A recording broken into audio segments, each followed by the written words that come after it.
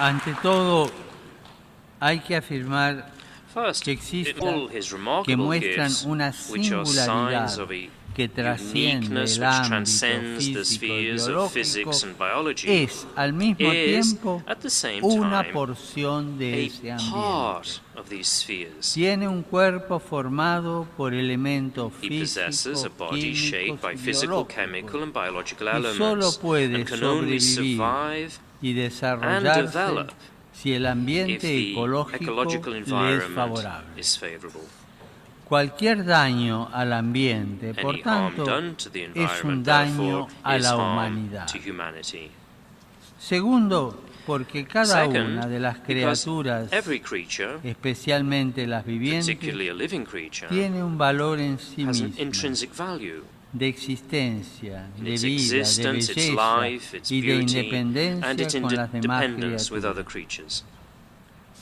Los cristianos, junto a We otras Christians, together religiones with the other monoteístas, monotheistic religions, creemos que el believe universo that the universe proviene is de the una fruit of a decisión de loving amor decision del Creador by the Creator, que permite al hombre who permits servirse man respetuosamente de la respectfully to creación use para el creation bien de for the sus good of his semejantes fellow y para man gloria del and for the Creador, glory of the Creator. pero que no puede But he is abusar not de ella authorized y to mucho abuse it, menos and much está less autorizado is he a authorized to destruirla. destroy it. Para todas las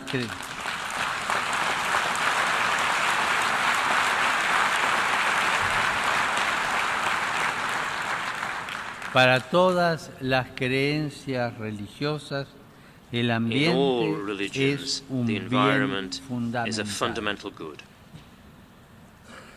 El abuso disponible Available como natural a excluir a los resources and to the débiles exclusion of the y weak, con menos habilidades, and ya the sea por tener disadvantage, capacidades either diferentes because they are differently discapacidades, abled, handicapped, o porque or están privados de because los they lack conocimientos e adequate instrumentos information técnicos and adecuados, technical o expertise. poseen The poorest are estos those who suffer atentados most from such por un offences triple grave for motivo. three serious Son reasons. descartados por la sociedad. They are cast off Son al by mismo tiempo society, obligados a vivir forced to del live descarte of what is y discarded, deben and injustamente suffer unjustly sufrir from las consecuencias the del abuso del consequences of ambiente. the abuse of the environment. Estos fenómenos conforman These la hoy phenomena tan are part difundida of e today's inconscientemente widespread consolidada and quietly growing cultura del descarte. culture of waste. Ellos Together with all que those anhelan who are soluciones seeking urgentes y urgently needed efectivas. and effective La solutions, adopción de la Agenda the adoption 2030 of para el the desarrollo 2030 sostenible Agenda for en la Sustainable cumbre Development mundial at the World que Summit, iniciará hoy which mismo opens today, es una is an importante important señal de sign esperanza. of hope. Confío también que la conferencia de I am París similarly confident sobre that el the cambio Paris Conference climático on Climatic logre Change acuerdos will secure fundamentales y fundamental eficaces. and effective agreements. No bastan, sin embargo, los compromisos asumidos solemnemente, Solemn commitments, however, aunque are not enough, constituyen even though ciertamente they are a un paso necessary step necesario para la towards solución. solutions. La definición clásica de justicia The a classic que aludí definition of anteriormente justice, which I mentioned contiene earlier, como elemento contains, esencial as one of its una essential voluntad elements, a constant constante y and perpetual perpetua. will. Justitia est Justitia est constans constans et et perpetua voluntas perpetua voluntas ius ius sum cuique quique tribuendi. tribuendi.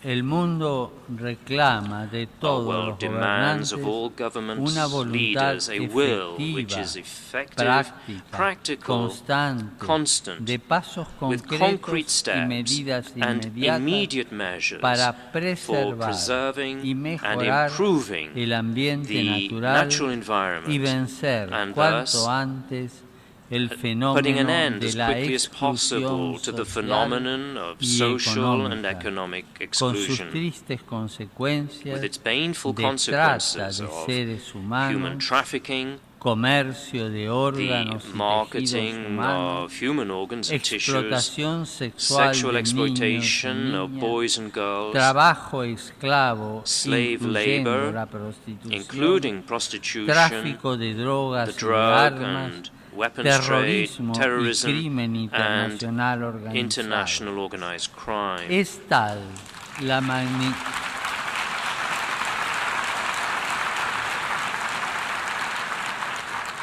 Es tal la magnitud Such de is the estas situaciones magnitude of these y el grado de situations vidas and the inocentes toll in que va innocent lives cobrando that que we hemos de evitar must avoid toda every tentación temptation de caer to fall en into un a nominalismo declarationist declaracionista nominalism con efecto which tranquilizador would en la just assuage our own consciences.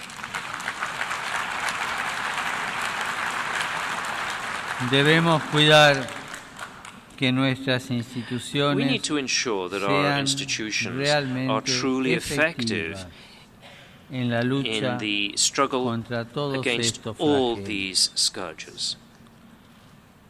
La multiplicidad y complejidad de The los number and problemas complexity of the problems exige require contar that we con possess instrumentos técnicos technical de medida. instruments of Esto, verification, empero, but this comporta un doble involves peligro. two risks.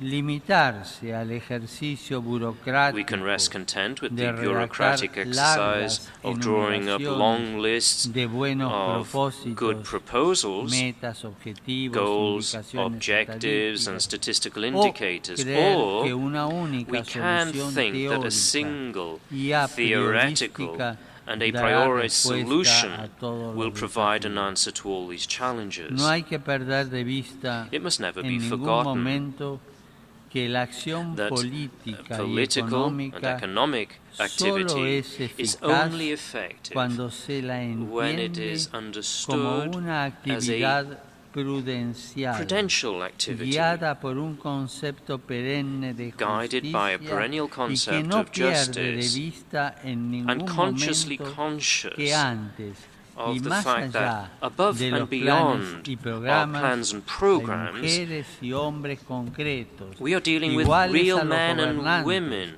que who live, viven, luchan, struggle sufren and suffer, y que muchas veces and se ven are often obligados a forced vivir to live miserablemente in privados great de poverty cualquier derecho. and deprived of all rights.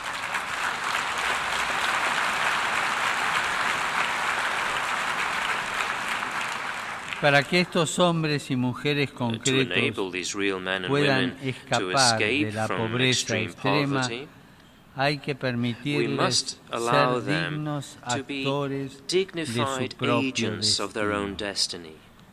El desarrollo humano integral y el Integral pleno human development and ejercicio the de la full dignidad humana exercise of human no acts pueden of ser dignity impuestos. cannot be Deben imposed. ser edificados They must be y built up desplegados and por cada uno, allowed to unfold por for each cada individual, for familia, every en family, comunión in con los demás communion with hombres others, y en una justa relación in a right con todos relationship los círculos with all en los those que se areas desarrolla la in which socialidad humana, human social life amigos, develops, comunidades, friends, aldeas, communities, municipios, towns, escuelas, cities, schools, empresas, businesses, sindicatos, provincias, unions, naciones. provinces and Esto nations. supone y Now, exige this el derecho a la proposes educación, the right to también para education, las niñas, also for girls excluidas en algunas who are partes. excluded in certain places.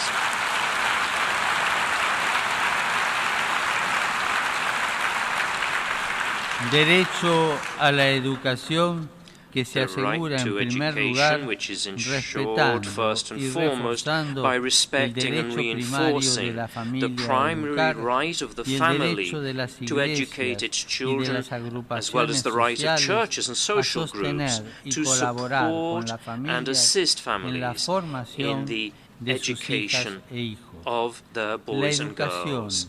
así concebida, Education es conceived la in this base way is para the la basis for realización the de la implementation Agenda of the 2030 2030 y para agenda recuperar el and ambiente. for reclaiming the environment.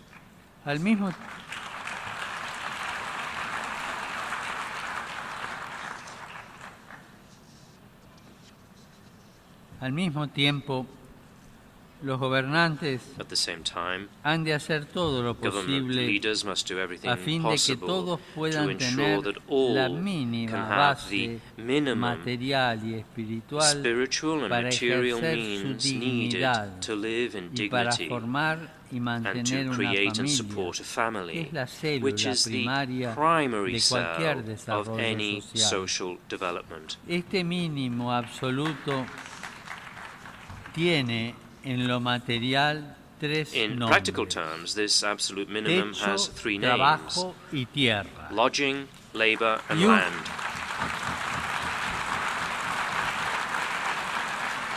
Y un nombre en lo espiritual: And one spiritual name, libertad de espíritu, que spiritual freedom, compromete la libertad which religiosa, includes religious el freedom, derecho a la the educación right to y education, todos los and otros all derechos cívicos. other civil rights. Por todo esto,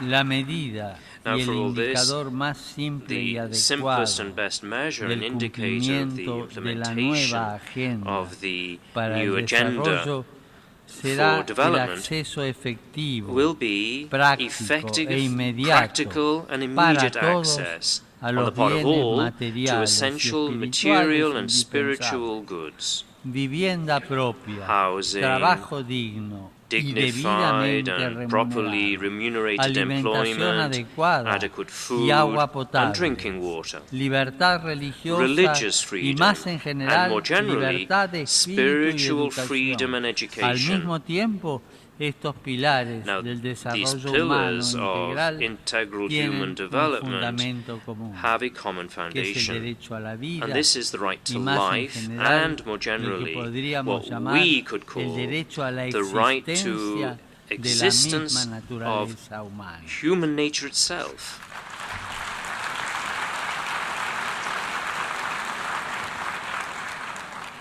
La crisis ecológica, The junto ecological con la crisis, destrucción together with the de buena large-scale parte de la destruction of biodiversidad, biodiversity, puede poner en peligro la can existencia threaten misma the very de la existence of especie the humana. human species.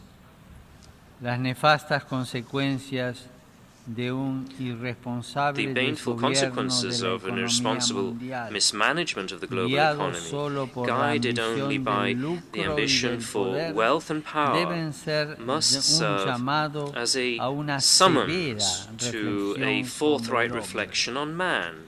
El hombre no es solamente una Man is not libertad only a que él se freedom crea por which sí he solo. creates for El himself. hombre no se crea a Man sí does not mismo. create Es himself. espíritu y He voluntad, is spirit pero también and will, naturaleza. but also nature. La creación se ve perjudicada Creation is donde compromised, nosotros mismos where we ourselves somos las have últimas the instancias. final word. El derroche de la creación comienza The misuse of donde creation no reconocemos begins ya when we no longer ninguna recognize instancia any por instance encima de above nosotros, ourselves, sino que solo nos vemos a when we see nosotros nothing mismos. else but ourselves. Por eso la defensa del ambiente y la Consequently, lucha contra the la defense of the exclusión environment and the fight against exigen el exclusion reconocimiento demand that we de una recognize ley moral a inscrita en la moral law propia written naturaleza into humana, human nature que itself, comprende la one which distinción includes the natural natural entre difference hombre between man y and mujer woman, y el and the absolute respeto de respect la for vida life en todas in sus all its etapas y stages dimensiones. and dimensions.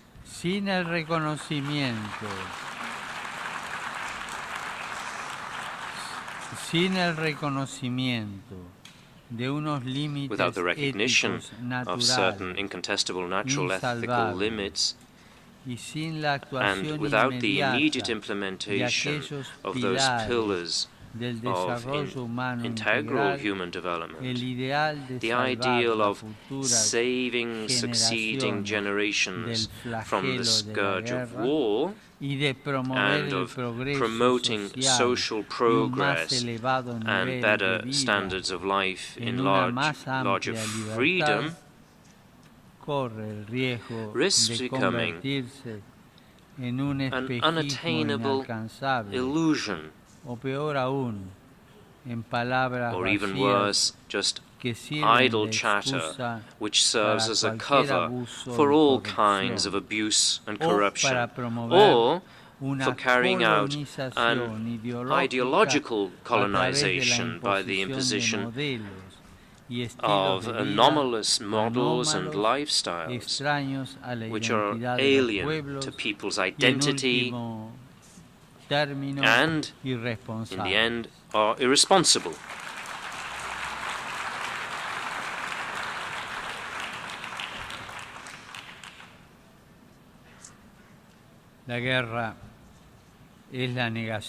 War is the negation of all rights, and it's a dramatic assault on the environment. If we want true integral human development for all, we must work tirelessly to avoid war between nations and between peoples. Para tal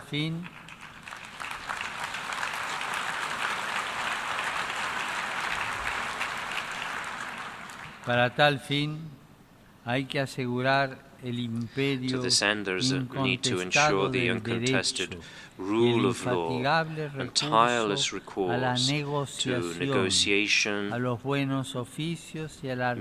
mediation and arbitration as proposed by the Charter of the United Nations, which constitutes truly a fundamental juridical norm. The experience of these 70 years since the founding of the United Nations in general, and in particular the experience of these first 15 years of the third millennium, reveal both the effectiveness of the full application of international norms and the ineffectiveness of their lack of enforcement. When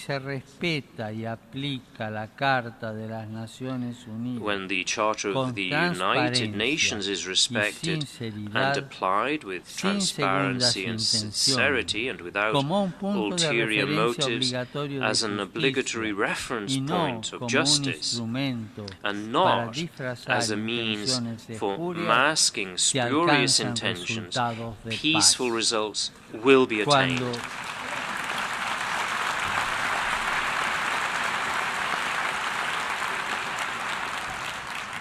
When, on the other hand, the norm is considered simply as an instrument to be used whenever it proves favorable, and then to be avoided when it is not, a true Pandora's box is opened, releasing uncontrollable forces which gravely harm defenseless populations, the cultural milieu, and even the biological environment. The preamble and the first article of the Charter of the United Nations set forth the foundations of the international juridical framework: peace, the pacific solution of disputes, and the development of friendly relations between nations. Now, strongly opposed to such statements, and in practice denying them, is the constant tendency to the proliferation of arms, especially weapons of mass destruction, such as nuclear weapons. an ethics and a law based on the threat of mutual destruction and possibly the destruction of all mankind are self-contradictory and represent an affront to the entire framework of the United Nations, which would end up as a nations united by fear and distrust.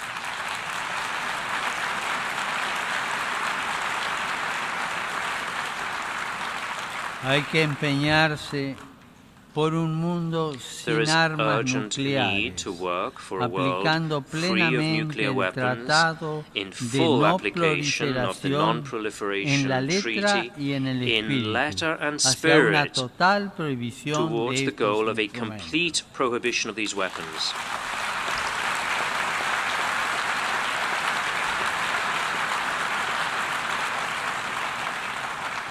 El reciente acuerdo The sobre recent la cuestión agreement reached nuclear on the en una nuclear región question sensible de in a Asia y sensitive Oriente region Medio of Asia and the es Middle una East prueba de is las proof of the posibilidades de la buena potential voluntad of política y political del goodwill derecho and of law ejercidos con exercised with sinceridad, sincerity, paciencia y patience, and constancia. constancy. Hago votos para que este I acuerdo express my sea hope that this duradero y agreement will be eficaz lasting and y dé los efficacious frutos and deseados bring forth the con la desired fruits colaboración with the de todas cooperation las of partes all the implicadas. parties involved.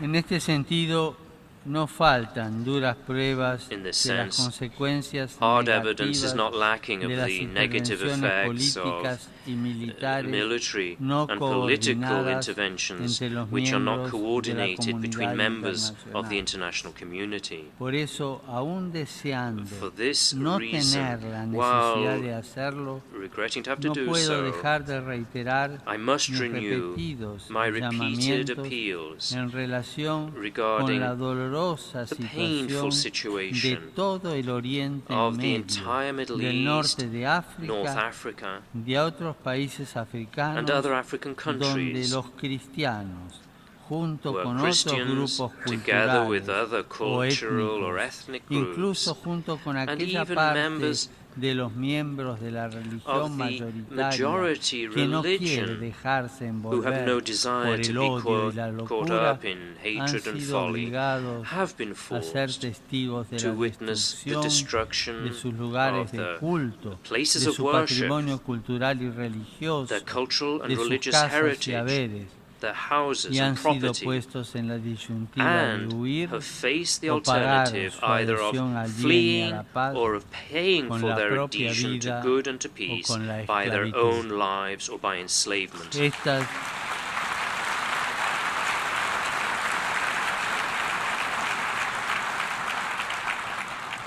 Estas realidades deben constituir un These serio realities llamado should serve as a un a examen grave de summons conciencia to an de los examination que of están a conscience cargo de la on the conducción part of those de los charged with the asuntos conduct of internacionales, international affairs, no solo en los casos de and persecución not only in religiosa o cases of cultural, religious or cultural sino en cada persecution, situación but de in every conflicto, situation of como conflict, Ucrania, as in Ukraine, Siria, Syria, Irak, Libia, Iraq, Sudán del Libya, Sur, South en la región Sudan, de los Grandes Lagos, and the Great Lakes hay region. rostros concretos antes Real que human intereses de beings parte. take Por precedence over legítimos partisan que interests, sean. however legitimate the En las latter may guerras y be. conflictos In wars hay and seres conflicts, humanos there are singulares, individual persons, hermanos y our hermanas brothers nuestros, and sisters, hombres y mujeres, men and women, jóvenes y ancianos, young and niños old, y niñas boys and que girls, lloran, who weep, sufren y suffer, mueren. and die. Seres humanos que se Human convierten beings en who material are de easily descarte discarded cuando la when our actividad only consiste solo response is to en draw up lists enumerar of problemas, problems, estrategias y strategies, discusiones. and disagreements. Como pedía al secretario general de las Naciones As I wrote in my Unidas letter to the en Secretary mi General carta of the del 9 de United Nations agosto de on the 2014, 9th of August 2014, the most basic understanding of human dignity compels the international community, particularly through the norms and mechanisms of international law, to do all that it can to stop and to prevent further systematic violence against ethnic and religious minorities and to protect innocent peoples.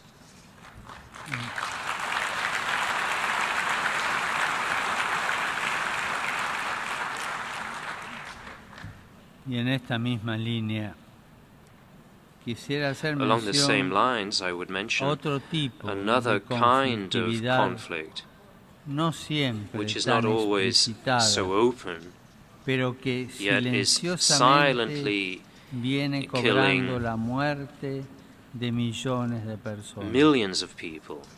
Otra clase de guerra que viven muchas Another de kind nuestras of war sociedades experienced by many con of el our fenómeno societies del as a narcotráfico. result of the narcotics trade.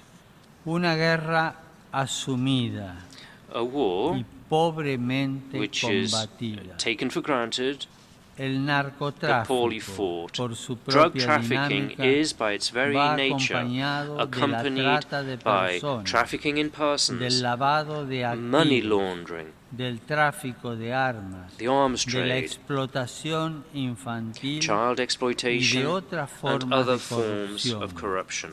Corrupción que ha penetrado los A corruption which distintos has niveles de la penetrated vida to the different social, levels of política, social, militar, political, artística y military, artistic, religiosa, and religious life, generando en muchos casos and in many una cases estructura has given rise paralela to a que parallel pone en structure riesgo which la threatens the credibilidad de credibility nuestras of our instituciones. institutions.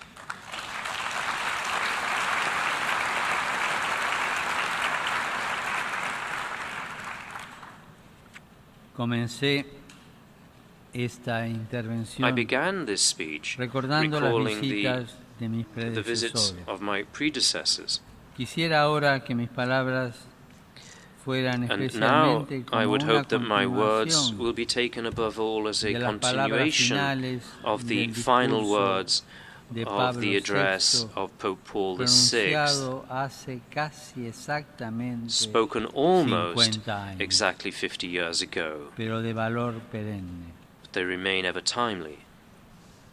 Cito: And I ha quote, llegado la hora en "The que hour se has impone come una pausa, when a pause, un momento de a recogimiento, moment of de recollection, reflexión, reflection, casi de oración. even of Volver prayer, a pensar en nuestro común origen, en nuestra historia, is absolutely needed en so that nuestro we may destino think back común. over our common origin, Nunca como hoy our ha history, our sido common tan destiny. necesaria la conciencia moral del The hombre, appeal to the moral porque conscience el of man peligro has never been no as necessary as it is viene ni today. del progreso For the danger ni de la comes ciencia, neither from progress nor que from bien science. utilizados If these are podrán used resolver well, muchos de los graves they can help problemas to solve que a great afligen a la number of the humanidad. serious problems besetting mankind. Entre otras cosas, sin duda, Among la other genialidad things, humana bien human aplicada genius, well ayudará a applied, resolver will los graves surely help to meet desafíos the great de la challenges degradación of ecológica y de la ecological exclusión. deterioration and of exclusion.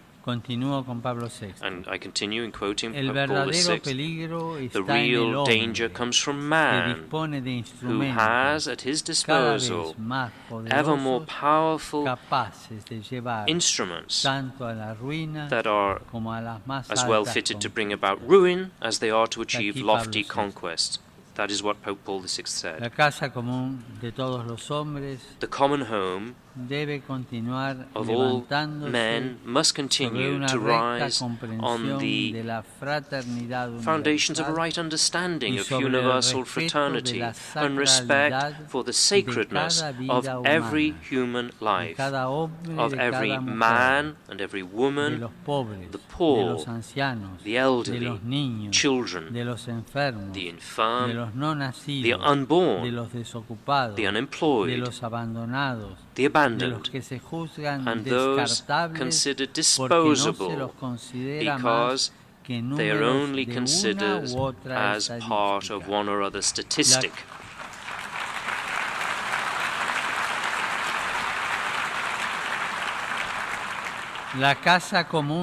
This common home of all men and women must also be built on the understanding of a certain sacredness of created nature. Now, such understanding and respect call for a higher degree of wisdom, one which accepts transcendence, and at the same time rejects the creation of an all-powerful elite, and recognizes that the full meaning of individual and collective life is found in the selfless service to others and in the sage and respectful use of creation for the common good. To repeat the words of Pope Paul VI, the edifice of modern civilization has to be built on spiritual principles, for they are the only ones capable not only of supporting it, but also of shedding light on it. El Gaucho Martín Fierro, a classic of literature in my native land, sings, brothers should stand by each other because this is the first law. Keep a true bond between you always, at every time, because if you fight amongst yourselves, you'll be devoured by those outside.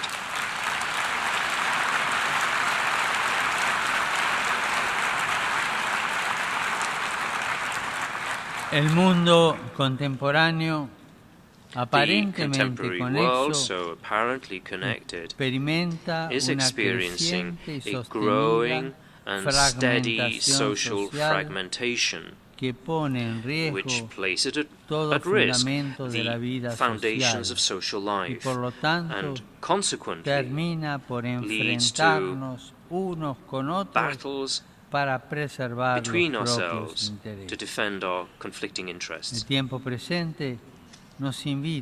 present time invites us to give priority to actions which generate new processes in society so as to bear fruit in significant and positive historical events.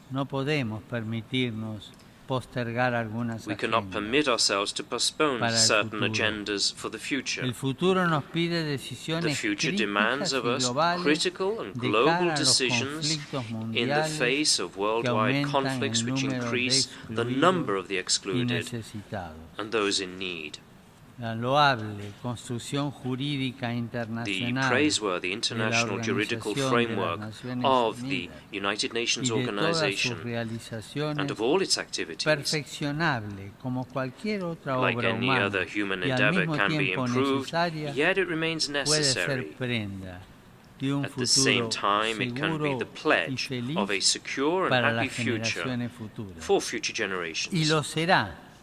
And so it will if the representatives of the states can set aside partisan and ideological interests and sincerely strive to serve the common good.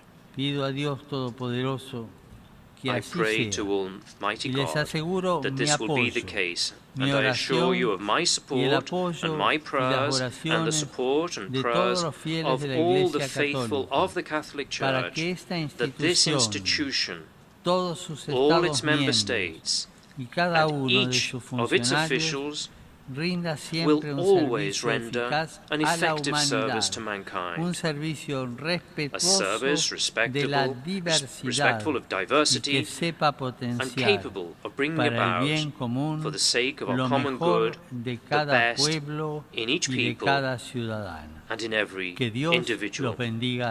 Upon all of you, may God bless you all.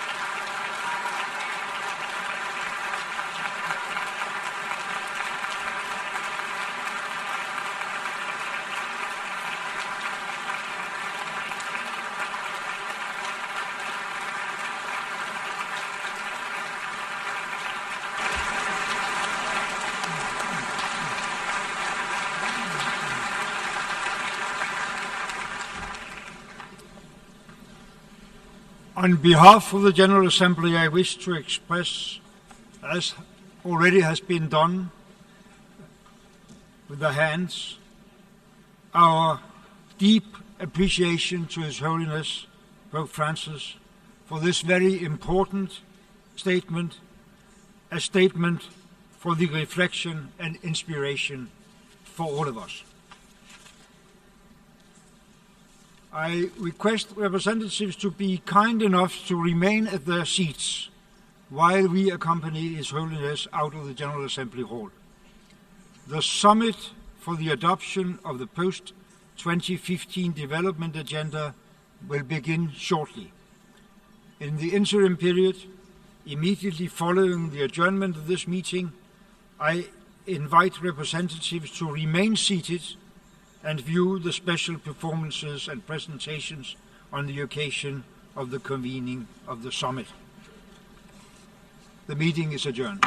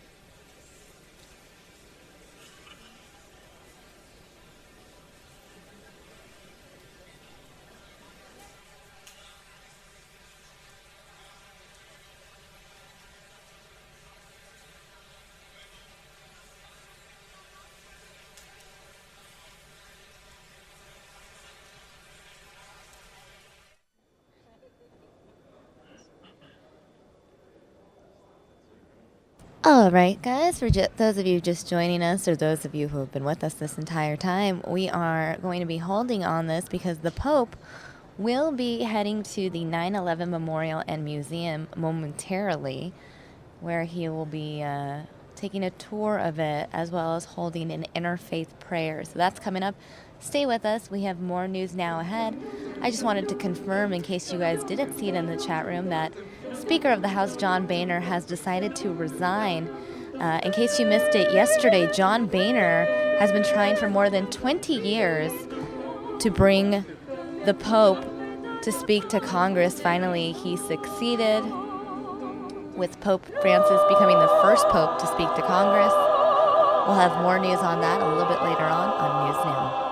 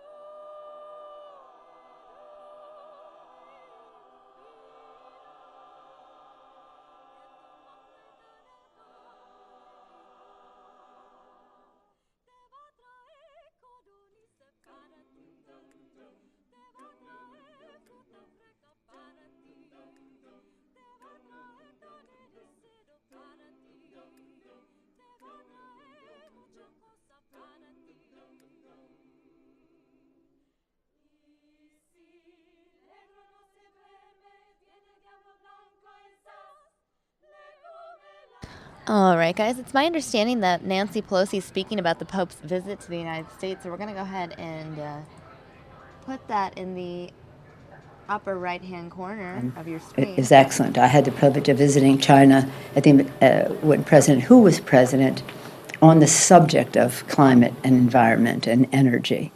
And the Chinese are to be commended for what they are doing in that regard. However, still have very serious concerns about human rights in China and Tibet. And this morning we had a stateless breakfast where we dissidents were present, and we we raised our glasses to those who were languishing in prisons in China and Tibet, and hoping that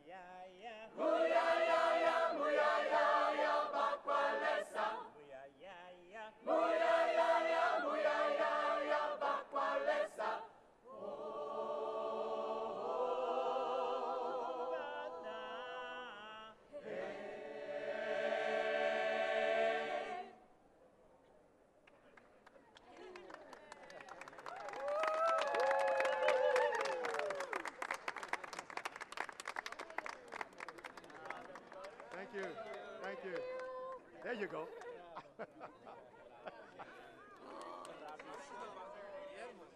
Thank you, Ed.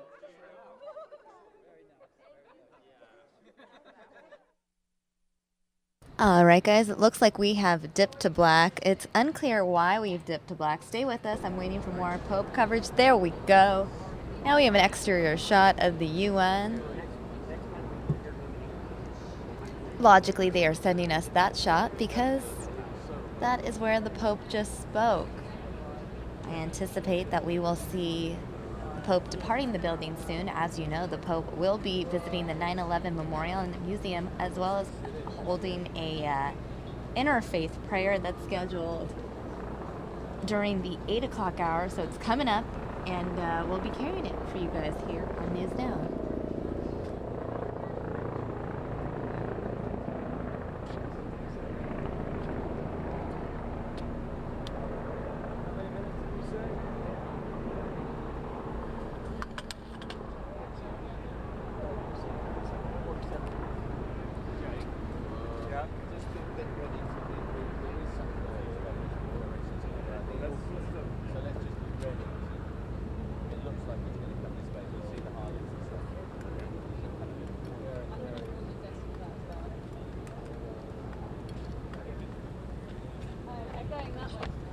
Going away, I think. Yeah, forget it. Yeah, it makes sense to go that way. There he goes. Oh.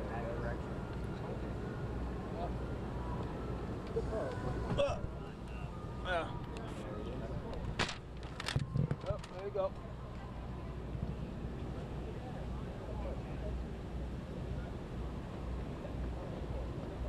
Yeah, that's it. Yeah, like I said. Northbound, they're not going to go this way. You're right on. I just spoke to a different policeman as well. Yeah, He said the same thing. He was like, oh, I they, think... they try to throw us off. That's what it is. That's because normally, like the president always sticks to the same. Right. They're going back to the always same. comes back. Right. Well, goes back the same way. Yeah, this way. Yeah. But then he's usually I just going to the airport anyway, which would be northbound. Yeah. But he's going downtown, so definitely. Gonna hit right in a second. Right on, fella. Okay. What else do we do for peace team? We've got a live at 10 past. All right, well, he's left already, so.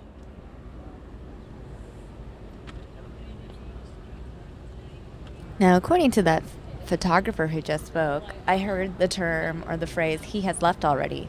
Does that mean that the Pope has already left and we did not get video of his departure? That specifically is unclear. However, this video that's coming in is our exclusive Pope feed, so I'm going to hold on it unless told otherwise. Stay tuned. Obviously, more Pope coverage ahead here on Fox 10 News Now.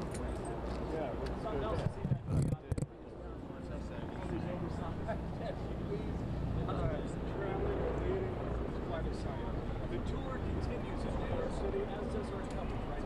Wait, so you come to something here, or do they say walking?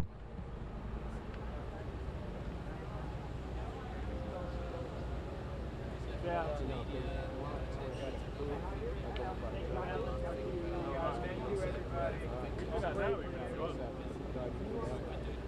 Well, now that we know, let's do the live. Okay, cool. We're up now anyway. Yeah, hang on for that. And then I'll go grab everyone. We can scrap this now, can't we?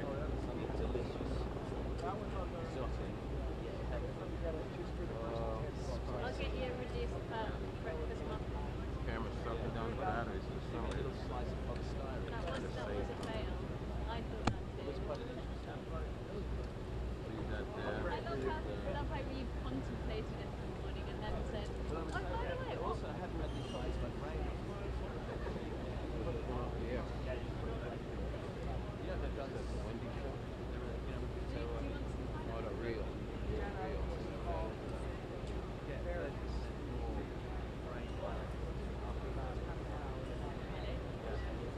I don't drink. Says enough. That explains everything.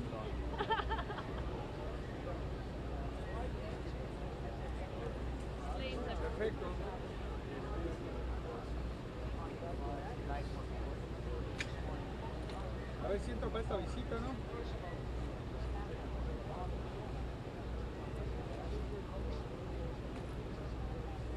I love your little table. Slow. Yes.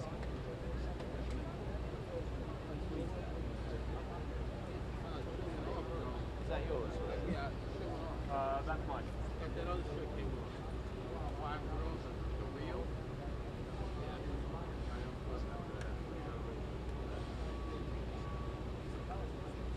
You can use that if you want. Plug that into the same box next to the little one there. Huh? Yeah, you're plugged into the mini, the small jack, the big jack. There are two sockets. I know, but I know it's one I think. Yeah, no, but I'll say for Emily. She wants to do it. There you go.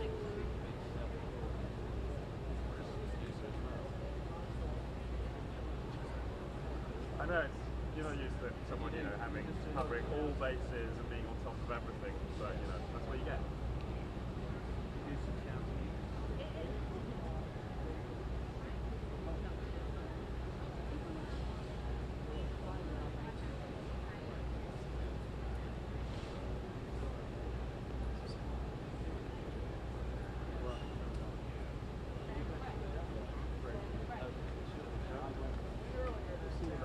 Yes. Big head. Not hearing that?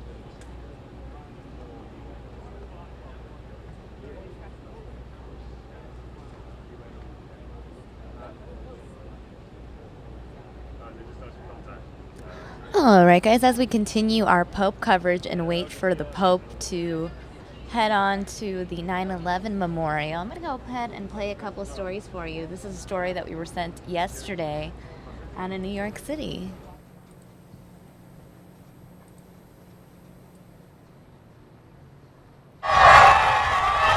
Pope Francis, the world's most famous Jesuit, continues to reinvigorate the Catholic Church.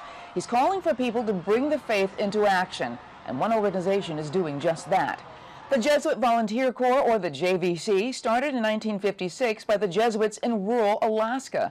The program has spread from the Northwest to across the country and around the globe. We have immediate relief services, so a pantry, a dining room, haircuts, showers, clothes, a meal program. Volunteers, typically recent college graduates, commit to 1 year of service domestically and 2 years internationally under the pillars of simple lifestyle, spirituality, community, and social justice. Values similar to those of the Pope, now on his first trip to the U.S. They are representing exactly what Pope Francis is coming here to the U.S. to call us to do. And in fact, Jesuit volunteers have been answering that call for over 50 years. They work at nonprofit organizations ranging from homeless outreach to immigration services. Volunteers live in community, in neighborhoods of the poor on a $100 a month stipend. They set aside time to share with each other and prepare meals together. And I've been living a me-centered life throughout college. It's always about my grades and like my dorm room, and I just knew that I needed to do something for others.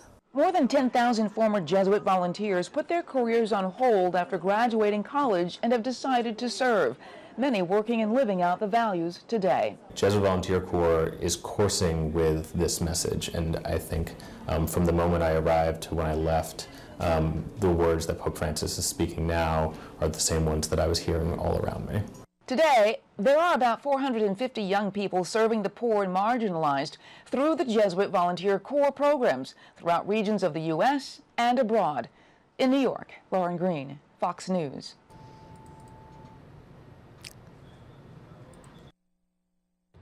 All right, this next story I'm about to play is from Joel Waldman. This is a report that Joel Waldman sent us yesterday as the Pope wrapped up everything in Washington, D.C. Again, this is a report before he arrived in New York City. Security is tight as the anticipation builds here in New York City. This is the next stop on Pope Francis's historic 6-day, 3-city tour. I'm very excited the Pope came to the United States and visit this country and bless it for the families. Final preparations are underway as Pope Francis arrives in New York today.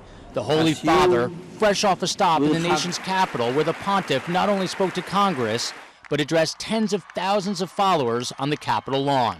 Y les pido, por favor, a ustedes, and I ask you all, please, que recen por mí. To pray for me. Pope Francis also carried his blessings to St. Patrick's Church in Washington, where he issued a call for charity and compassion toward the homeless and the less fortunate. His followers say that's why he earned the nickname, the People's Pope. He's definitely special. He's special because he reaches out to the people, he touches people, and he has such a wonderful magnetism and spirit. Here in New York City, barricades are in place and several streets are closed ahead of the Pope's arrival. Crowds are also gathering at the famed St. Patrick's Cathedral, where Pope Francis will lead evening prayers. I think he will improve Catholicism very much. Tomorrow, Pope Francis speaks in front of the United Nations General Assembly before heading down to the 9/11 memorial site and finishing up the day with Mass at Madison Square Garden. In New York City, Joel Waldman, Fox News. As you just heard from Joel Waldman, the Pope heading to the 9/11 memorial. It looks like they have just switched shots now. Prior to this image, we were looking at the UN building. Now we are looking at where the 9/11 memorial and museum is. So stay tuned. We have the Pope arriving momentarily, and we'll be carrying that here on News Now.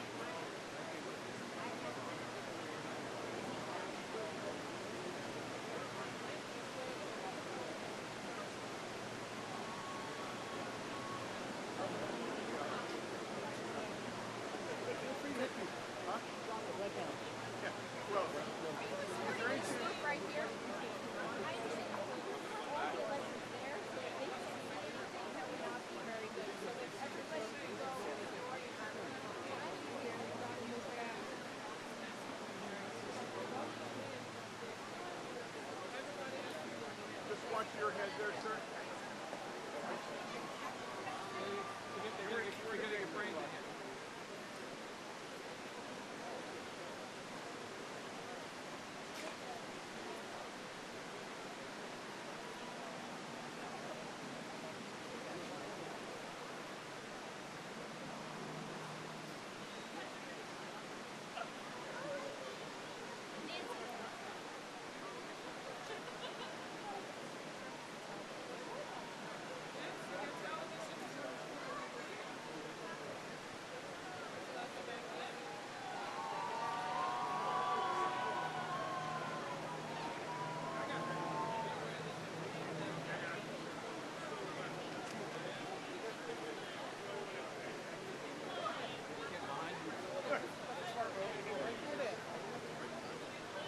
Many people you want over here, and I guarantee I don't control my TV, so.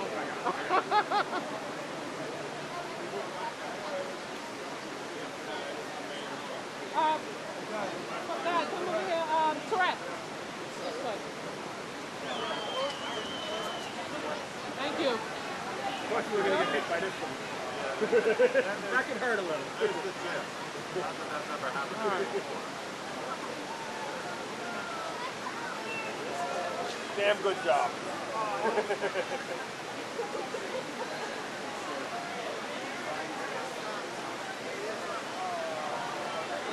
This guy.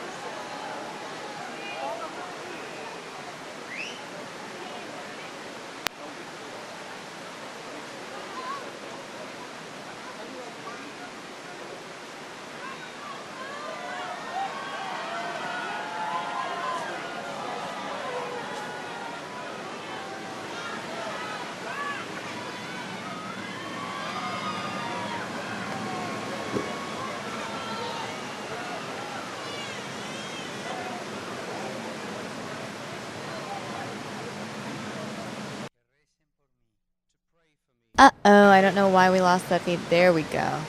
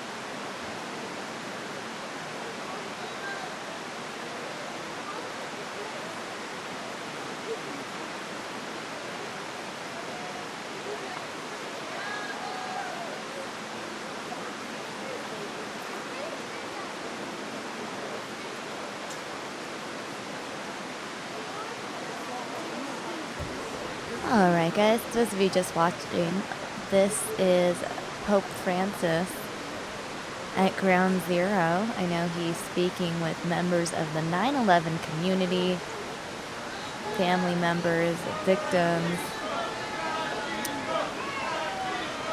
and he will be holding a prayer momentarily.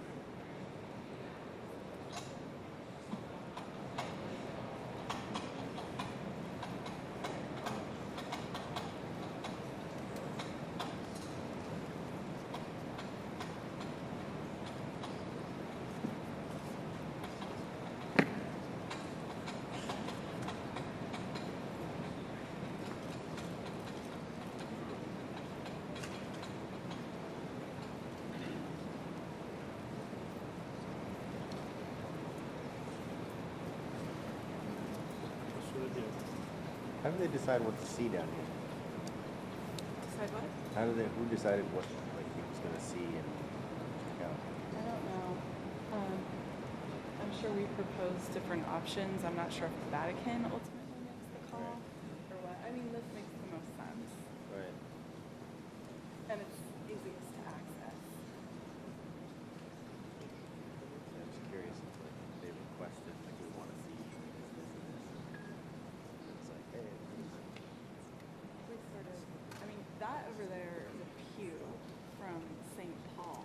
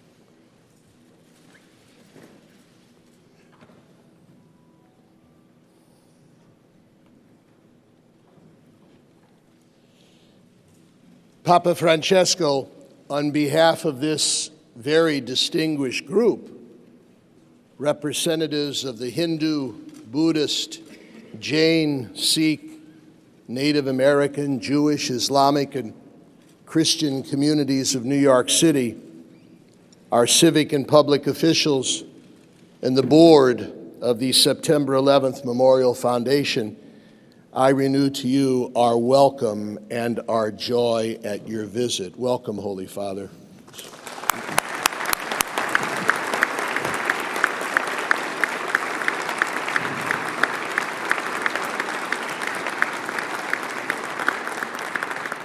Now, I can tell you, Papa Francesco, we in New York are sinners. We are sinners. We have many flaws. We make many mistakes. But one of the things we do very well is sincere and fruitful interreligious friendship. Our ancestors came here for religious freedom, and they found in New York City an atmosphere of respect and appreciation for religious diversity, about which you just spoke at the United Nations. We, who have the honor of pastoring our people, we work together, we pray together, we meet together, we talk to one another, and we try to serve as one, the city we are proud to call our earthly home, while awaiting our true and eternal residence in heaven. So very often do we recall the faith of the psalmist, God is in the midst of the city. And your prayer and your presence and your words this morning inspire us. So thank you for being here.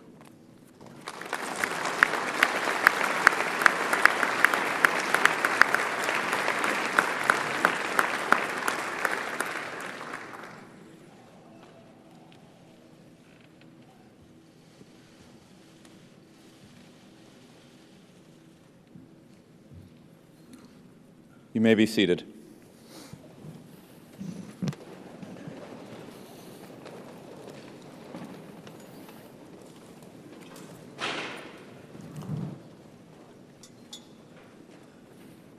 In this place, where horrendous violence was committed falsely in the name of God, we, representatives of the world religions in this great city of New York, gather to offer words of comfort and prayer. With love and affection, we recall the victims of the 9/11 attacks. We pray that their souls and the souls of all those first responders are forever remembered for an eternal blessing. Today and every day, may we understand our shared mission to be, in the words of Pope Francis, a field hospital after battle, to heal the wounds and warm the hearts of a humanity in so desperate need of comfort. Intolerance and ignorance fueled those who attacked this place.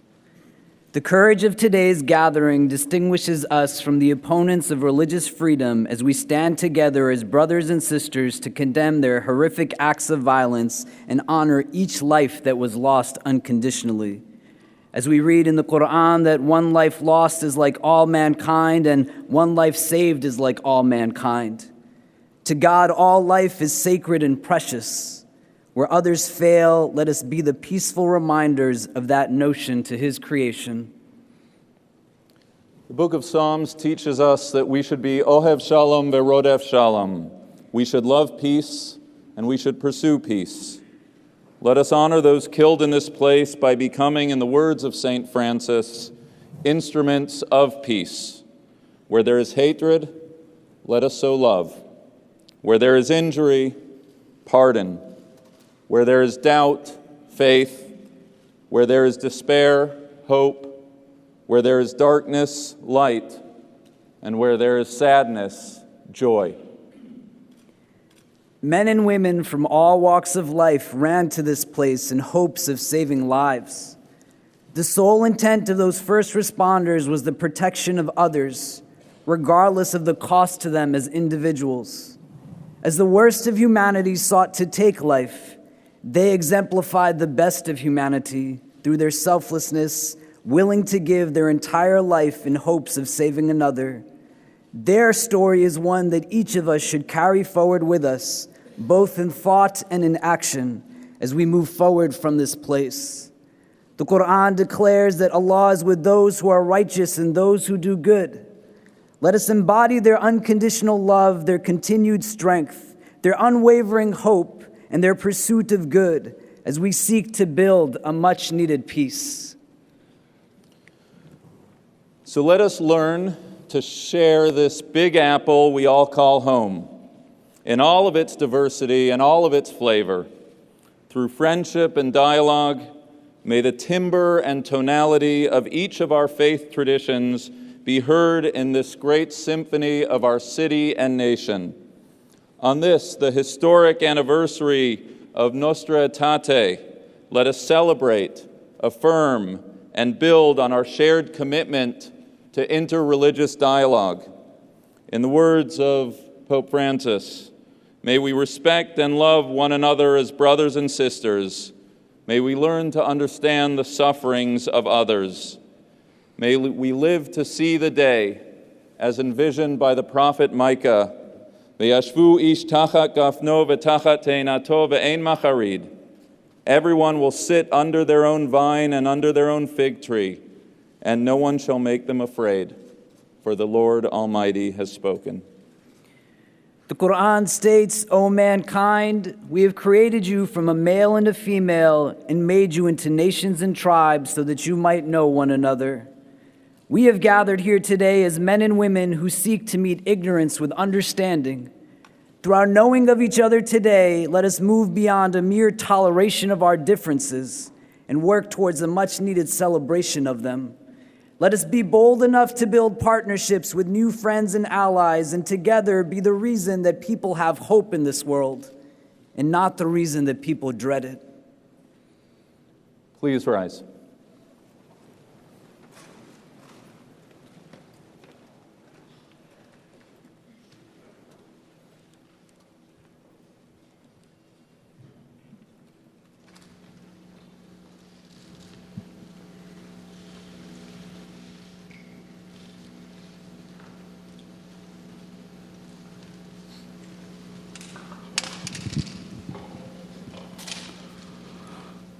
O God of love, compassion, and healing, look on us, people of many different faith and religious traditions, who gather today in this hallowed ground, the scene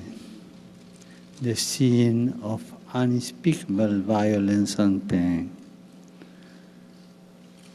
We ask you, your goodness, to give eternal light and peace to all who died here, the heroic first responders, our firefighters, police officers, emergency service workers, and Port Authority personnel, along with all the innocent men and women who were victims of this tragedy simply because their work or service brought them here on September 11.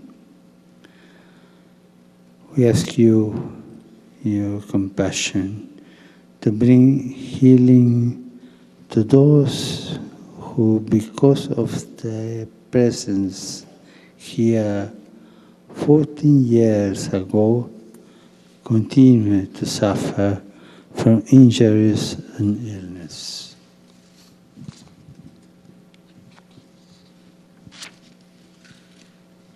Heal too the pain of still grieving families and who lost loved ones in this tragedy. Give them strength to continue their lives with courage and hope. We are mindful as well of those who suffered death, injury, and loss on the same day at the Pentagon and in Shanksville, Pennsylvania. Our hearts are one with theirs, as our prayer embrace their pain and suffering. God of peace, bring your peace to our violent world. Peace in the hearts of all men and women, and peace among the nations of the earth. Turn to your way of love those whose hearts and minds are consumed with hatred and who justify killing in the name of religion.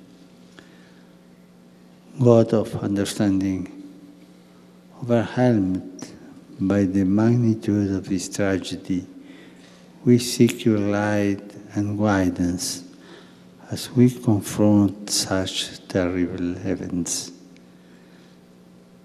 Grant that those whose lives were spared might live so that the lives lost here might not have been lost in vain.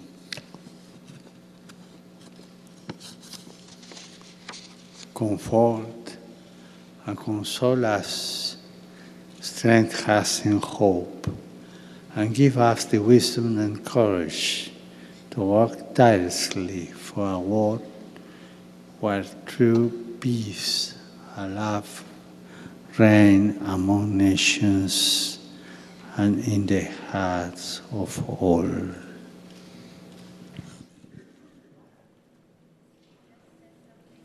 Ladies and gentlemen, kindly take your seats.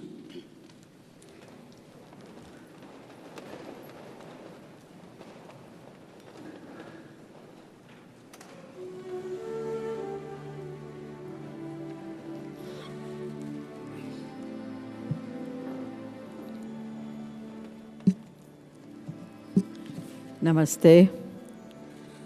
Om Sahana Bhavatu, Sahanao Bhunaktu, Sahaviryam Karavavahi, Tejasvinavadhitam Astu, Ma Vidvishavavai. Om Shanti, Shanti, Shanti.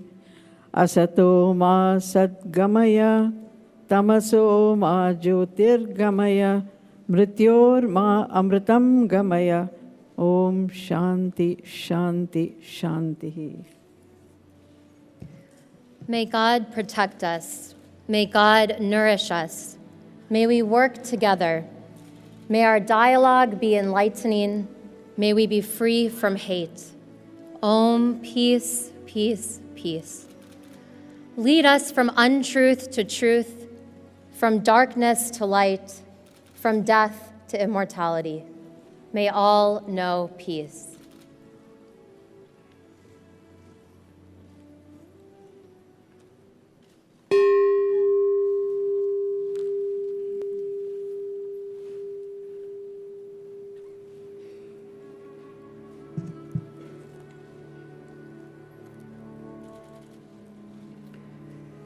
Namo Buddhaya.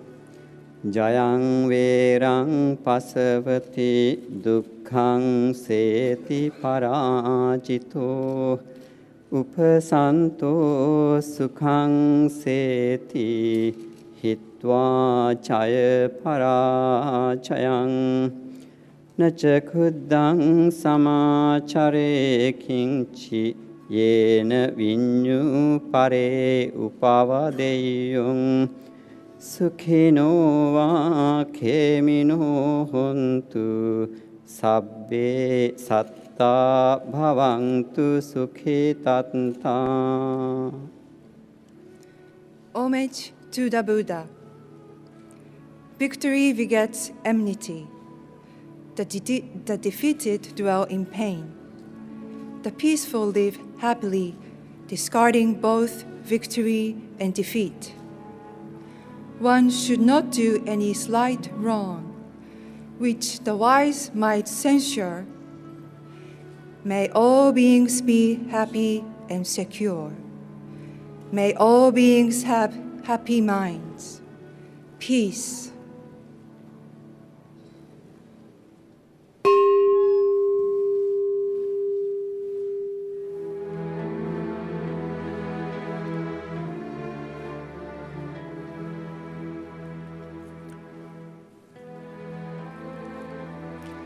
Waheguru ਸਾਨੂੰ ਸਾਡੇ ਆਚਾਰ ਤੋਂ ਜਾਣਦਾ ਹੈ, ਨਾ ਕਿ ਸਾਡੇ ਪੇਸ਼ ਤੋਂ।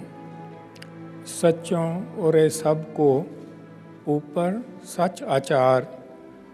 ਵਾਹਿਗੁਰੂ ਦਾ ਮਿਲਾਪ ਆਪਸੀ ਪਿਆਰ ਵਿੱਚ ਹੈ, ਕਿਉਂਕਿ ਸਿਰਫ ਉਹੀ ਜਿੱਤ ਸਥਾਈ ਹੈ ਜਿਸ ਵਿੱਚ ਕਿਸੇ ਦੀ ਵੀ ਹਾਰ ਨਾ ਹੋਵੇ।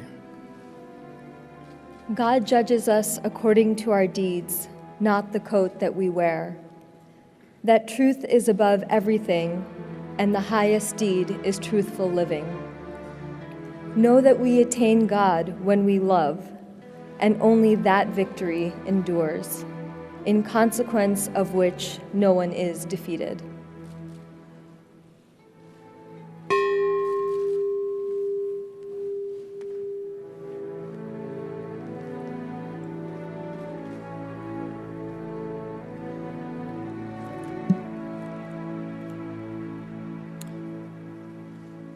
The reading is from the original Greek text of the Gospel according to Matthew, the Beatitudes. Μακάρι η πτωχή το πνεύματι, ότι αυτόν εστίν η βασιλεία των ουρανών. Μακάρι οι πενθούντες, ότι αυτοί παρακληθήσονται. Μακάρι οι πραείς, ότι αυτοί κληρονομήσωσι την γην. Μακάρι οι πεινώντες και διψώντες την δικαιοσύνην, ότι αυτοί χορταστήσονται. Μακάρι οι ελεήμονες, ότι αυτοί ελεηθήσονται. Μακάρι η καθαρή την καρδία, ότι αυτοί των Θεών όψονται. Μακάρι οι ειρηνοποιοί, ότι αυτοί οι Υιοί Θεού κληθήσονται.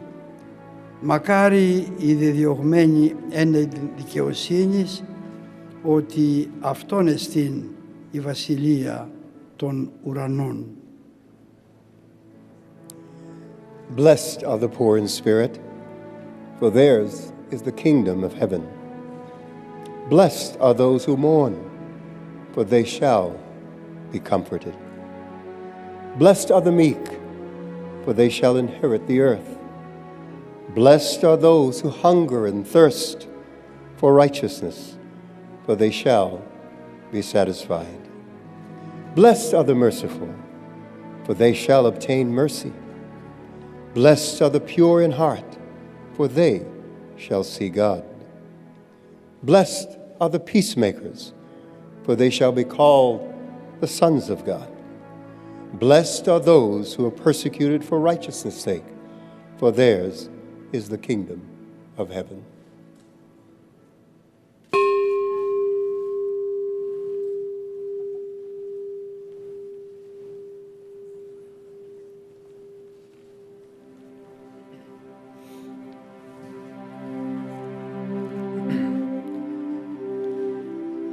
اللهم أنت السلام ومنك السلام وإليك يرجع السلام فهينا ربنا بالسلام وادخلنا جنة دارك دار السلام تباركت ربنا وتعاليت تباركت ربنا وتعاليت يا ذا الجلال والإكرام.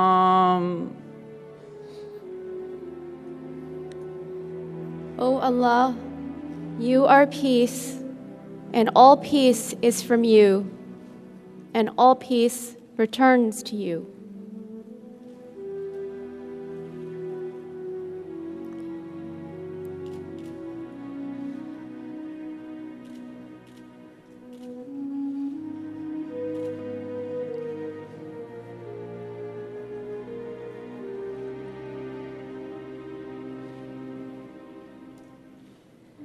Grant us to live with the salutation of peace, and lead us to your abode of peace. You are blessed, our Lord, be exalted, O owner of magnificence and honor.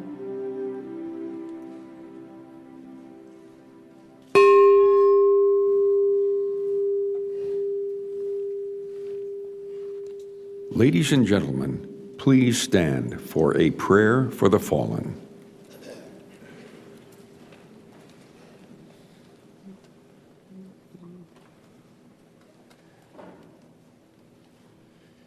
El male rachamim shochein abba meromim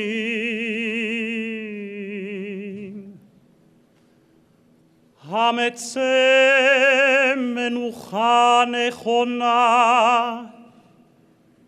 al kanafei hashechinah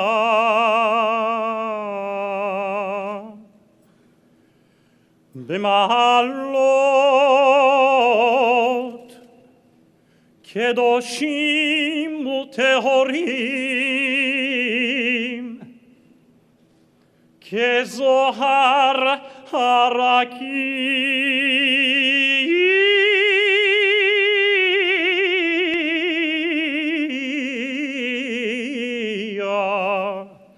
מאירים ומזהירים לנשמות אחינו ואחיותינו נפגעי הטרור ב-11 בספטמבר ולנשמות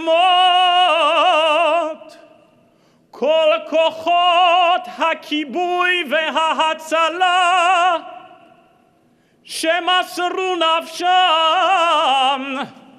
על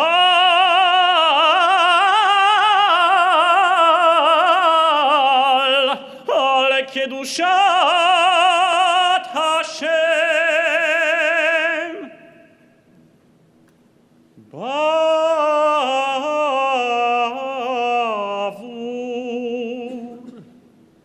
שכולנו מתפללים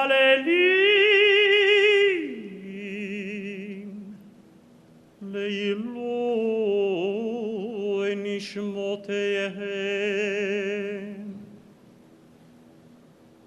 לכן הבעל הרחמים יסתירם בסתר כנפיו לעולמים ויצרור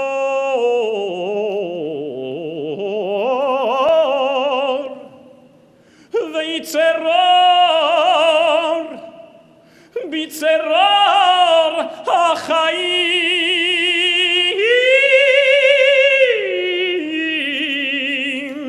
את נשמותיהם. אדוני הוא נחלתם.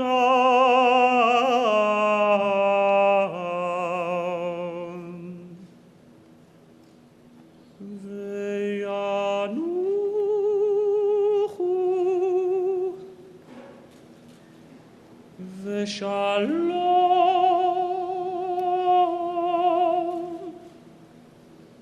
על משכבם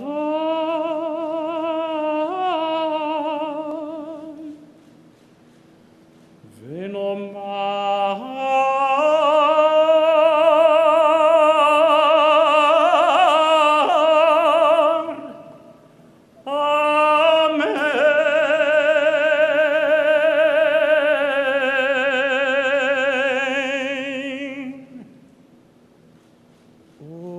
עושה שלום במרומיו, הוא יעשה שלום עלינו ועל כל ישראל, ואמרו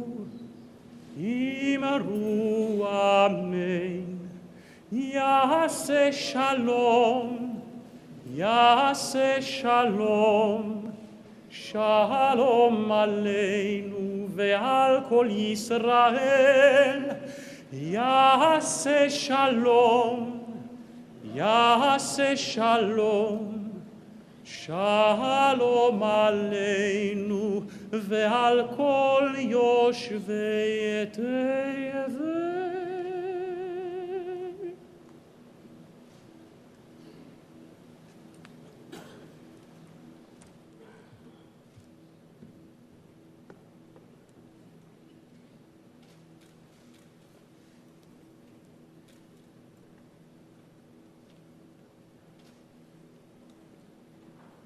Kindly be seated.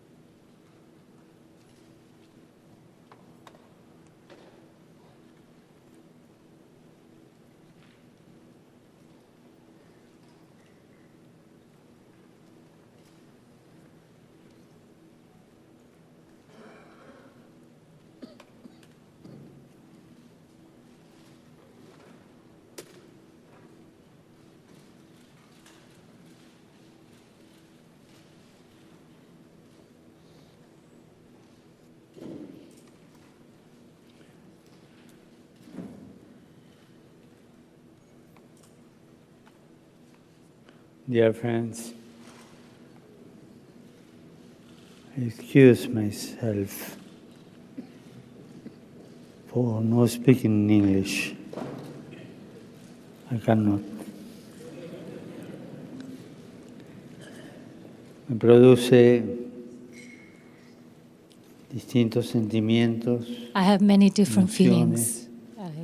I am moved estar en la zona cero, by being here at ground zero, donde miles de vidas fueron where arrebatadas thousands of lives were en un taken acto insensato de destrucción. in a senseless act of violence and Aquí el destruction. dolor es palpable. You can feel the pain here. It's palpable. El agua que vemos correr The hacia water ese that we centro see vacío running nos towards that empty recuerda center todas esas vidas reminds us of all these que se lives fueron bajo el poder de aquellos who left que creen under the que power la of those who believe that destrucción destruction es la única forma de is the solucionar los only way conflictos. to solve conflicts. Ese grito silencioso That de silent quienes cry sufrieron of en those su who carne suffered in la their own lógica de la skin, the violencia, logic of violence, del odio, of de la hate, revancha. of revenge. Una lógica que lo único que puede A causar logic that could only es dolor, cause sufrimiento, pain and destrucción, suffering, lágrimas. destruction, and tears. El agua cayendo Water es símbolo falling también de also nuestras symbolizes lágrimas. our tears. Lágrimas por las The destrucciones de tears ayer shed for destruction que se of unen yesterday, a tantas destrucciones de hoy. who are joined by so much destruction Este today. es un lugar donde lloramos. This is a place where we cry. Lloramos el dolor que We cry the provoca pain sentir la impotencia that frente a la the injusticia, powerlessness makes frente us al feel when we see fratricidio, injustice, fratricide, frente a la incapacidad de the solucionar inability nuestras to diferencias solve our differences dialogando. through dialogue. En este lugar lloramos la pérdida injusta y gratuita In this place, de we cry inocentes the unjust por no poder encontrar death of the soluciones innocent because we were en not pos able del to bien find común. solutions for the common good. Es agua que nos It is recuerda water that el reminds us llanto de ayer y el llanto de yesterday's hoy. tears and today's tears. Hace unos minutos A few minutes ago, encontré a algunas familias I de los met primeros some socorristas families of the caídos en el first servicio. respondents that fell En el encuentro pude while performing their constatar una service. vez más And in this meeting, I cómo la once again was able to see destrucción nunca es how destruction impersonal, is never impersonal. abstracta It's never o de abstract. cosas, It's not about things, sino que sobre todo tiene rostro e above all, historia, destruction has a es face and has a concreta, history. It is posee specific. nombres. It has names. En los familiares se puede The ver family el rostro members del dolor, un show us the dolor face que of nos deja pain atónitos y that leaves grita us al cielo. speechless, but that screams to heaven. Pero a su vez, ellos me han sabido But mostrar at the la same otra time, they were cara able de to show este me the other atentado, face of this attack, la otra cara de su dolor, the other side of their el pain, poder del amor y del the power recuerdo, of love and remembrance, un recuerdo que no nos deja a vacíos. memory that does not leave us En nombre empty. de tantos seres queridos, On behalf of so many loved están ones, escritos aquí, these en lo names que eran are las written bases de here las torres. in the Así los basis of these podemos ver towers, tocar so we can see them and we can touch y them, nunca olvidar. and we could never forget them. Aquí en medio del dolor lacerante Among this podemos pain, palpar la we capacidad can also de bondad feel heroica the capacity de of la que es heroic capaz también el goodness ser humano, that the human being la is fuerza also oculta capable of, a la the que hidden siempre force debemos that we apelar. must always appeal to. En el momento de mayor dolor, At times of greatest sufrimiento, pain and suffering, ustedes you fueron testigos were witness de los mayores actos de entrega y ayuda. of the greatest acts of Manos giving of tendidas, themselves, of yourselves vidas and help, entregadas. a stretched out hand, En una lives given. metrópoli que puede In this metropolis parecer that may seem impersonal, impersonal, anónima, de grandes anonymous, and soledades, of fueron loneliness, capaces de people were mostrar able to show la potente solidaridad the de la powerful mutua solidarity ayuda, of mutual help, del amor of love, y del sacrificio personal. and self-sacrifice. En ese momento no era una cuestión de sangre, At that time, it de wasn't origen, about blood or de barrio, origin or de neighborhood or religión o de religion opción or política. political views. Era cuestión de It was a matter of solidaridad, solidarity. de emergencia, It was de an hermandad. emergency, brotherhood. Era cuestión It de was humanidad. a matter of humanity. Los bomberos de Nueva York New York firemen entraron and en women las came in torres que se estaban to the cayendo towers that were sin crumbling prestar tanta atención a la without much propia thinking vida. about their own lives. Muchos cayeron en Many servicio fell y con su in their sacrificio duty, and with their sacrifice, permitieron la vida they allowed de tantos otros. for so many others to survive. Este lugar de muerte This se place transforma of también death also en un is lugar de transformed vida, in a place de for vidas life, salvadas, saved un canto lives, que nos lleva a afirmar a song that que la leads vida us to affirm siempre that está life destinada a triunfar sobre los will profetas de la always destrucción, triumph sobre over the la prophets of muerte, destruction, que el over bien death, and siempre good despertará sobre will el mal, always que la reconciliación win y over la unidad bad. Reconciliation and vencerán unity sobre el odio y la will división. prevail over hate and division. En este lugar de dolor y de recuerdo, In this place of pain and me llena remembrance, de esperanza I am full of hope la oportunidad de asociarme a los líderes que because of the representan opportunity of a joining las the leaders muchas representing tradiciones so many religious que enriquecen la traditions vida de that esta gran enrich ciudad. the life of this great city. Espero que nuestra I hope our presencia presence aquí here sea un signo potente de sends a nuestras powerful ganas de sign compartir of our wish to y share reafirmar and reaffirm el deseo de ser fuerzas the wish de reconciliación, to be the forces de of paz, reconciliation, justicia forces of en peace, esta of comunidad justice y a lo in largo this y community ancho de and nuestro mundo. throughout the whole world.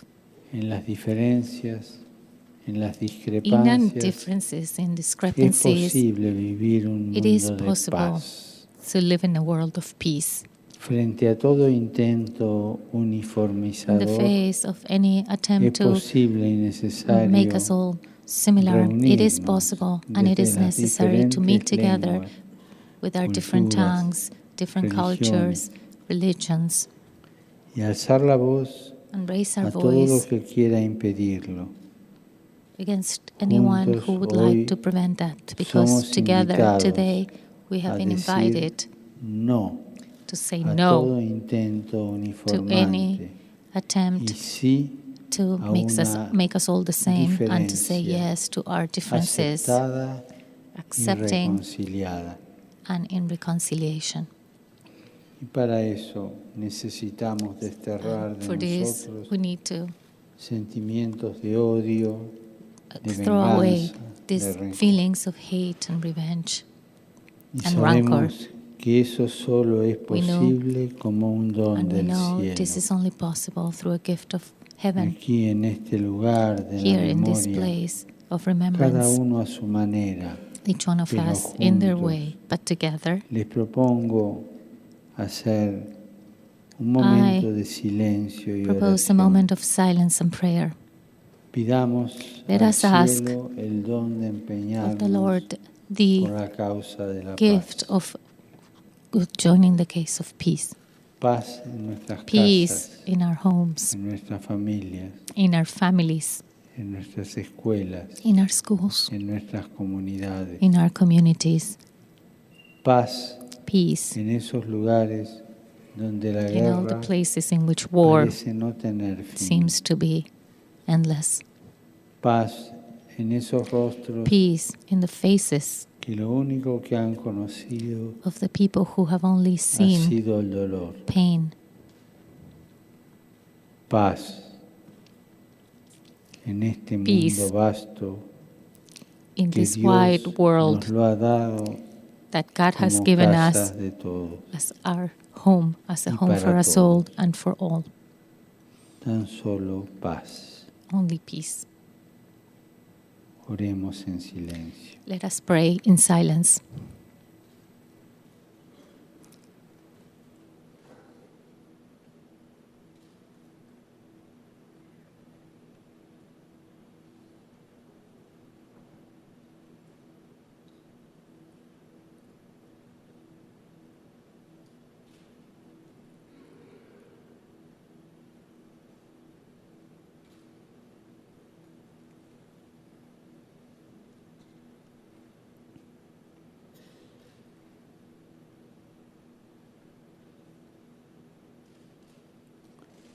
Así, la vida de nuestros seres And in queridos this way, the life of no those we será love una vida will que not be quedará en el a olvido, life that will be forgotten, sino que se hará but it presente will be present cada vez que each luchemos time por ser profetas de construcción, we try to be the prophets of de construction and reconciliation, the profetas prophets de paz. of peace.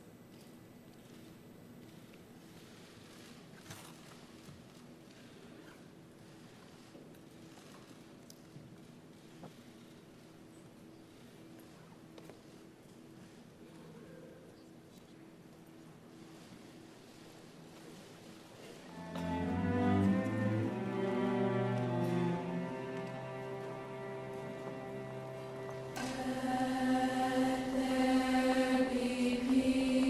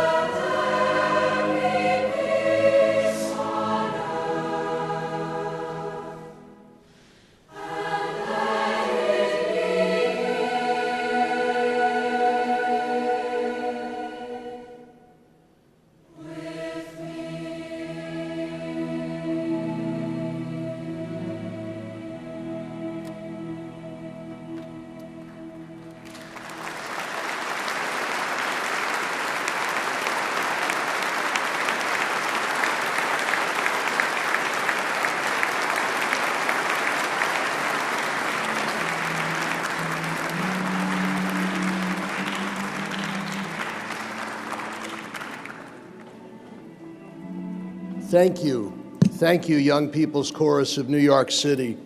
You're an icon of what this sacred site reminds us. And my brothers and sisters, in the spirit of hope and promise of this sacred spot here in New York, I invite you to stand and exchange a sign of peace.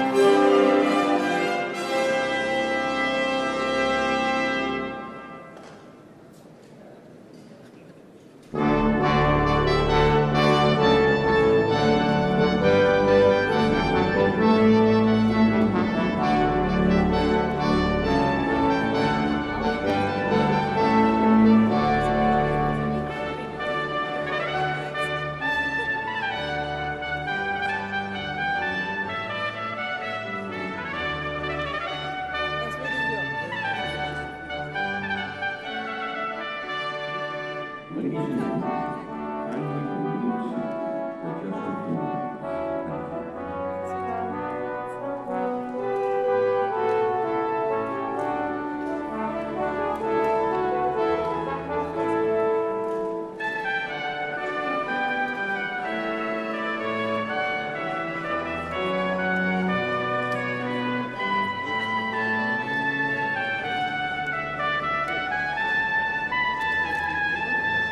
you.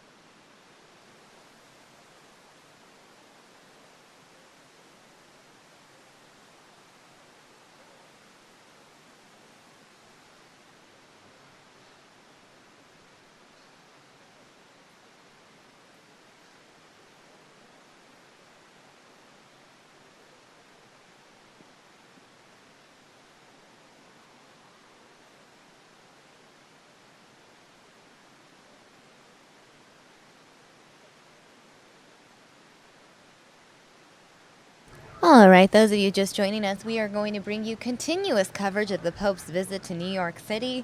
So stay with us. We have more Pope coverage ahead here on Fox 10 News Now.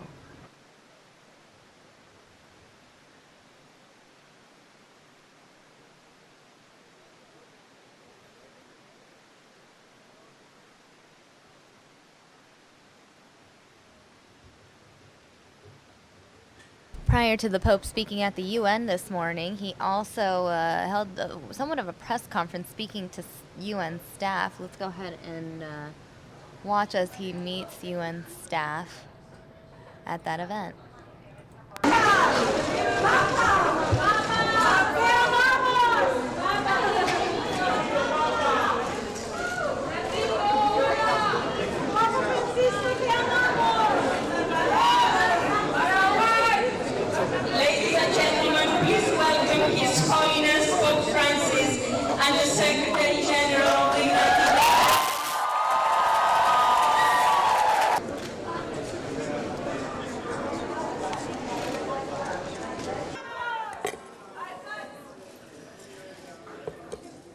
Dear friends, good morning.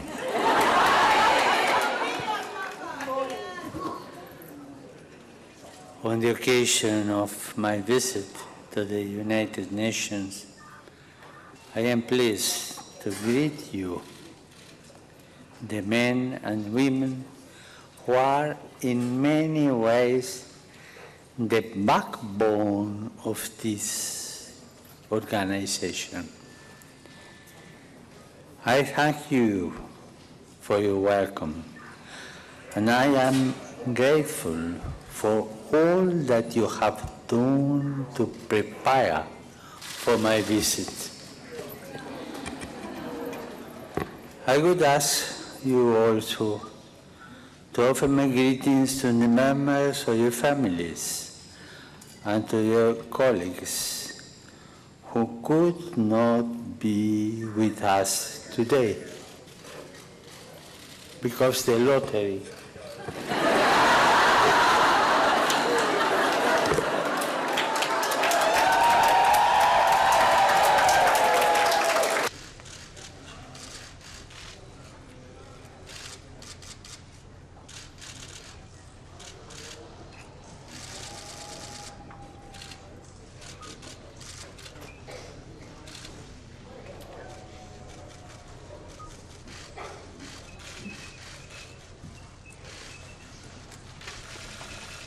Ladies and gentlemen, this concludes His Holiness.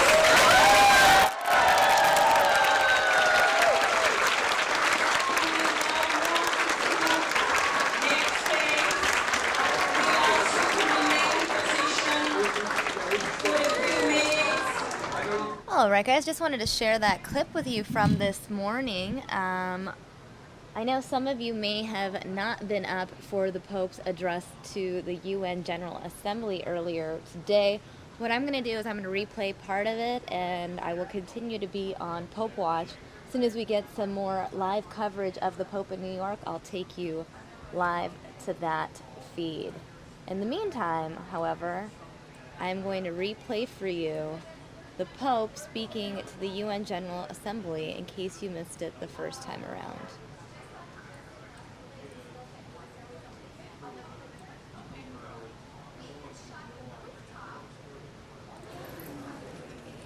On the occasion of my visit to the United Nations, an interest are one concrete way of limiting power. So men and women who are excluded. These are sectors closely interconnected and made increasingly fragile by the dominant political and economic relationships, working to protect the environment and by putting an end to exclusion.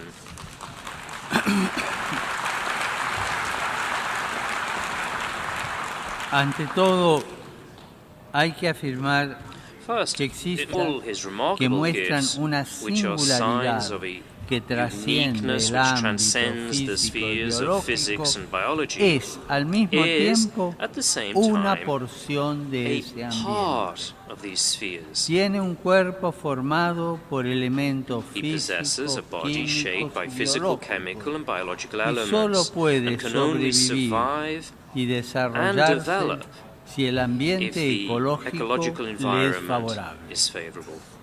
Cualquier daño al ambiente, por Any harm tanto, done to the es un environment, daño therefore, a is la harm humanidad. to humanity. Segundo, porque cada Second, una de las because criaturas, every creature, especialmente las vivientes, particularly a living creature, tiene un valor en sí has an mismo, intrinsic value. de existencia, de Its vida, de existence, its belleza life, its y de beauty, and independencia its con las demás independence with other criaturas. creatures.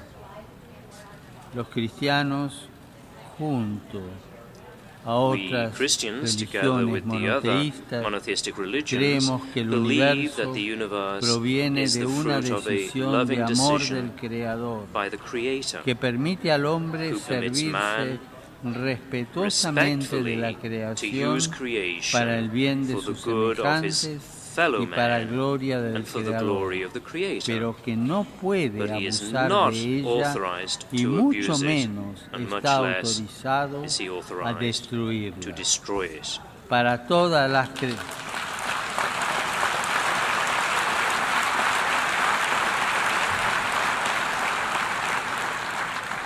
Para todas las creencias religiosas, el In all ambiente religions, es un the bien environment is a fundamental. fundamental good.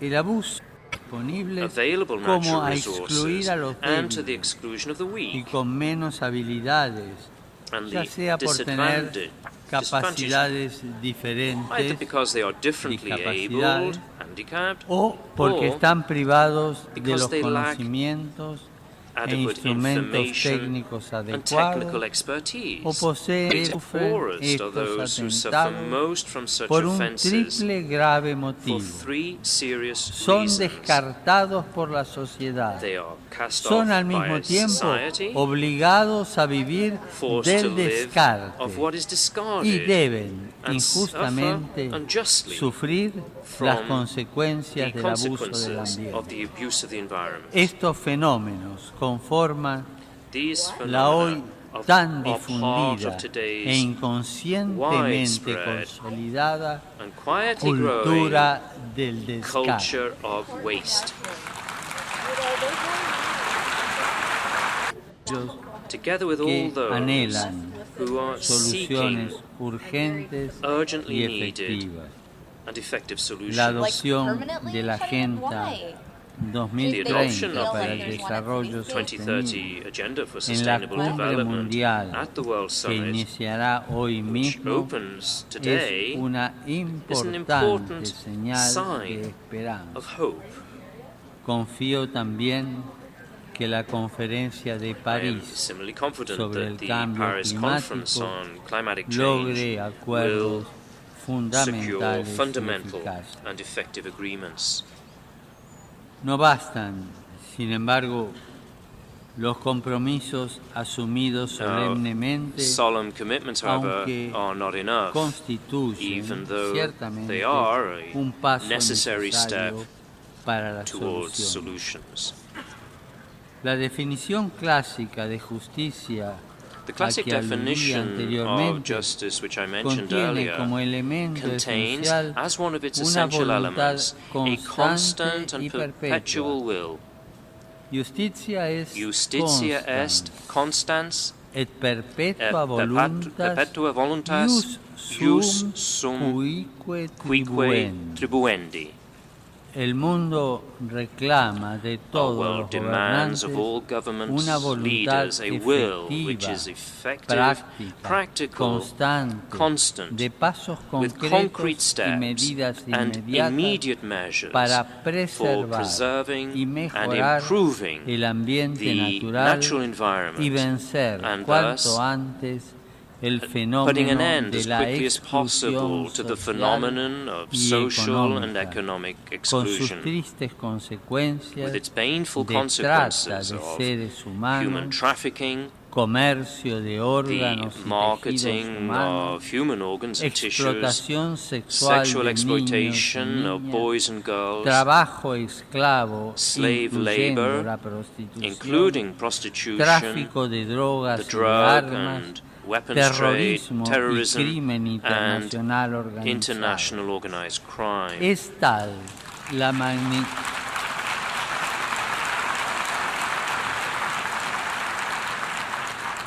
Es tal la magnitud de estas situaciones y el grado de vidas inocentes que va cobrando que hemos de evitar toda tentación de caer en un nominalismo declaracionista con efecto tranquilizador en la conciencia. Debemos cuidar que nuestras instituciones sean realmente efectivas en la lucha contra todos estos flagelos. La multiplicidad y complejidad de los problemas exige contar con instrumentos técnicos de medición. Esto, empero, comporta un doble peligro: limitarse al ejercicio burocrático de redactar largas enumeraciones de buenos propósitos, metas, objetivos, objectives and statistical indicators, o que una única solución teórica y a priorística and a priori solution will provide an answer to all these challenges. No hay que perder de vista it must never be en ningún forgotten momento que la acción that política political y and economic activity is only effective cuando se la when it entiende is como understood una as actividad a prudencial, prudential activity guiada por un concepto perenne de guided by a perennial y que concept no of pierde de justice vista en ningún and consciously momento conscious que antes y of the más fact allá that above de and los beyond planes y our programas plans and hay programs, mujeres y hombres concretos, we are dealing with iguales real a los men and gobernantes, women que who live, viven, luchan, struggle sufren and suffer, y que muchas veces and se ven are often obligados a forced vivir to live miserablemente in privados great de poverty cualquier derecho. and deprived of all rights.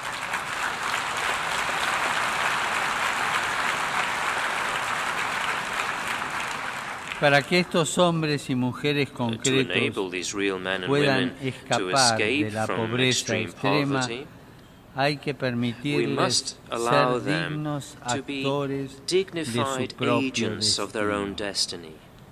El desarrollo humano integral y el Integral pleno human development and ejercicio the de la full dignidad humana exercise of human no acts pueden of ser dignity impuestos. cannot be Deben imposed. ser edificados They must be y built up desplegados and por cada uno, allowed to unfold por for each cada individual, for familia, every en family, comunión in con los demás communion with hombres others, y en una justa relación in a right con todos los relationship círculos with all en los those que se areas desarrolla la in which socialidad humana, human social life amigos, develops. comunidades, Friends, aldeas, communities, municipios, towns, escuelas, cities, schools, empresas, businesses, sindicatos, provincias, unions, naciones. provinces and Esto nations. supone y Now, exige this el derecho a la proposes educación, the right to también education, para las niñas, also for girls excluidas en algunas who are excluded in certain places.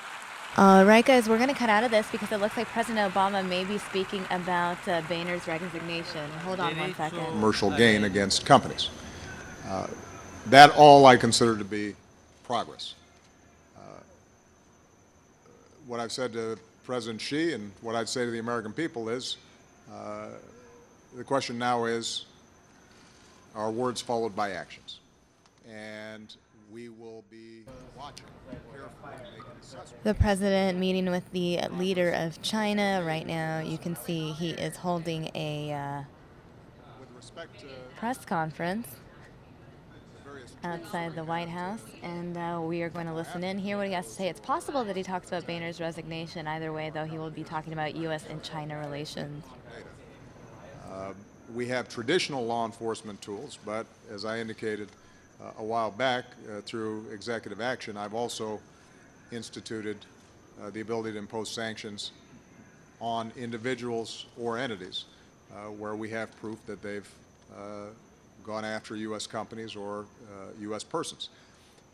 And we did not, at our level, have specific discussions of specific cases, but I did indicate to President Xi that we will apply those and whatever other tools we have in our toolkit to go after cyber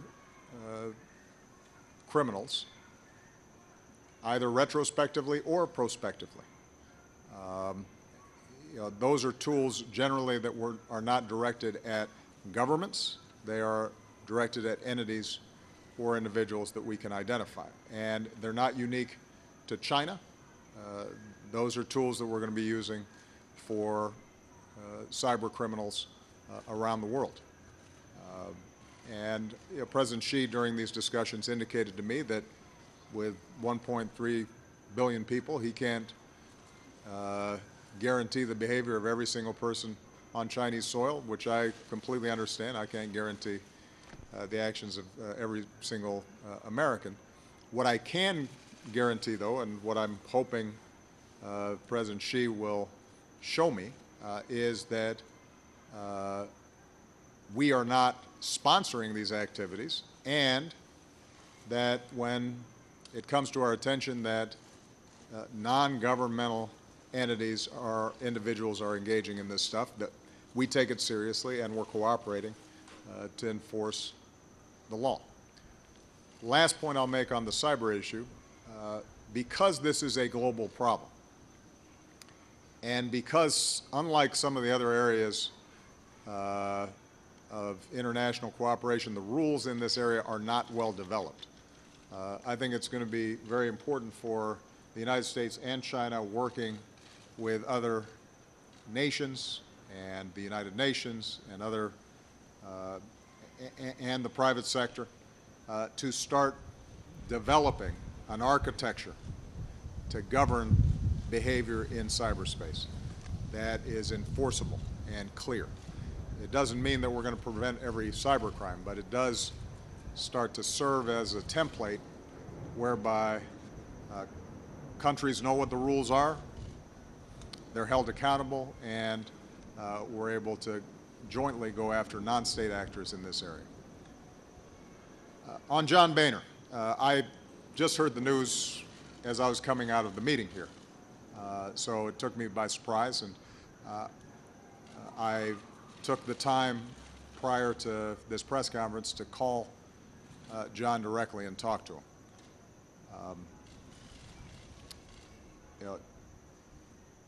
John Boehner is a good man. He is a patriot.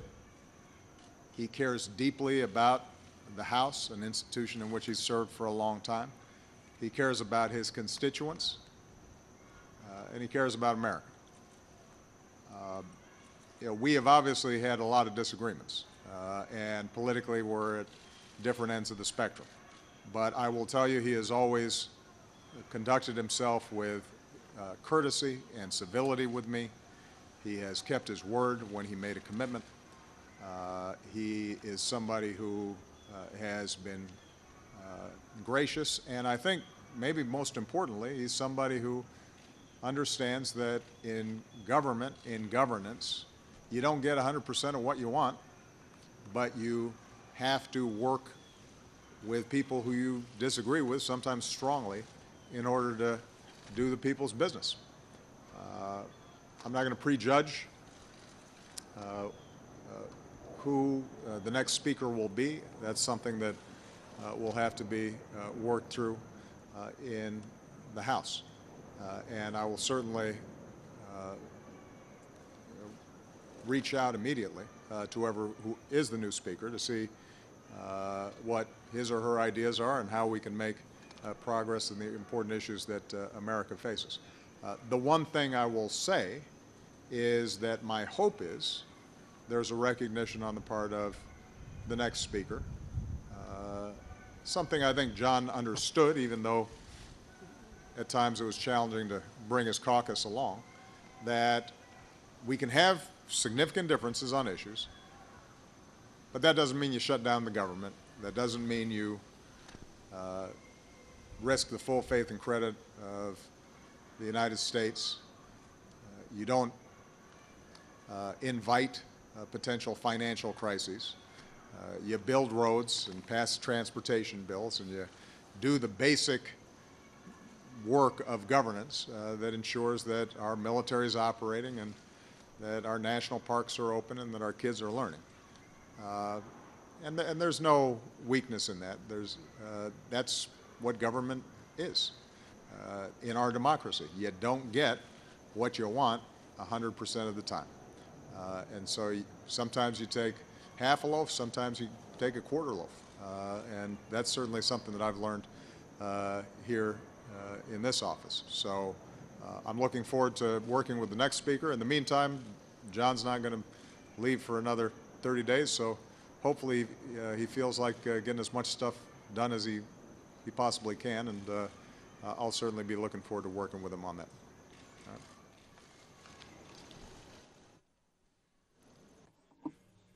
Madam Reporter has raised the cybersecurity issue. Indeed, at current, for the international community and for China and the United States, this is an issue all attach great importance to. With President Obama and I have on many occasions, and this has a long history, have exchanged views on this. I think it's fair to say we've reached a lot of consensus on cybersecurity, including some new consensus. Overall, the United States is the strongest country in terms of cyber strength. China is the world's biggest cyber country in terms of the number of web users. We have more than 600 million of netizens. Our two sides should cooperate, because cooperation will benefit both and confrontation will lead to losses on both sides. We are entirely able to carry out government departments and expert levels of dialogue and exchanges to strengthen up cooperation in many respects and turn the cybersecurity between the two countries into a new growth source rather than a point of confrontation between the two sides.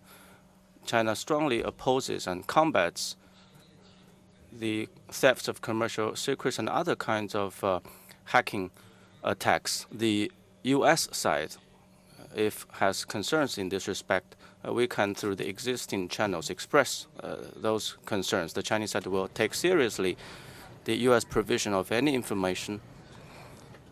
Now, we have already... All right, guys, it looks like we are just awaiting John Boehner's arrival. He is expected to speak any moment now at this press conference held 1 p.m. Eastern, 10 o'clock here. Stay tuned. We should be hearing from John Boehner soon.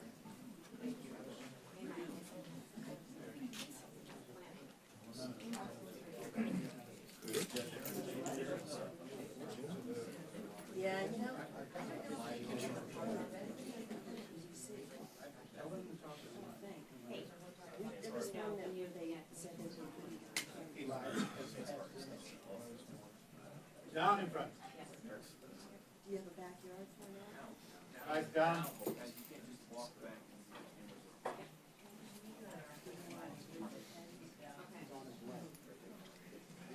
Be mindful of the cameras. Thank you. I don't mind.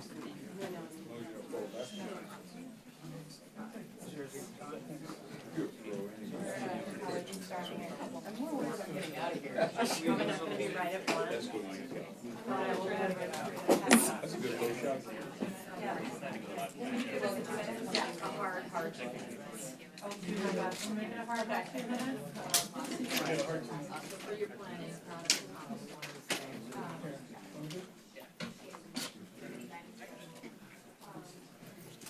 We're not starting exactly at 1. I can't.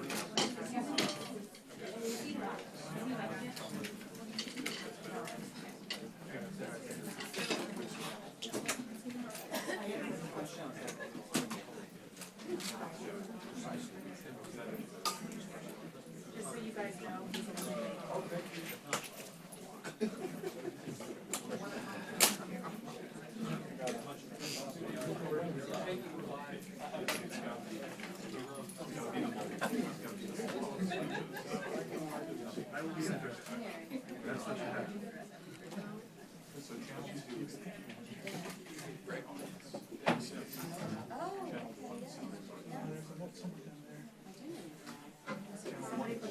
Khan. Anyone there? He was working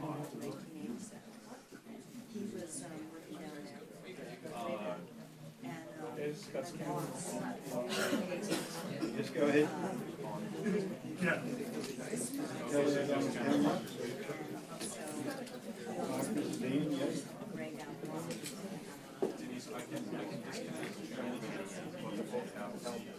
On the cat's camera, facing me.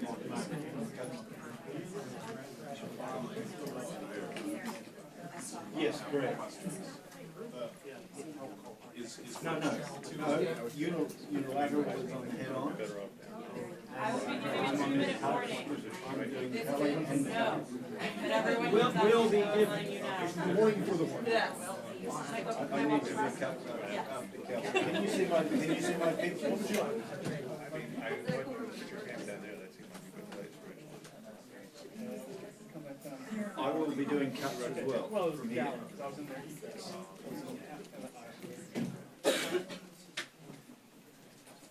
Yeah, I've got it. Okay, disconnect this. Pull that back to there. Yep.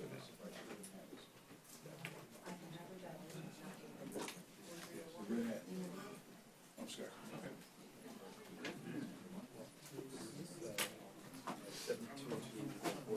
Hey, put that in first. Yeah.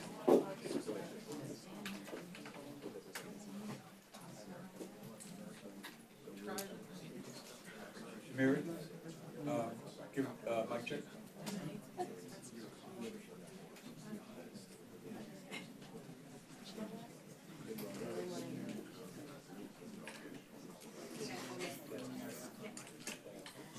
Yes, I did.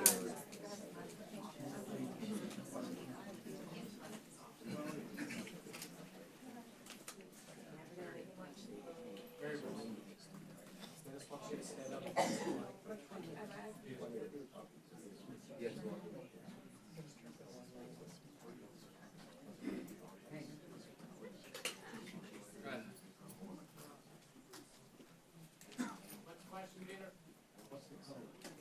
1836.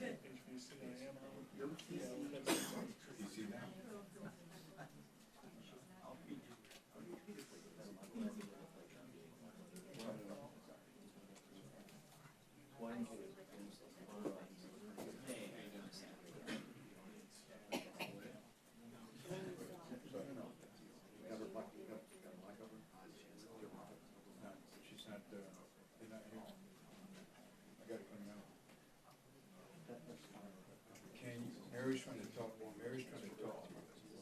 Can you hear? I hear you, yeah. She's trying to talk to somebody. Can you hear?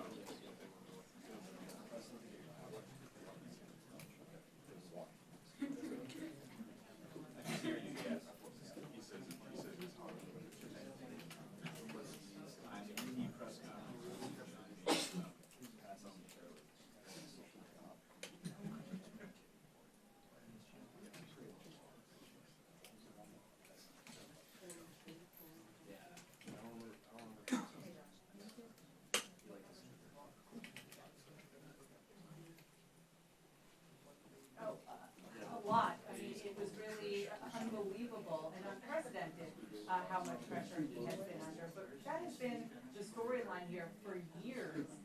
The difference is, as Jeff was saying, is that kind of the anti-establishment fervor out there has been building even more. And all you have to do is look at some of the statements from some of the kind of outside conservative groups, those that John Boehner himself has more and more been very critical of, at his own peril, probably, but he has kind of been had enough of. Effectively declaring victory, saying that may have worked hard enough to push somebody like him.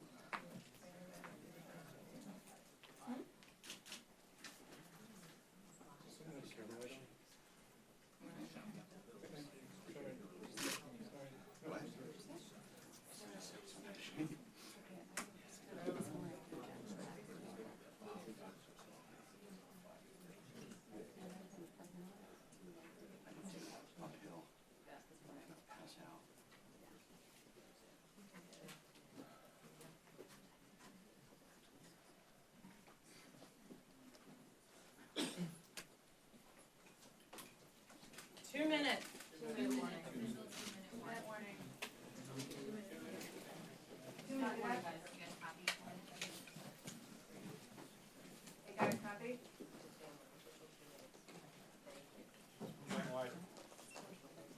Yep. I think I'm good. You guys okay? I see.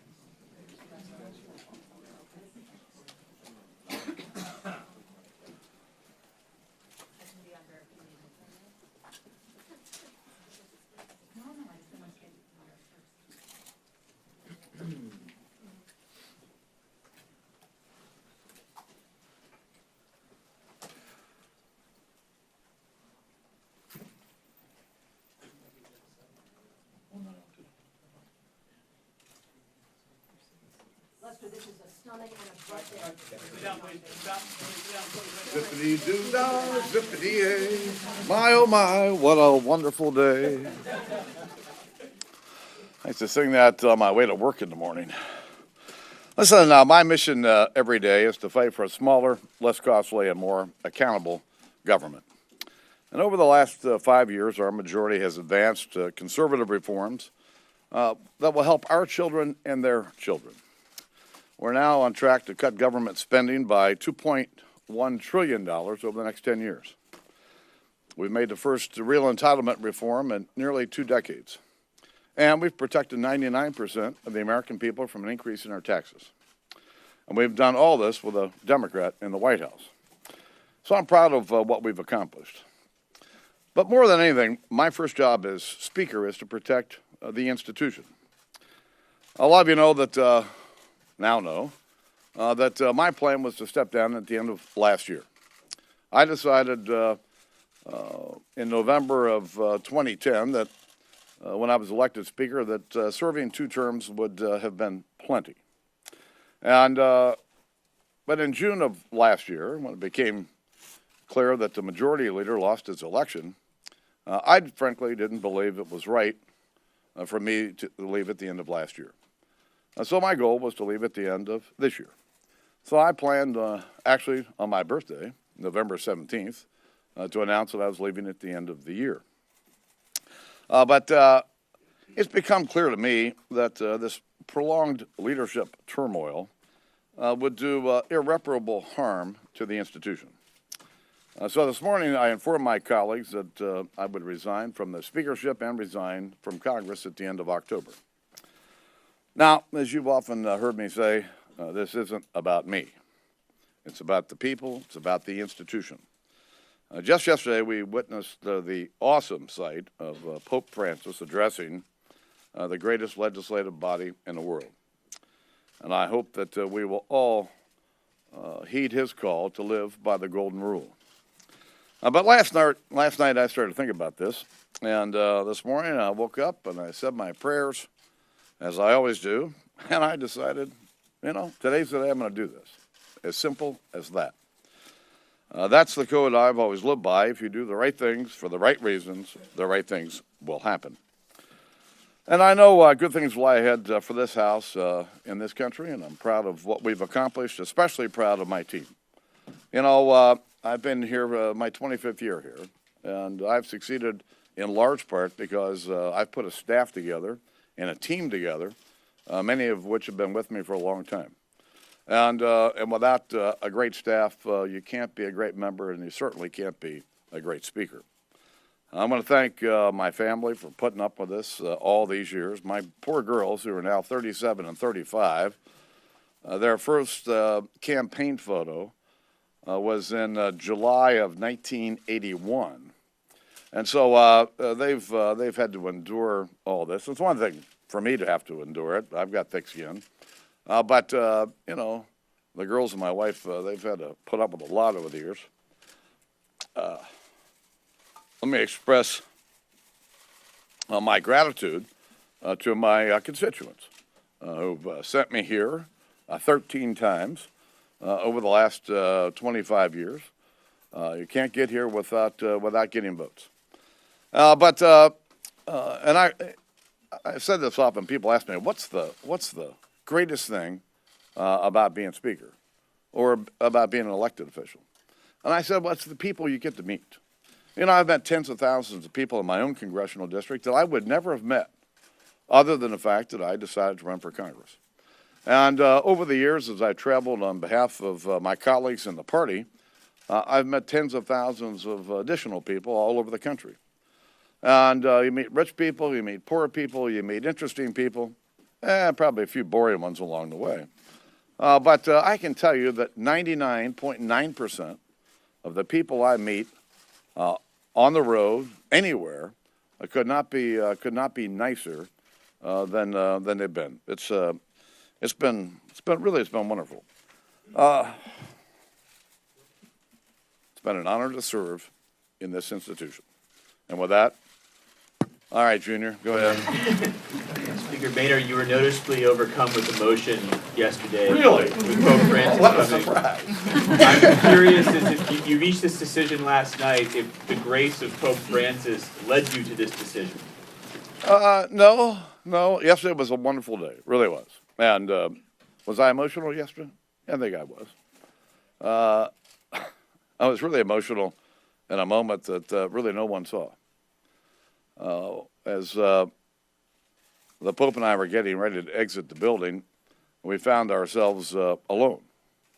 And the Pope grabbed my left arm and said some very kind words to me about my commitment to kids and education. And the Pope puts his arm around me and kind of pulls me to him and says, "Please pray for me." Well, who am I to pray for the Pope? But I did. What was it? Listen, it was never about the vote, all right? There was never any doubt about whether I could survive a vote. I don't want my members to have to go through this. I certainly don't want the institution to go through this. And so, especially when, I knew I was thinking about walking out the door anyway. So it's the right time to do it, and frankly, I am entirely comfortable doing it. Mr. Speaker, I've heard you say before that a leader who doesn't have anybody following him is just a guy taking a walk. That's right. So I got plenty of people following me, but this turmoil that's been churning now for a couple of months is not good for the members, and it's not good for the institution. And if I wasn't planning on leaving here soon, I can tell you I would not have done this. If I may just continue, there are people who are on the right in your caucus and even outside of this institution who have been wanting you to step down for some time, who feel that they have a victory today. Do you feel that you were pushed out? No. The members, I'm glad I made this announcement at the conference with all of my Republican colleagues because it was a very good moment to help kind of rebuild the team. Listen, I feel good about what I've done. I know that every day I've try to do the right things for the right reasons, and try to do the right thing for the country. How can this not be a moment of turmoil? You said you thought about leaving 2 years ago after Canada, but it was a time you said this would have pitched the House in turmoil. You have to keep the government open in a couple of days, debt ceiling. There's going to be one I'm going to be here for another barn burner of leadership. I'm going to be here for another 5 weeks, and I'm not going to leave. I'm not going to sit around here and do nothing for the next 30 days. There's a lot of work that needs to be done, and I plan on getting as much of it done as I can before I exit. And as a result, though, does that make it easier in some ways to make some tougher decisions, maybe relying on Democrats to keep the government open next week or something? I'm going to make the same decisions I would have made regardless of this. Speaker, you've made no secret of your frustration with some members of your far-right flank and some outside groups. You've used words like knuckleheads and some other words we probably can't use on television. Had you just had enough? And how will anything be different for the next speaker? No, let me tell you, I would not describe it as having had enough. That's not it at all. When you're the Speaker of the House, your number one responsibility is to the institution. And having a vote like this in the institution, I don't think is very healthy. And so I've done everything I can over my term as Speaker to strengthen the institution. And frankly, my move today is another step in that effort to strengthen the institution. But won't the next speaker face the same thing? Hopefully not. That's my question, Mr. Speaker. How will Washington be different because you leave this institution? What should people watching this expect the House and Congress to do going forward if you're not here? Well, if the Congress stays focused on the American people's priorities, there will be no problem at all. And while we have differences between Democrats and Republicans, the goal here as one of the leaders is to find the common ground. Listen, I talked to President Bush and President Obama this morning. I've talked to all my legislative leaders, who I have a very good relationship with all of them. Because at the end of the day, the leaders have to be able to work with each other, trust each other, to find the common ground, to get things done. So if the Congress stays focused on what is important to the American people, they'll get along just fine. Can you tell us how your conference reacted to the news? Oh, I say they were shocked.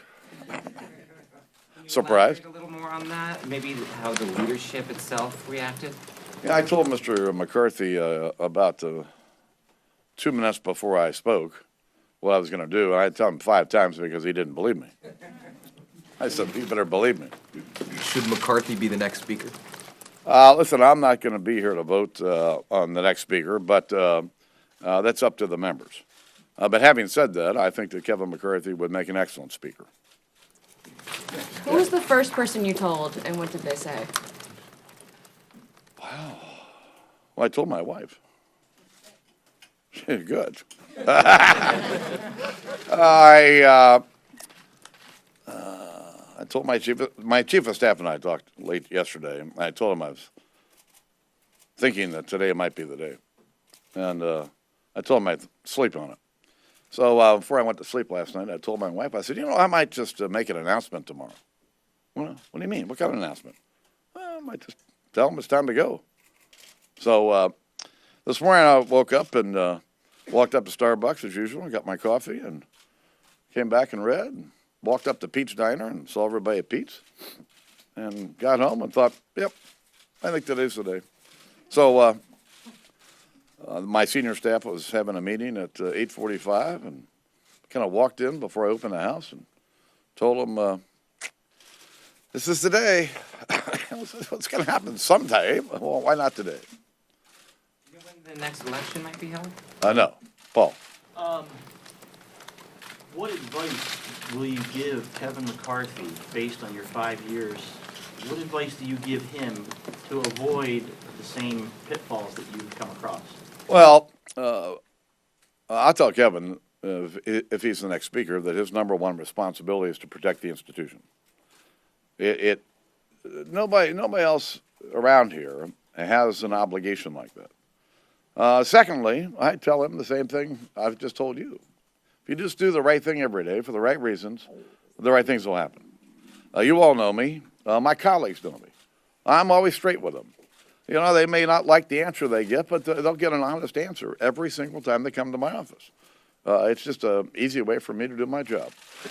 You originally planned to announce this on your birthday, and if it wasn't the Pope, what factors sort of weighed in on your decision to do this now?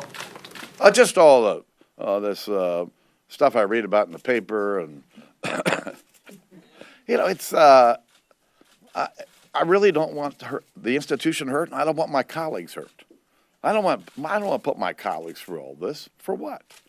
So, yes. What are you going to miss? Pardon me? What will you miss? What will I miss? Well, of course, all of you. I don't know what I'm going to miss because I haven't missed it yet. But I'll certainly miss the camaraderie of the House. You know, I may tell you another story that was really kind of interesting. Maxine Waters and I, Democrat from Southern California, came here 25 years ago in the same class. Now, you know, there's nothing about my politics and Maxine Waters' politics that's even anywhere close. But yesterday, about 5:30, she called my office. I got a note that she called, so I called her back.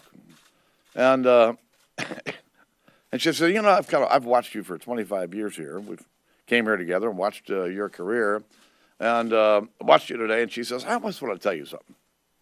I'm really proud of you. You know, listen, I've got the best relationships on both sides of the aisle because I treat people fairly and treat them honestly, but I'm going to certainly miss my colleagues. Yes. To go back to this theme of trying to take turmoil out of the House and stabilize the institution, how do you think that it can become more stable? Several Republicans I talked to today from your conference said they don't think a new speaker will mean any new outcome, especially with an untested leader, maybe untested leadership. How could it become more stable? As I mentioned earlier, the fact that I did this with my colleagues this morning, then we proceeded to have an hour and a half conversation, I thought was a unifying moment. And between that and the Pope's call for living by the Golden Rule yesterday, hope springs eternal. Mr. Speaker, can you talk about what you think your legacy is as you're leaving? What are your most important accomplishments? And what are you going to do on November 1st? Are you moving to Florida? I was never in the legacy business. You all heard me say it. I'm a regular guy with a big job. And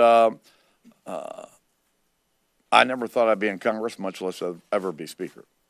But people know me as being fair, being honest, being straightforward, and trying to do the right thing every day on behalf of the country. That's I don't need any more than that. You seem very relieved in your speech right now. Yeah, I mean, by singing Zippity Doo Dah, what are your plans next? And also, have you spoken to? You know, when you make a decision this morning, you really haven't any time to think about what I'm going to do in the future. I have no idea. But I do know this.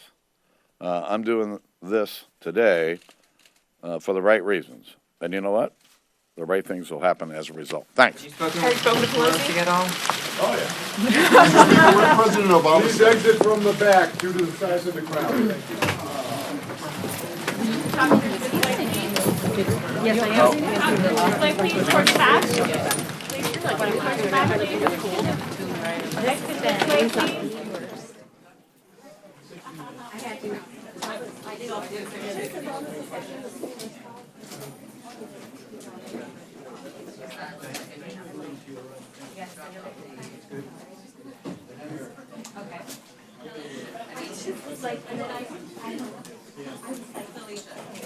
Nobody crossed between us.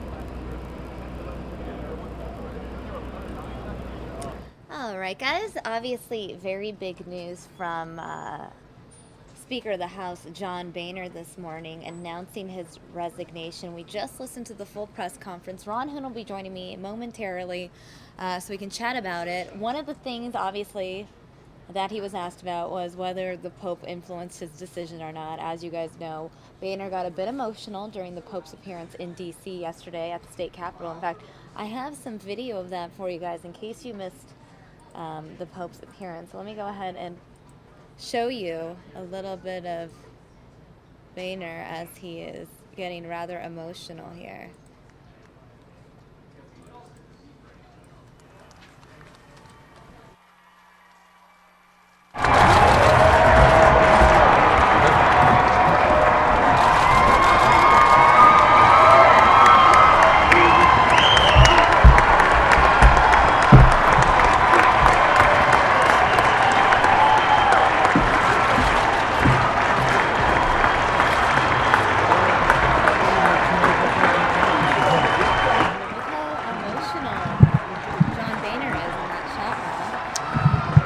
Yeah, no kidding. I just wanted to show the viewers that one of the questions that the reporter asked in that press conference obviously was whether Pope Francis's visit had anything to do with Boehner's decision. One of the things he came out straight at the very top was saying the fact that he wanted to resign last year. Yeah.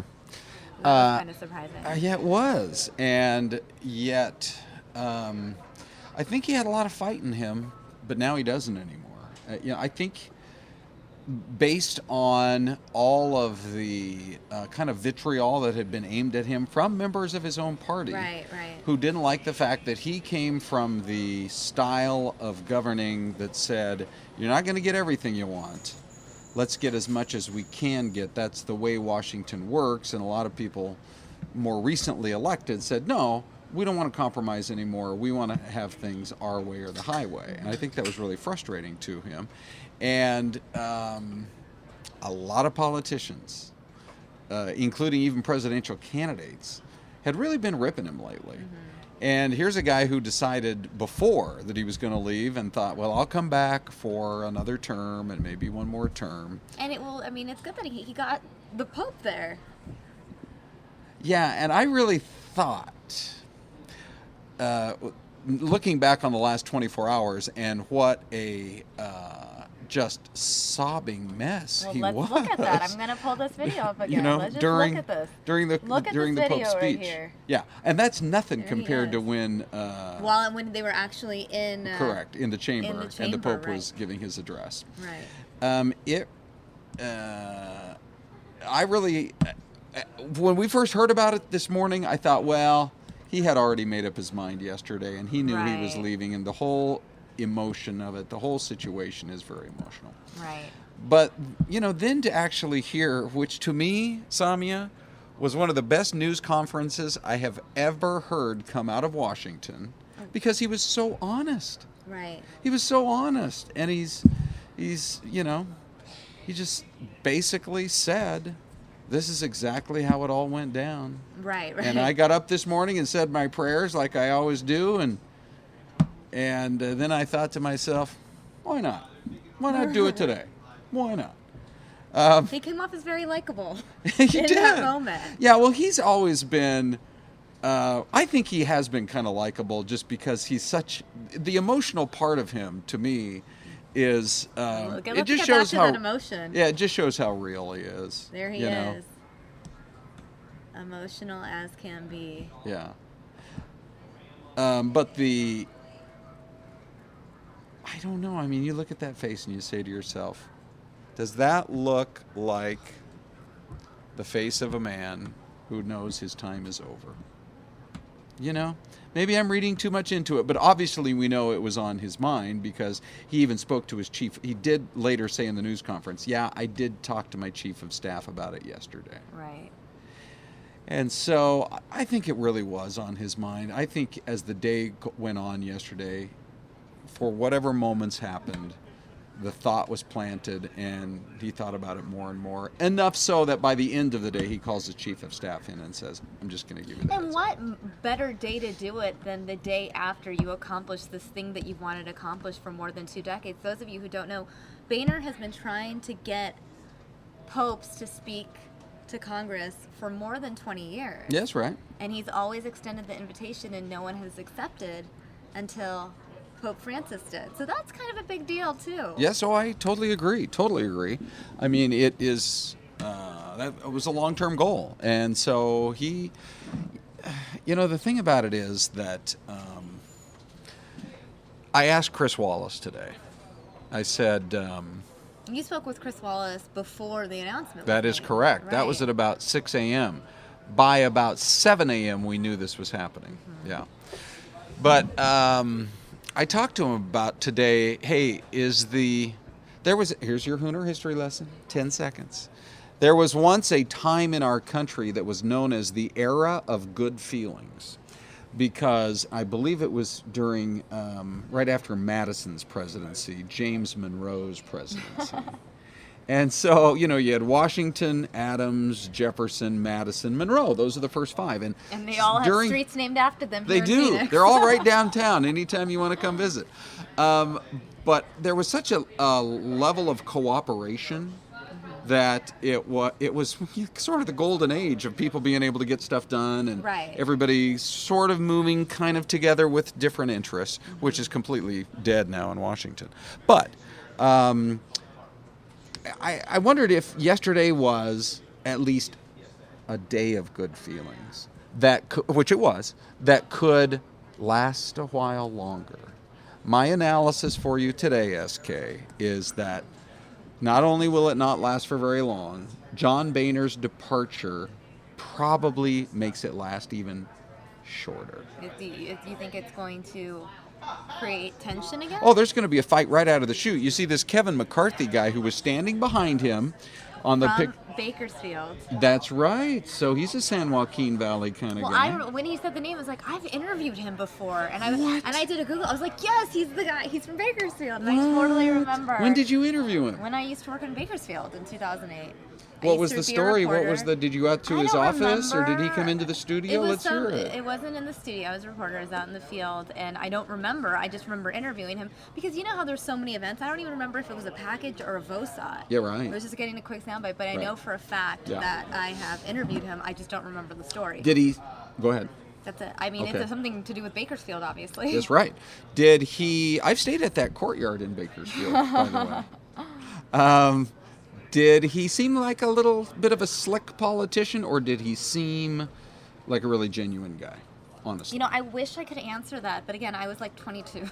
I was very young. Well, and I don't really think that I was paying attention to him in terms of how he carried himself as a politician. As a reporter, especially when you are doing one-man band reporting, where you're shooting your own stuff, writing it, editing it, it's all about getting stories quickly. So I think my focus was get my sound bites. Yes. And leave. Yeah.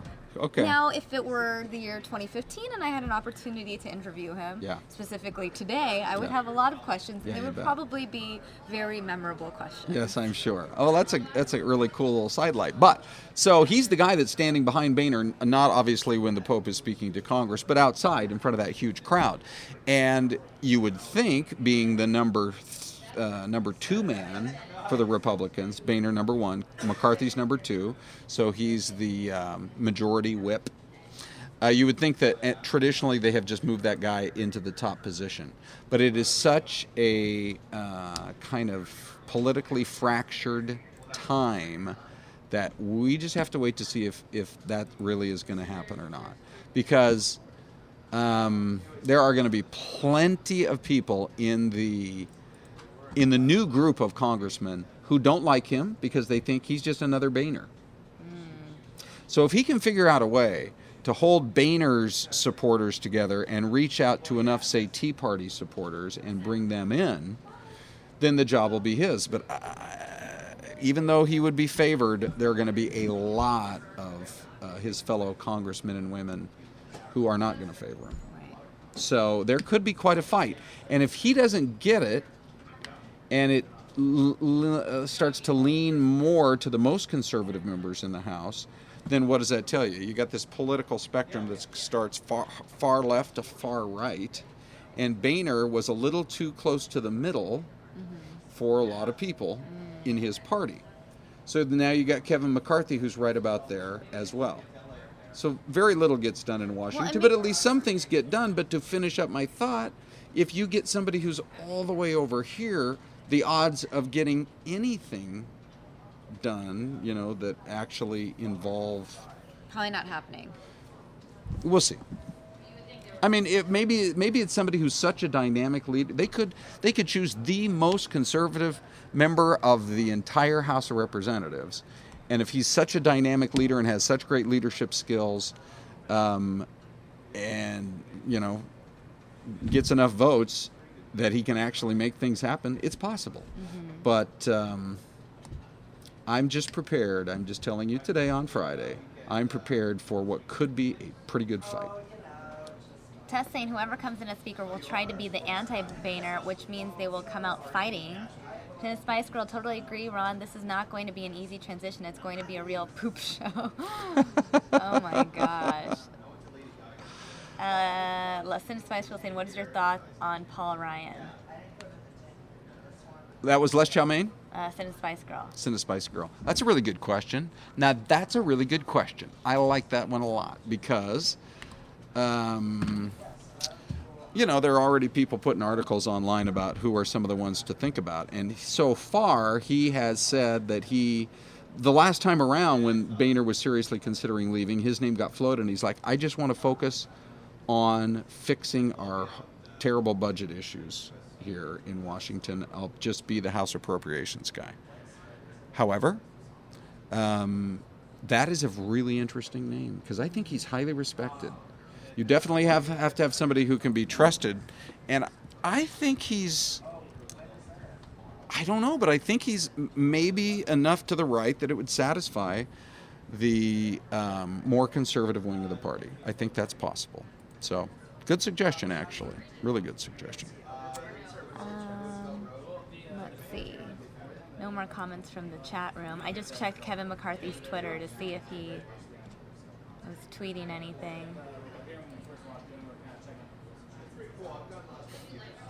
So Hasn't tweeted in the last 5 hours. I'm just Googling odds to replace Boehner, and the first thing that pops up is odds to replace Bladder. That's so weird. Now, is that like a commonly searched?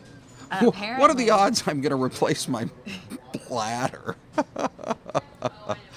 Oh, Google, you're a constant source of amazement. Looking into Kevin McCarthy's life, though, I'm sure he was just a kid who was born and raised in Bakersfield. Oh, he's right from there, born and raised. Went to Cal State Bakersfield, and now he's praying with the Pope.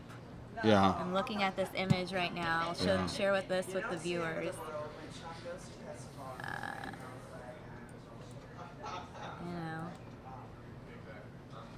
I just think it's a big deal. I guess people from the Central Valley get really excited when anyone from the Central Valley does something of significance. Why is that? Because I think that not a lot of people... It seems to be that when Fresno, Bakersfield, they end up being those towns where it's like you were born in Fresno, you stay in Fresno, you die in Fresno. There are a lot of people that live that sort of life, similar to Bakersfield. And I don't know, I also feel like cities like Fresno and Bakersfield, they get a lot of flack. Like, they're not viewed favorably within the state of California. Yeah. I've heard comments like, oh, the armpit of California, and things like that. Because when it comes to California, people focus on San Diego and LA and San Francisco. Sure. Well, they're all on the coast, right? The middle part, of course. Yes. It's not fair. You may not agree with their politics. Absolutely. It's a much more conservative part of California. However, that's where your produce comes from. So there you go. Nice defense. Yeah. What would be more typical? What would be a more accurate choice for armpit of California? Maybe a small town between Fresno and Bakersfield. I couldn't wait to hear your answer on that one. I don't know. You shouldn't hate. I would say probably one of those non-existent towns on Interstate 5 between LA and San Francisco, right. where it's just a bunch of gas stations and cows.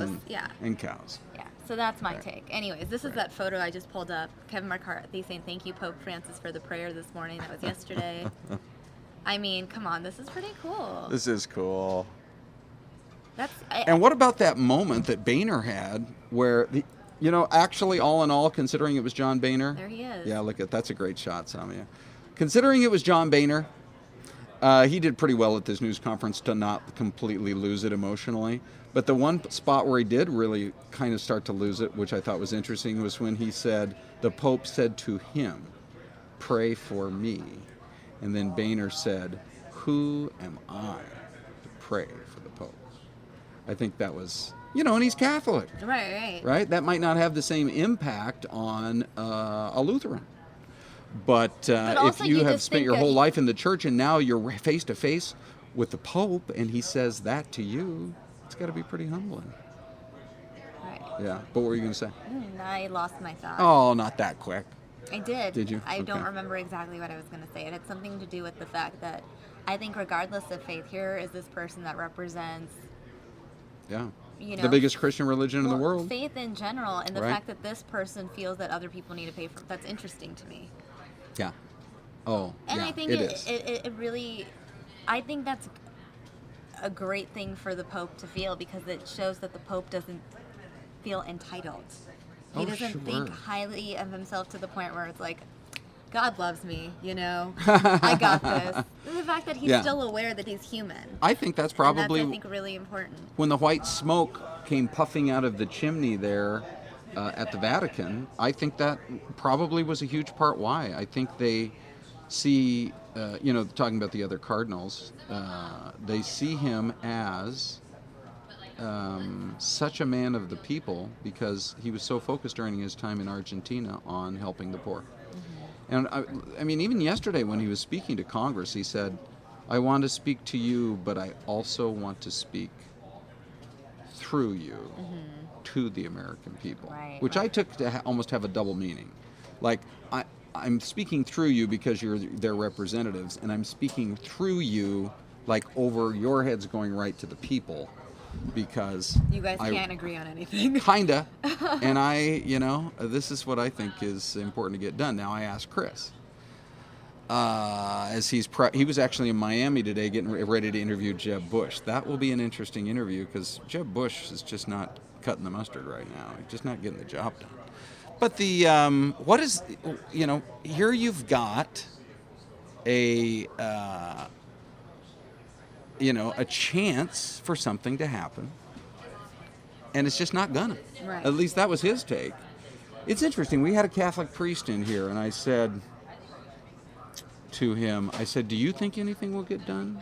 I mean, there's a great expense, and a lot of time, and a lot of effort, and a lot of thought, and I'm sure a lot of prayer on the Pope's part, and just an immense amount of effort that it takes.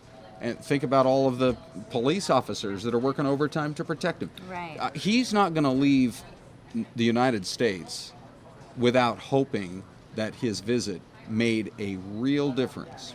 And not just that more people will start going out to church on Sunday, which is always part of it. Let's be honest. It is. You think there's going to be an increase in attendance at church this weekend? I actually think there will be for a while. And then even I'll tell you why. Within Catholics, though, it's not just church on Sunday. There's Mass Yeah, on that's a different good nights. point. That's a good point. What are the nights they have? I mean, he's holding a Mass. I think there's Mass every night every at day. 6. Well, I'm saying, I'm I wondering believe. if people, like, just in the last couple of days are attending Mass more because of no doubt. the influence of No the doubt. Pope's But presence. Samia, this is my second little Hooner history lesson, Tamaro, where the reason I say it will have an impact on the church itself is 4 years after he came to Phoenix, you would see bumper stickers that said something to the effect that I celebrated Mass with the Pope. Bumper stickers on people's cars, sort of an I was there moment that they literally were putting as their statement to the rest of the world out there on their bumper sticker. Right. Right? So, That's a big deal. By the way, I do want to ask you this question. Yeah. Not really to do with the Pope, but more so Boehner and Okay. your take on it. Yeah, Landon yeah. Michael in the chat room saying, will Boehner's resignation have any effect on the public view of presidential candidates? That's a good question. You know, both Ted Cruz and Donald Trump were kind of dumping on Boehner when they held that joint speech thing that they gave in Washington, D.C. about 2 weeks ago. Remember, it was Cruz's event, and he invited Trump to come. And Trump said, I don't know why he invited me, probably to get a much bigger audience. Yeah, typical When Trump. was that? About 2 to 3 weeks ago. I'm sure we carried it in on DC. news now, right? I think it was on the weekend. Oh, just So, kidding. I think it was a That's probably Saturday why I event. turn off the news on the weekend. Yeah. I need to shut my brain down. I pick it back up Sunday night. Yeah. So that, to answer the question, it does remove an obvious target for some of these candidates that right now things will probably be in flux for a while. It became so easy when the Republicans wanted to take control of the House, and people thought that maybe Congress was swinging a little too far to the left. It's so much easier, just politically speaking, to personify it. And so Nancy Pelosi became the voodoo doll, right? The one that they were really going after, sticking the pins in. And while Boehner was seen as too much of a middle-of-the-road guy, he then became the latest sort of voodoo doll. Well, number one, it may be a while before we have a vote. He's not even leaving for over a month. Number two, in the first few weeks or months, we may not have a full read on Kevin McCarthy.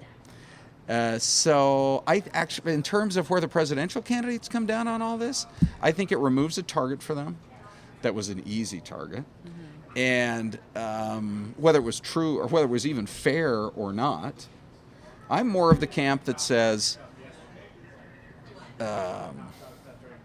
it's better to get 50 or 60% of what you want than to demand you get 100% and take the my way or the highway approach.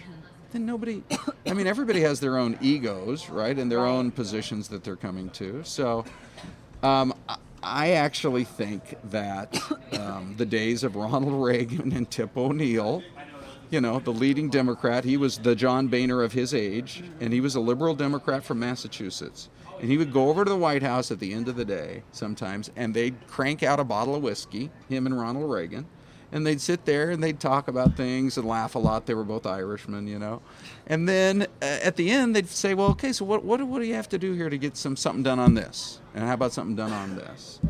And that really is, over time, has proven to be the most successful way to get stuff done. So we'll see. We'll see if they get somebody. I know compromise is a bad word nowadays, but it really is the only way. Rachel has a question for you. Hooner, did you watch the Pope visiting the 9/11 memorial? What did you think about the interfaith prayer at the underground part of the museum? Well, I thought it was just great. I mean, it was very well orchestrated, too. I don't know what you could say other than it was so touching and, from the, I remember actually tuning in the second the Pope walked up to the blank space, where the tower stood. And from that moment on, right through the prayer service, was it just was really great and really touching, and again, is sort of accomplishing, I think, what the Pope is trying to do, which is to spread bring world peace. Yeah, bring peace, like soften hearts. That's maybe a better way to put it. I don't know. The Pope can bring us world peace, but he can maybe soften. That's the ultimate goal, I'm sure. That is, sure. But he can soften people's hearts so that there's not so much. Like that guy that made that statement at the Donald Trump event in New Hampshire. We got a problem in this country. It's Muslims. I thought to myself when I heard that, well, you probably don't even know one person who's Muslim. Right? So if you come from a certain background and now in New York you would think it's hard because you have all ethnic and religious makeups there, right? So hopefully you become friends in lots of different ways. But if you are living up in the hills and you don't have any experience, any life experience with people other than those who are just like yourself, well, then your foolishness is on display when you open up your mouth. So that's my thought on that. Yeah, How about which we that? haven't. You know what's interesting is that was all the rage last week, but we haven't mentioned it at all. Mostly, I mean, obviously the news has shifted, and we've been focusing on the Pope extensively. But I also think one of the reasons we're not focusing on that incident is because of Ben Carson. That he kind of took the fault, like with his comments about not wanting a Muslim. Well, and see now that to me that raises a red flag right there because he is quite popular and could very well be the nominee. But it shows that you haven't thought your thoughts all the way through on that. Because now, day after day, he's changing things around. What's happening? I have no idea, but I see Joe this Biden. Looks good. Do you think he's going to announce? I don't know if everyone's just announcing everything today. Joe Biden, John Kerry, let's listen in on what's happening. I bet this has to do with President Xi from China. Oh, right. Is my bet, That's which is true. Pretty big deal. Yeah. In fact, there he is. He's putting his earpiece on. And Kerry is saying something. Maybe, it's possible it's a Joe Biden presidential announcement. Probably not then. But, I mean, if he now could that we have the leader of China here, I just want to tell you guys that well, let's show it. I am going to run for president, be your next president, and then I will work with this president to make sure we have great relations with China. There you go. There's the connection. Let's listen in on what they're saying. And Mr. President, Mr. Vice President, Madam Peng, distinguished colleagues from China, the United States, very special guests, and everybody here is a special guest. We're very, very pleased to welcome you all to the Ben Franklin Room. As most of you know, this room was named for the fellow up there above the fireplace, Benjamin Franklin, one of the founders of the United States and someone who is considered by historians to be America's first professional diplomat. Do we have, I see there are no headphones here for our Chinese, okay, good. All right.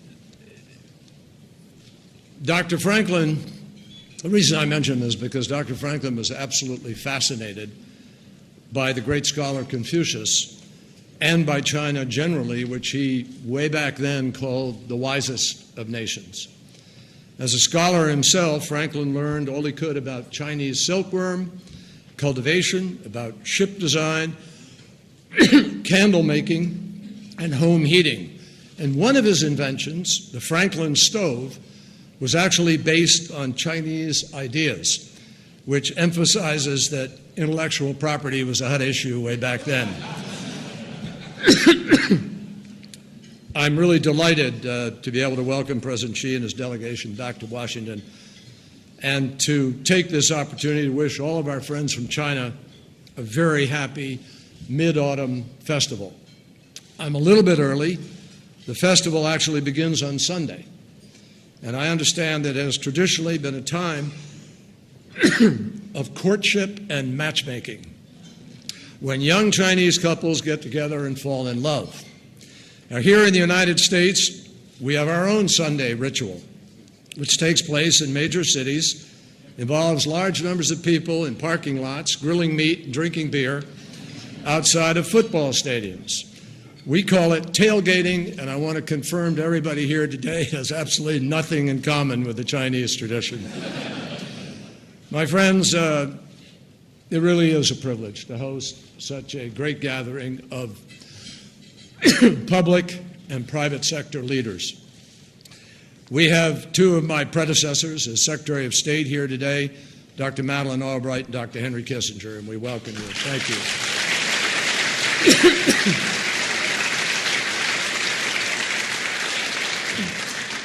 We have top officials from throughout the executive branch, friends from Congress, and some of the world's most successful and innovative business leaders, economists, and scholars.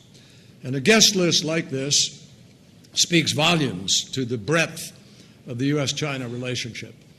In fact, I truly wonder if a relationship this close and this consequential was in fact foreseen even by Dr. Kissinger. He will tell you yes, during that first historic visit to Beijing 44 years ago. It's important to remember that in the not very distant past, U.S.-China ties were centered on a very relatively narrow set of bilateral and regional matters. But today, thanks to focused diplomacy on both sides, and I might add a very constructive and comprehensive set of discussions last night at dinner and through this morning with the President, through the leadership of President Obama and President Xi, our nations are now collaborating to tackle some of the most complex global challenges the world has ever seen. And we are, as you will learn today with the comments of the Vice President and the releases from the White House and our friends from China, the breadth of the memoranda of what is going to be engaged in coming out of this is sweeping. Today, our nations recognize that while our differences will undoubtedly continue to test our relationship, they should not, and in fact they must not, prevent us from acting cooperatively in other areas. The United States and China comprise 1/4 of the global population. We make up 1/3 of the global economy. We generate 1/5 of global trade. And when we're pulling in the same direction, we can bend the curve of progress in a way that few other nations on earth can accomplish. Now, that is true on a number of issues, but I have to tell you it has proven to be particularly true on something where only 3 years ago we were divided, and that is the issue of climate change. Together, the United States and China have an extraordinary opportunity to correct the perilous course that our planet is on, and which the Holy Father has spoken to so eloquently, most recently in his visit to Washington. As the Chinese proverb says, opportunity knocks at the door only once. I'm pleased to say that I believe both of our nations are now committed to opening that door, to taking advantage of the time that we have to act and to bringing about a cleaner, healthier, and more sustainable future for us all. Last year in Beijing, I was privileged to be with President Obama and President Xi when they jointly announced our respective ambitious post-2020 greenhouse gas mitigation commitments and called on other countries to come forward with their own ambitious targets. I've been active, I can tell you, in this fight all of my Senate career and even before, and I will tell you we were stuck until China and the United States came together, and that moment broke the veil of avoidance and got countries across the world to say, if they're serious, we need to be serious. It sent a clear message to the world that the time for excuses was over and that the roadblocks that have slowed us for too long can be removed. And over the course of the past year, we have continued to make progress and implement the targets that we announced last fall. I'm very pleased to say that the joint statement that our leaders is releasing today is again a major step forward. It sets forth a common vision for the final agreement describing our aligned views on a number of key negotiating issues. This is heading into Paris for the Paris negotiations in December. And it demonstrates a strong momentum in both countries on domestic climate policy, including our Clean Power Plan and China's commitment to green dispatch in their power sector. It breaks new ground on climate finance to help the most vulnerable nations be able to transition to low-carbon development, and it helps to actually build resistance to climate impacts in many nations, with China today announcing a $3.1 billion climate finance commitment commensurate with the U.S. pledge to the Green Climate Fund. So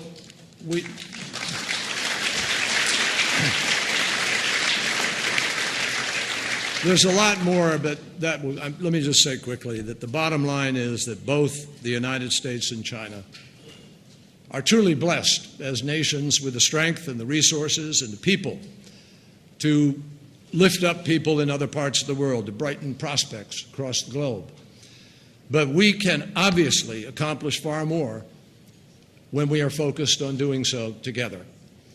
It's certainly true that the close ties between our nations would have, except for Henry Kissinger, been hard to envision years ago.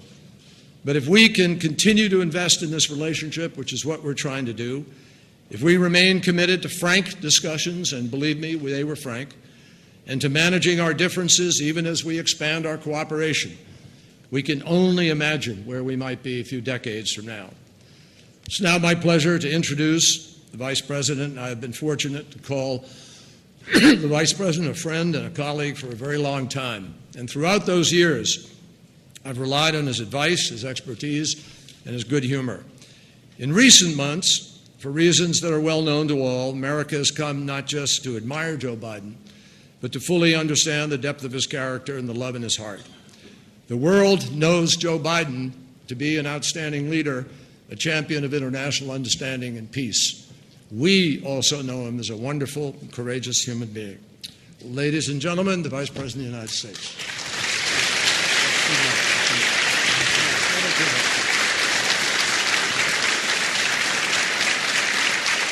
Thank you, Mr. Secretary. Thank you. Please. No. Please.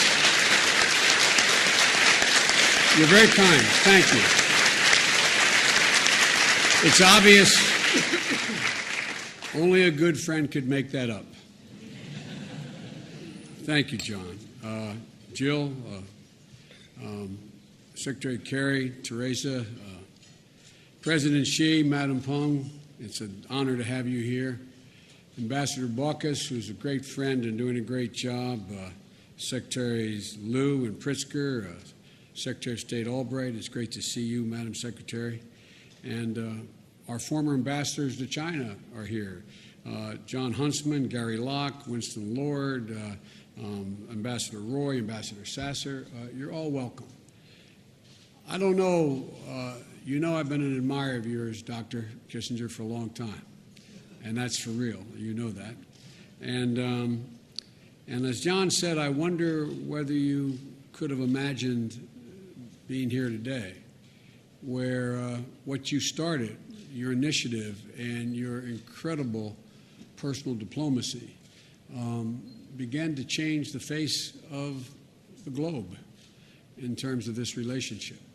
And I look out there today and we have leading members of the Senate and the House. We have great foreign policy experts who represent every element of our foreign policy establishment.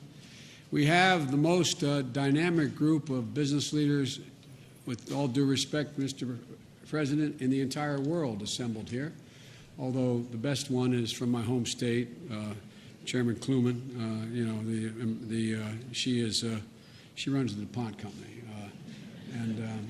And we have the nation's leading representative of American labor, a great, great friend of mine, Rich Trumka. And all assembled here for one reason, with a sense of optimism and an expectation that we'll be able to work through whatever differences exist and what those that will come forward. Secretary Kerry and President Xi have heard me say this before, and I sort of learned it from you, Dr. Kissinger. It's presumptuous to try to improve on Tip O'Neill, who said all politics is personal.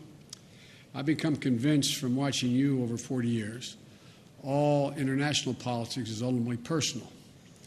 If you can't establish a personal relationship, you don't have to love one another, but you can't establish a personal relationship where you understand one another, it's awfully hard to get anything done. And more than 4 years ago, President Obama and President Xi decided that then Vice President, President Hu decided that then Vice President Xi and I should get to know one another. And so we did exactly that. I had the opportunity of traveling from Beijing to Chengdu and every other place in between with the hospitality of the president. We had more hours of dinners alone than I think he ever anticipated. And then I had the honor of hosting him here in the United States, in Washington and in Los Angeles. When he went to Muscatine, Iowa, I told him I couldn't go. But I should have gone. He went. And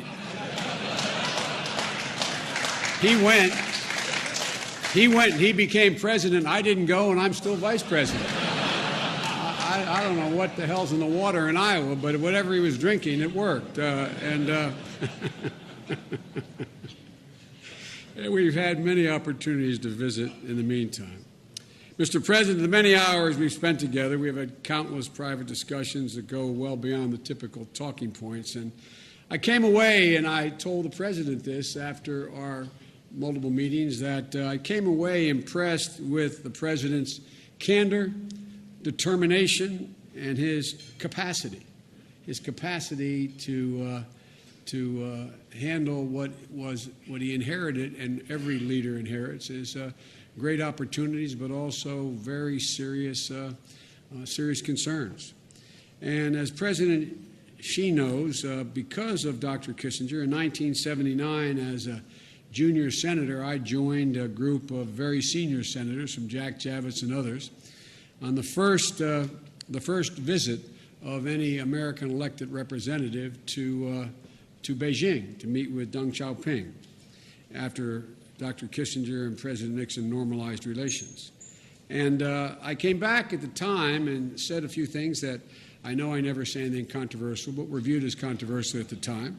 I said that a rising and peaceful China could be and should be a very positive development in the world, and that I saw no reason back in 1979, and I see no reason why, ultimately, we could not work together, because the ultimate interests we have are not dissimilar. Then, as now, I recognize that our two countries had clear disagreements, and we will continue to have them. This is not a new phenomenon, but the animating logic of our relationship is also not new. Both sides accept that we each gain more from working together than our interest, and where our interests align, than working alone, by addressing the differences candidly. And as John said last night, we kept the poor president up very late, and we went very long, and we had very, very candid discussions, the President, President Obama and President Xi, because we're of the view, the President and I and the Secretary, as I believe President Xi is, that that's the way we should deal with one another. So there's no misunderstanding.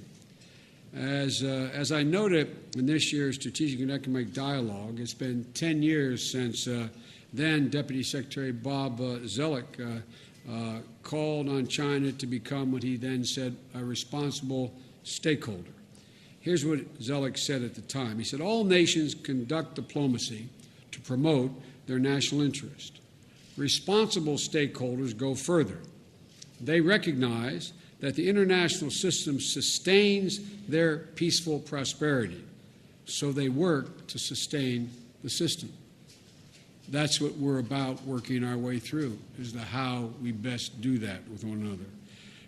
Since President Xi has assumed the presidency of China, he and President Obama have met 6 times, establishing their own close personal relationship as well, because both our presidents are convinced that the U.S.-China relationship will be the defining relationship of the 21st century. President Obama feels that very strongly, and I know the President of China, President Xi, does as well. We're still going to have differences. We have differences with our closest allies. But we've made much progress, from curbing Iran's nuclear activities to aligning our climate change goals, as John had spoken to in more detail, to, I predict, lead the world in the first really serious international effort to deal with climate change. And today we're announced progress on several other areas, including strengthening our military-to-military relationships, which have already been strengthened but deepened even further today, and expanding our cooperation on international development. And even as this cooperation contributes to our efforts to be responsible stakeholders, we also have to be responsible competitors, working together to sustain a level playing field that is fair and transparent. President Xi candidly spoke last night about actions the United States takes that impact on public opinion among his people in China. President Obama spoke candidly about actions that China takes or doesn't take that impact upon American public opinion's attitude toward China. We both understand that what our peoples think as well is equally as important as what our leaders think. And we talked about the need to protect our companies from cyber theft and commercial espionage, respecting and strengthening international law, promoting free and fair markets, and upholding the rights of women, minority, journalists, civil society, and religious leaders. It was a very, very open and candid discussion. We continue to have serious concerns about some of China's actions, as they do ours. In such areas for us as cyberspace, maritime security, economic policy, human rights, that are preventing our relationship from reaching its full potential. But the commitment was we would work very hard to work through it, to see the Chinese perspective and for them to see ours. And the fact of the matter is that, as Secretary of State knows, I never presume to tell another leader what is in his or her interest.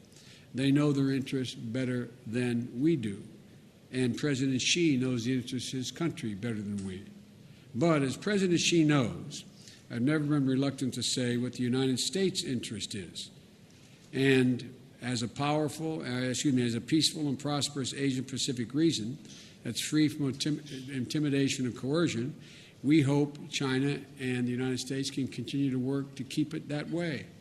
China has made remarkable strides in the past 20 years, lifting 500 million people out of poverty. And as the President last night was talking humbly about their prospects, I pointed out that I thought that their projected progress between the next 10 years was going to be met and exceeded. This is a great achievement, and there's much more to come.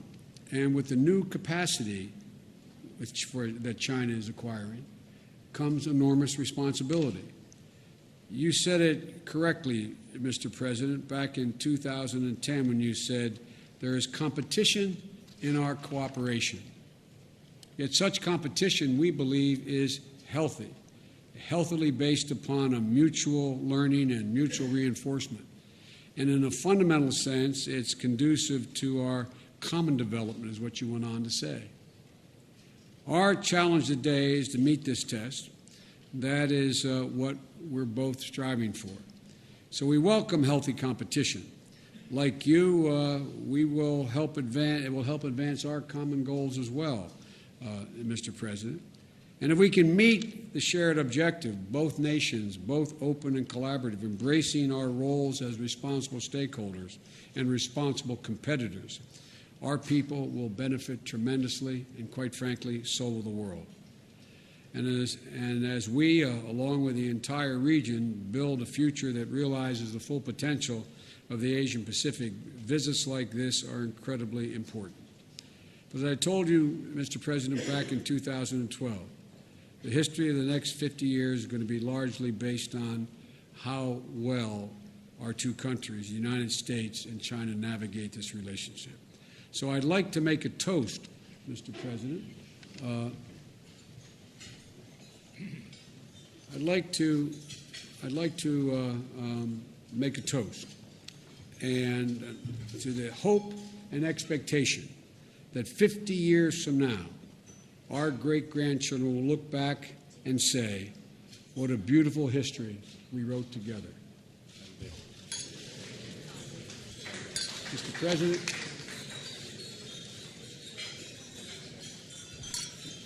the podium is yours, Mr. President.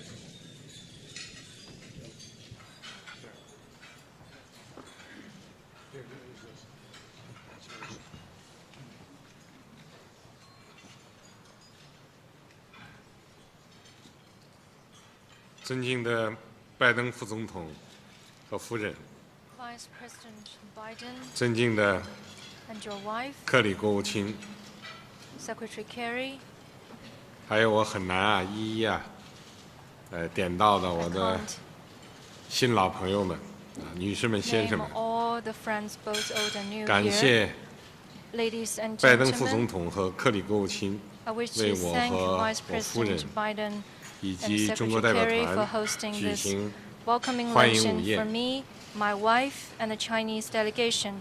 拜登副总统是我的老朋友了，我可以这么称呼 To 吧。 me, Vice President Biden is an old 这个因为 friend. 我们这个有来有往的，互相邀请啊，到各自国家 And 去 we have interacted 访问 with each 啊，我 other 们 so 在一 much, 起也有 and 长达 we visited 10 each 几个 other's 小时的 countries, 深入 and 交 we 换意见 spent。more than 10 hours together exchanging 克里国务 views. 卿呢，也都是我们的老熟人了 And。Secretary Kerry is also our old 在座 friend. 的许多人士呢，都是中美关系的直接的参与 And 者， I have also seen 贡 many 献者， familiar faces in 很 this 多也都 room, 是老相识了。 friends who have made 老友 direct 重逢， contribution to the growth of 这在中国人 China-US 看来啊， relations. 是一件很值得高兴的 It 事 is 情。 such a delight to see old friends 借此 again. 机会呢，我要向你们，并通过你 Let me 们， take this 向 opportunity 长 to 期以来 express 为中美 sincere 关系发展 appreciation 付 to all 出 of 辛 you 勤努 and 力 through you 的 to 美国 American friends 各界朋 from 友 all walks of life 表达 who have 诚 long 挚的谢意。 dedicated themselves to China-US relations. 今年呢是世界反法西斯战争胜利70周 This 年， year marks the 70th anniversary 也 of 是 the 中国人 victory 民 of 抗 the 日战 World 争胜利70 Anti-Fascist 周年。 War and the victory of the Chinese 70年 People's 前 War of Resistance against Japanese 中美两 aggression. 国并肩作战， 70 years 共 ago, 同抗 China and the 抵 United 抗法 States 西斯 fought 侵略 side， by side against 捍 the 卫了 fascist 人类和 aggression 平、 to 自由、 defend the 正 cause 义， for peace, 涌 freedom, 现出许 and 多可歌可 justice. 泣的感人故事。 Many touching stories have been left behind 1932 and 年 are 的 still 2月， being told today.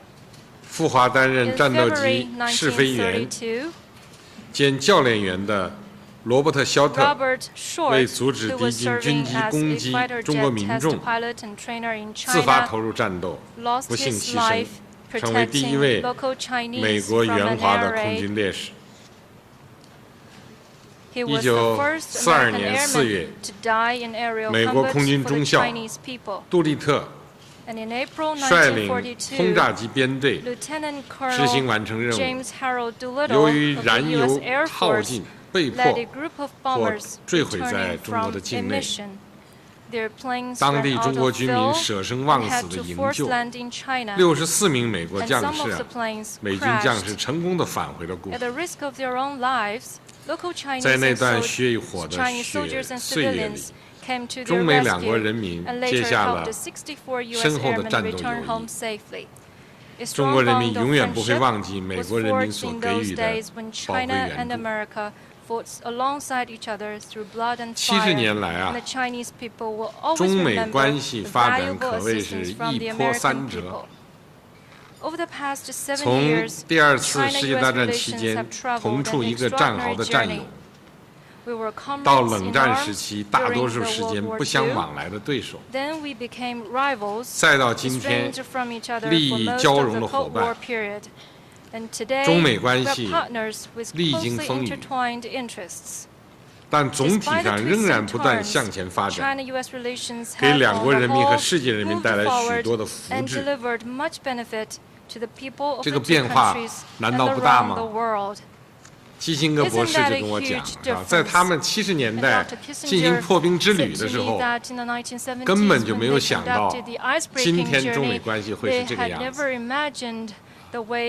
当时只不过是解决一些眼前的战略问题，但是没有想到如此之交融。同时，他也讲到了，当时也根本没有想到中国经济社会会发展到今天这样的情况。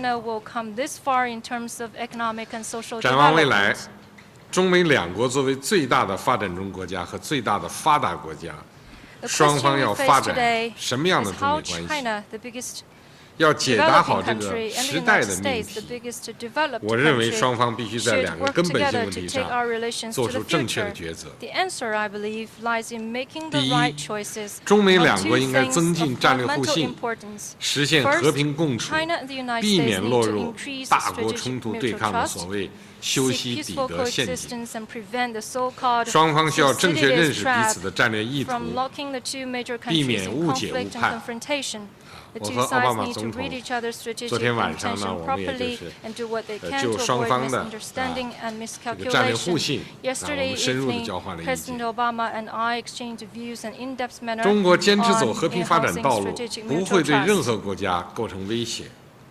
中方真诚希望同美方共同发展、共同繁荣，也期待美方做出同样的选择。实际上，现在也是这样做的。第二，中美两国应该共同做大合作的蛋糕，更多更好地造福两国人民和国际社会。这需要双方聚焦共同利益，释放合作的潜力。中美应该在经贸、两军、执法、能源、人文等领域继续加强务实合作，让两国人民生活更美好，交流更便利。双方还应该推动解决伊朗核、朝核、阿富汗等地区问题，合作应对恐怖主义、气候变化、流行性疾病等全球性挑战，为世界和平稳定发展贡献更多的力量。当然，刚才拜登副总统和克里国务卿都讲到，中美之间仍然存在着差异和不同，这不应成为两国冲突摩擦的根源，因为差异和不同将长期存在。而应该成为双方交流互鉴的动力。只要双方从大处着眼，相互尊重、平等协商，就一定能够建设性管控，不断地缩小甚至化解分歧，确保两国合作大局不受大的干扰。我高兴地看到，我同奥巴马总统从2013年安娜伯格庄园会晤到2014年瀛台夜话，再到这次呢，在布莱尔国宾馆和白宫的深入沟通，都坚定致力于构建中美新型大国关系。在这一共识的指引下，这次访问达成了丰硕的成果。在中美投资协定谈判、两军互信机制建设、扩大人文交流、应对气候变化、加强多边事务协调和合作等方面，取得了新的重要的进展。这再一次向世界明确发出了中美加强合作、共赢挑战的积极的信号。女士们、先生们、朋友们，心灵的沟通永远是力量之源。中美关系发展离不开两国人民相互理解和支持。访问期间，中美双方对合作表现出的诚意和热情，美国人民对中国人民体现的友好情谊，使我对中美关系前景充满了信心。包括昨天晚上，奥巴马总统在谈到中美关系所做出的那种力求理解中方的那一番诚意，也令我十分的感动。我们今天所在的富兰克林厅刚才克里国务卿为我们做了介绍，是以美国开国先贤本杰明·富兰克林的名字命名的。富兰克林先生同中国颇有渊源，他很推崇中国伟大的哲学家、思想家、儒派的创始人孔夫子。他向美国民众积极介绍孔子的道德哲学。他曾经说过，活力加毅力能够达成一切目标。中国也有这样的一句古话，它叫做绳锯木断，水滴石穿。我相信只要我们双方携手努力，锲而不舍，就一定能够不断地开创中美关系新局面，更好地造福两国人民和世界人民。最后呢，我提议我们为中美两国人民的友谊 to 为中美 friendship 关系更 between 加 the 美好的 Chinese and 明 American 天， people, to 为 give 拜 a 登 better 副总 tomorrow 统 for 和 China-US 夫人 relations, 克里 and to 国务 the 卿 health of Vice 和在 President 座的各位 Biden, 朋 the 友的 wife, 健康 Secretary Kerry, 干杯 and！ all friends present. Cheers.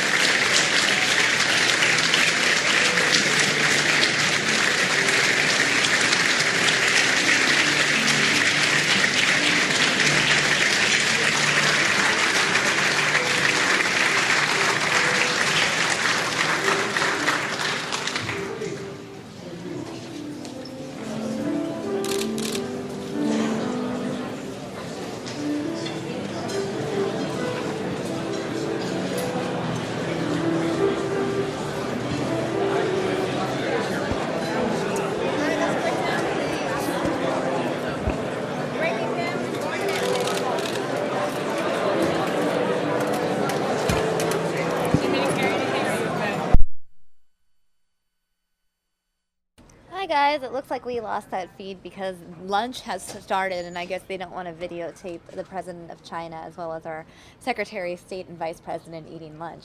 So I guess we're not going to be able to watch that, unfortunately. I want to give you a quick look at New York City right now. As you know, we are bringing you continuous Pope coverage here on News Now. Looks like everyone is getting ready. The Pope is scheduled to hold Mass at Madison Square Garden this evening. It's scheduled for 6 p.m. New York time, 3 o'clock here. We will be carrying that live here on News Now, so just wanted to give you a heads up in terms of what to expect in the future.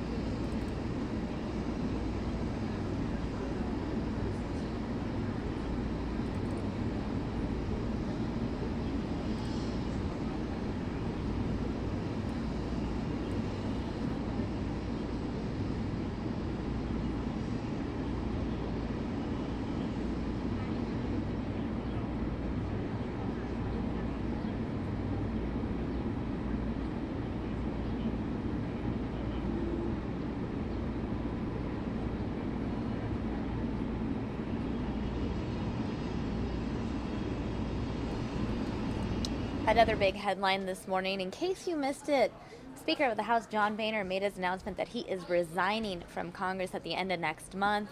It was a pretty big deal given the attention that Boehner was getting yesterday in D.C. He was seen, tearing up as the Pope spoke to Congress. And he had a private meeting with the Pope yesterday, and there's a lot of speculation as to whether that meeting with the Pope influenced him or not. Even during the press conference that he held at 10 o'clock, reporters were asking about the Pope and whether it played a role, So we got this story from Fox National. I'm going to go ahead and pull this up for you guys right now. Those of you who missed the announcement the first time around may just be joining us now, don't know anything about Boehner's resignation. Maybe you don't even know about Boehner himself. I'm going to play this story for you, and I'll be back with you guys in a minute and a half.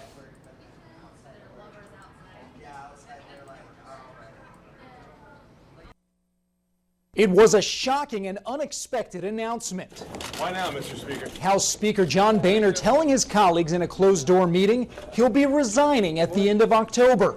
The announcement is sparking a mad dash from Capitol Hill, with stunned lawmakers refusing to answer questions about the Speaker or to say whether they'll be running to replace him. I'm not going to be here to vote on the next Speaker, but that's up to the members. Boehner steps aside as opposition from conservative lawmakers intensifies. He's been under pressure to find a way to defund Planned Parenthood without shutting down the government, and faced a formal challenge to his leadership, the first time in 100 years that's happened in Congress. He's somebody who understands that in government, in governance, you don't get 100% of what you want, but you have to work with people who you disagree with. Boehner says he made the decision late last night following an emotional day with Pope Francis on Capitol Hill. Majority Leader Kevin McCarthy, the #2 Republican in the House, wasn't even informed of the decision until a minute before the announcement. Now attention turns to Boehner's replacement and a possible fight between various factions of the House Republican caucus. As somebody who once built a majority which took years, it's very hard to put together an absolute majority. And I think that's what we're going to see over the next few weeks. Boehner says he originally wanted to retire at the end of last year, but an unexpected primary loss by former Majority Leader Eric Cantor pushed back those plans. In Washington, I'm Garrett Tenney, Fox News. Now you may be wondering how other politicians are reacting to the news of Boehner. Well, Fox News did send us some clips. Looks like I have Marco Rubio reacting to Boehner's resignation. Let's hear what Senator Rubio had to say. They're so consequential. These issues are so generational that people cannot help but ask, how can it be? How can it be that we sent a Republican majority to Congress, and yet they're still not able to stop our country from sliding in the wrong direction?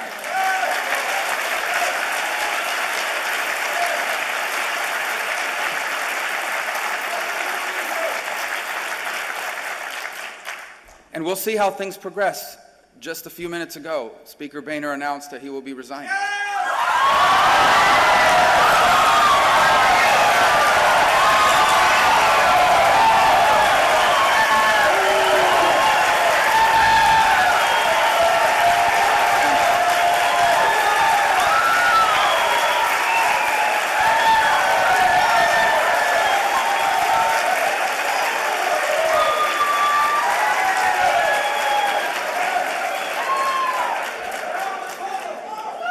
And with all due respect to people that serve in government, it is important at this moment. With respect to him and the service that he's provided to our country, it's not about him or anybody else, and I'm not here today to bash anyone. But the time has come to turn the page. The time has come to turn the page and allow a new generation of leadership in this country.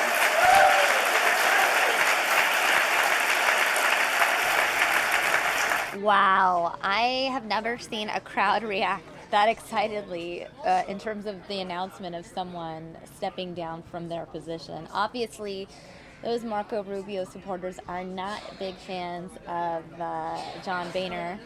As Ron and I sort of recapped, as well as what that reporter said previously, Boehner faces a lot of opposition from within his own party, and it seems like maybe it was just too much to deal with. Yeah. Let's see. Landon Michael saying someone is happy. Geez, absolutely. That reaction was crazy. We also have Senator Ted Cruz commenting on Boehner's resignation as well. So let me pull that clip up for you. Give me 1 second while I go ahead and find it. There it is. And I'm going to play this for you now. Entire life, and so it's really an honor to have him here to be able to talk about religious freedom.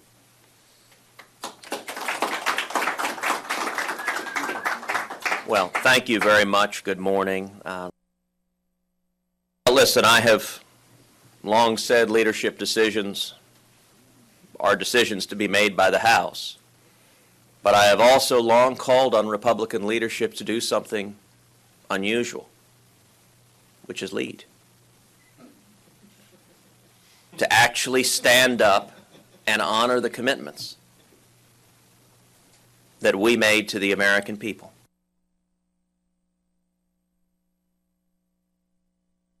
I've privately urged them, look, stand up and lead. I will sing your praises. I would be thrilled to appear at a press conference and talk about the brave, courageous, principled John Boehner and Mitch McConnell, if they would simply act in a way that I could say that truthfully. Obviously, Ted Cruz speaking very passionately about that as well. Last but not least, we have Nancy Pelosi reacting to the news.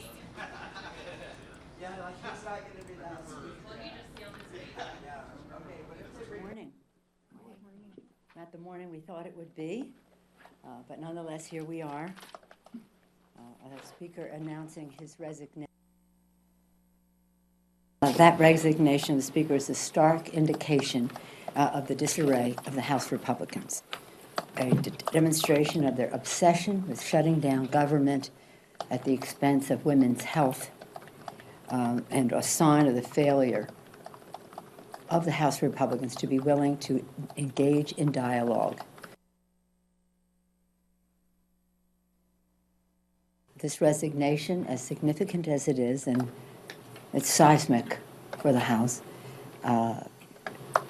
does not undermine or diminish the afterglow of His Holiness Pope Francis's visit to the Congress yesterday.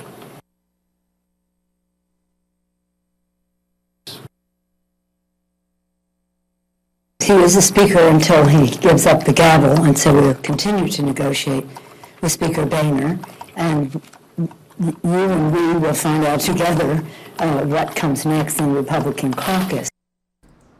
The audio at the end of that clip was a little overmodulated, but that was Nancy Pelosi's reaction to the news of Boehner's resignation. One of the things she mentioned, obviously, was the fact that the Pope spoke to Congress yesterday. Boehner met with the Pope yesterday, and that is my transition to now talk about the Pope and the fact that the Pope is in New York City right now. As you can see, this is New York City, streets blocked off, people already waiting, hoping for a glimpse of the Pope. Pope scheduled to hold Mass at 6 p.m. New York time, which is 3 o'clock here, so in about 3.5 hours. Obviously very exciting for people to possibly witness the Pope in person. As for the Pope's visit, I do have a few clips here from Fox National regarding the Pope and his visit to New York City. So let me just go ahead and pull them up.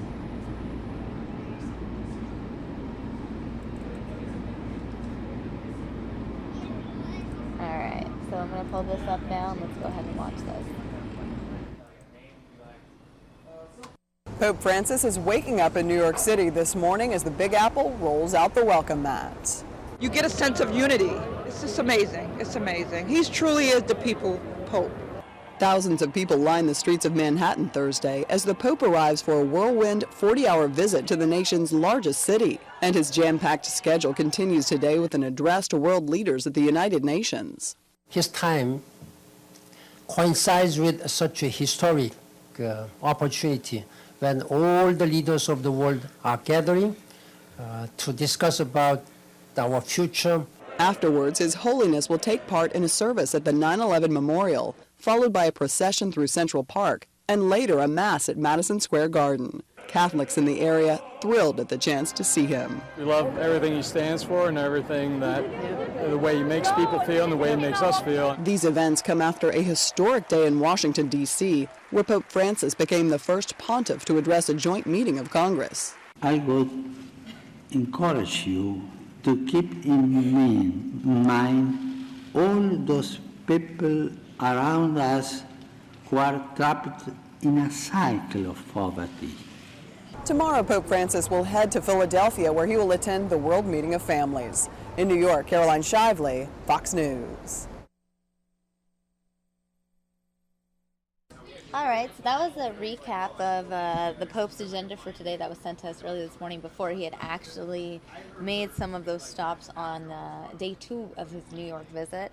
I'm going to play some video for you guys now in case you missed it the first time around. Here is a clip of the Pope arriving at the UN.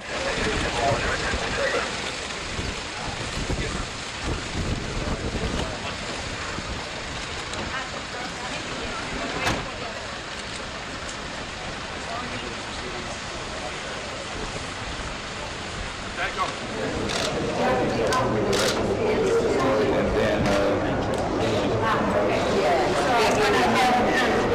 don't see the Pope yet. It looks like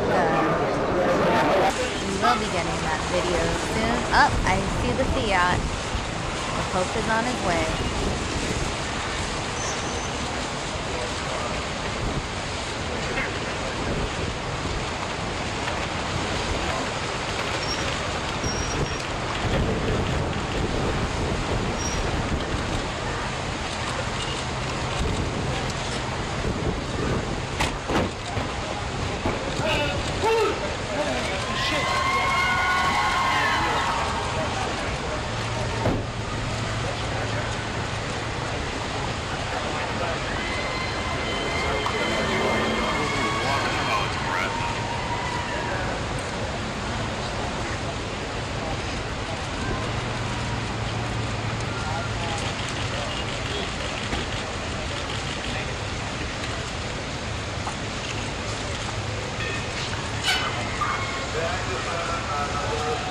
Again, this is the Pope arriving at the UN. He arrived there at 8:30 in the morning New York time, so about 5:30 in the morning here in Arizona.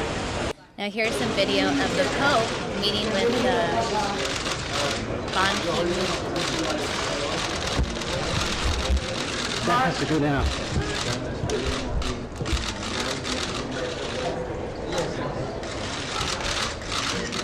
Ban Ki-moon is the Secretary General of the United Nations. Looks like this morning they were heavily photographed at the UN prior to the Pope speaking at the UN.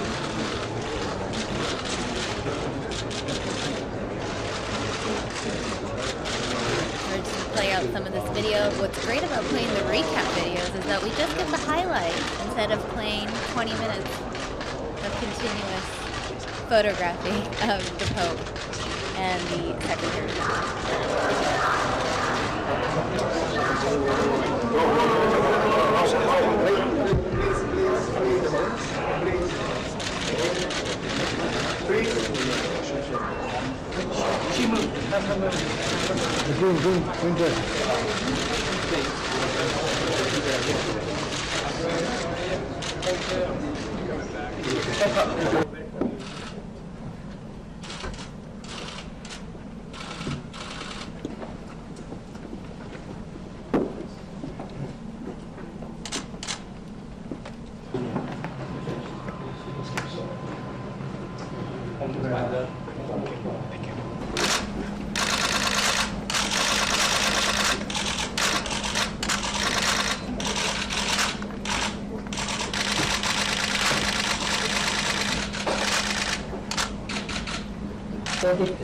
Secretary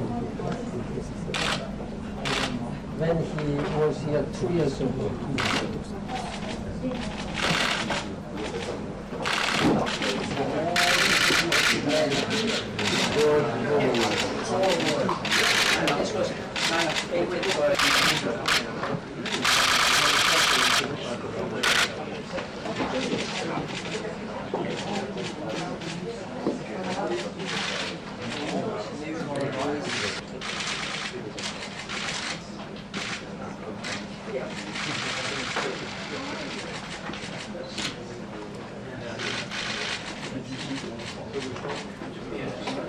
Alright guys, now I'm going to play some video of the Pope arriving at the General Assembly. So let's go ahead and watch as he walks from one room to another within the UN building in New York City.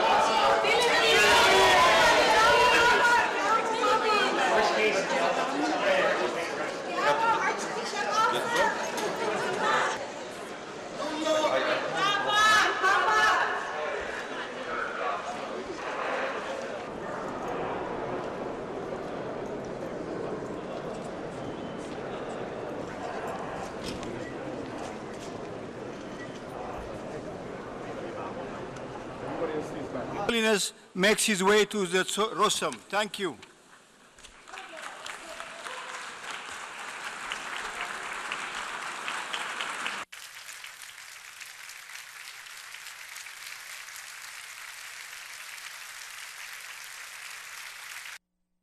Que la acción política y económica solo es eficaz cuando se la entiende como una actividad prudencial, guiada por un concepto perenne de justicia y que no pierde de vista en ningún momento que antes y más allá de los planes y programas hay mujeres y hombres concretos, iguales a los gobernantes, que viven, luchan, sufren y que muchas veces se ven obligados a vivir miserablemente privados de cualquier derecho. Hombres y mujeres concretos puedan escapar de la pobreza extrema, hay que permitirles ser dignos actores de su propio destino. El desarrollo humano integral y el pleno ejercicio de la dignidad humana no pueden ser impuestos. Deben ser edificados y desplegados por cada uno, por cada familia, en comunión con los demás hombres y en una justa relación con todos los círculos en los que se desarrolla la socialidad humana, amigos, comunidades, aldeas, municipios, escuelas, empresas, sindicatos, provincias, naciones. Los organismos financieros internacionales han de velar por el desarrollo sostenible de los países y la no sumisión asfixiante de estos a sistemas crediticios que, lejos de promover el progreso, someten a las poblaciones a mecanismos de mayor pobreza, exclusión y dependencia. La labor de las Naciones Unidas es un requisito indispensable para obtener el ideal de la fraternidad universal.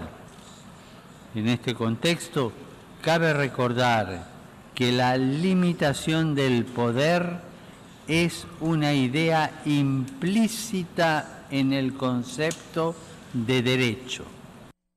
Por un mundo sin armas nucleares, aplicando plenamente el Tratado de No Proliferación en la letra y en el espíritu, hacia una total prohibición de estos instrumentos. All right, prior to the Pope making this speech at the UN, which, by the way, when we played it the first time around this morning, we did have a translator, so I'll be able to play the version with the translator perhaps a little bit later on. These are just highlight clips sent to us from Fox News.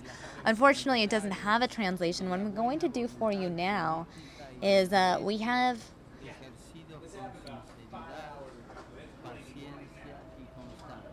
some video, more video of the Pope at the UN.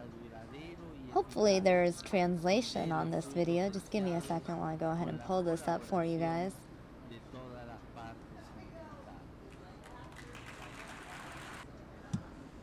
And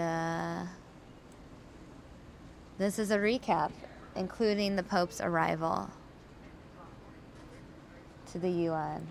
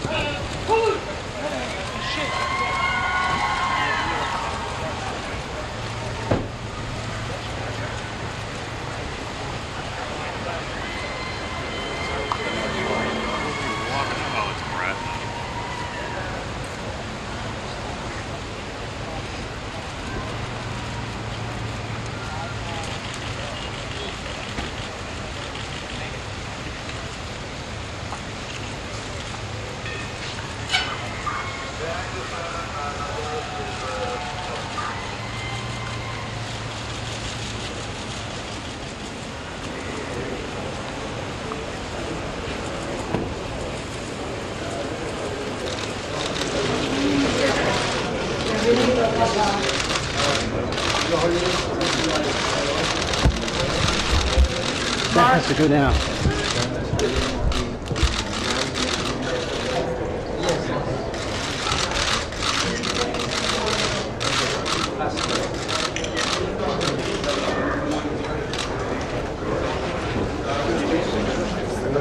Bienvenido, bienvenido. Bienvenidos al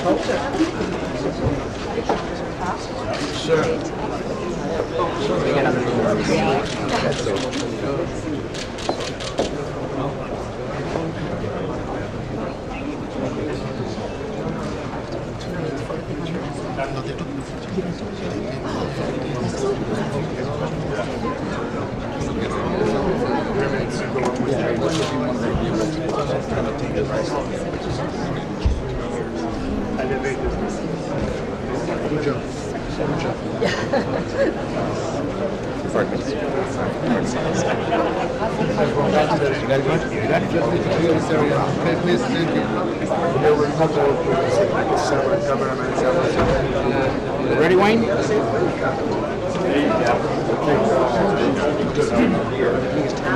Yeah, no, I was just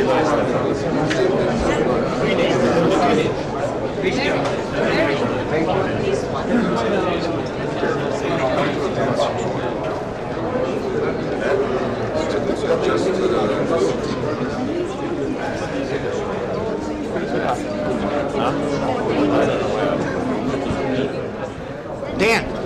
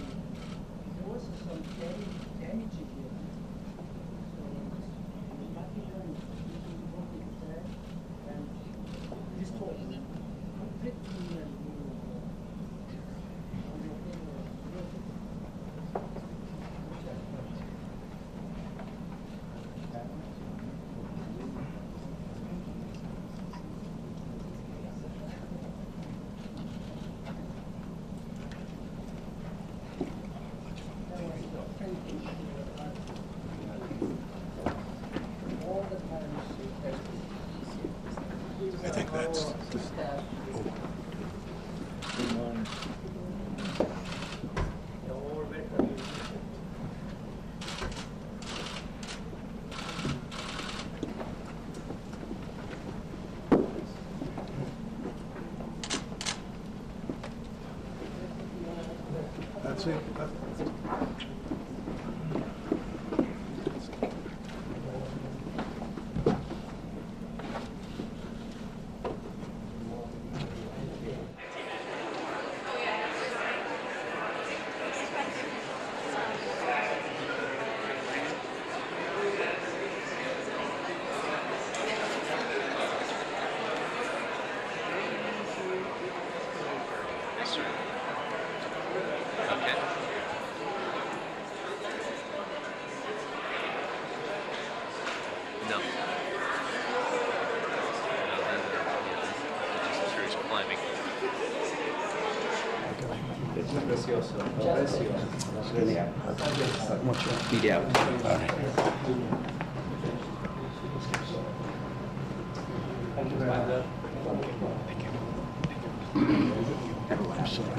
Thank you. Thank you.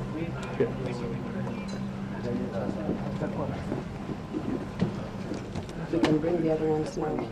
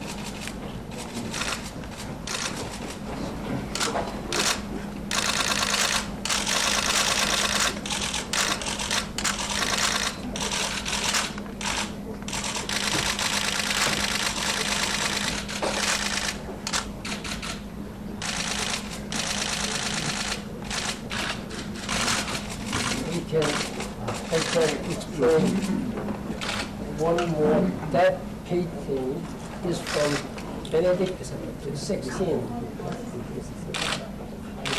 when he was here 2 years ago.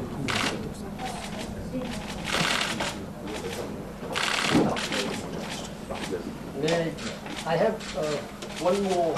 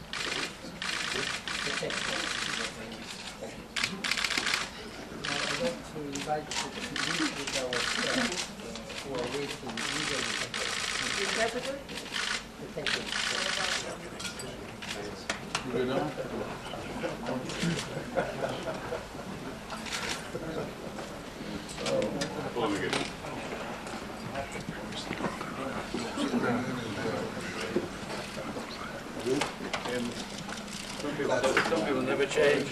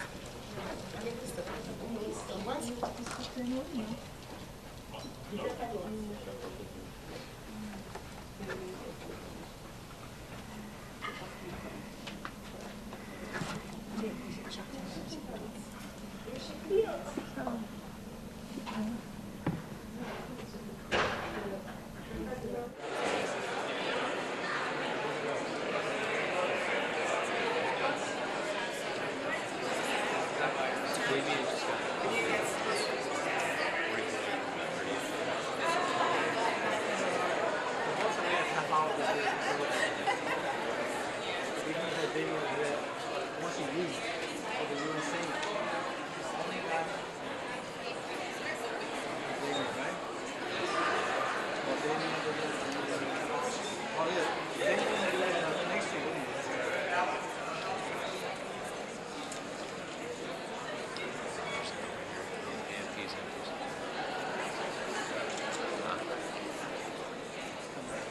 you don't want me shooting back towards you later? Just wait. Oh, they are.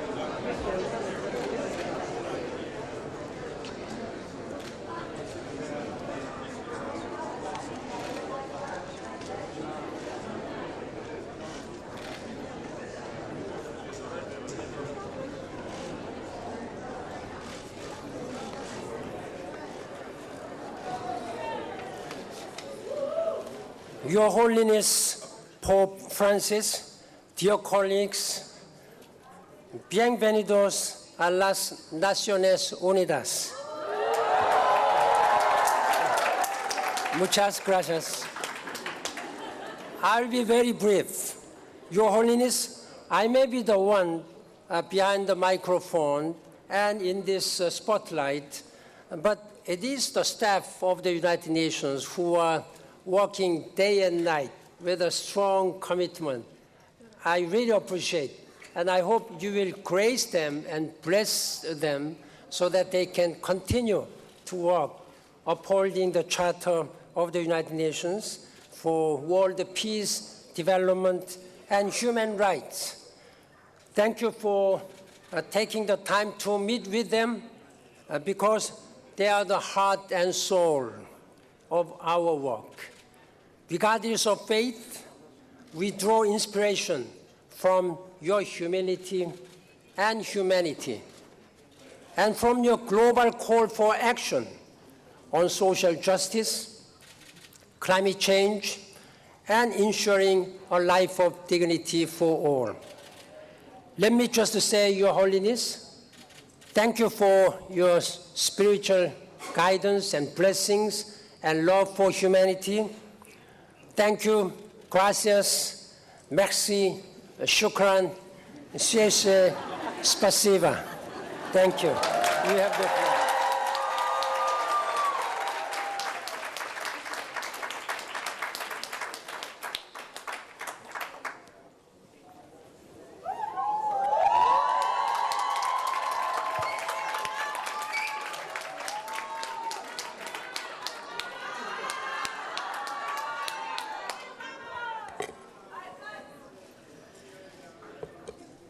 Dear friends, good morning.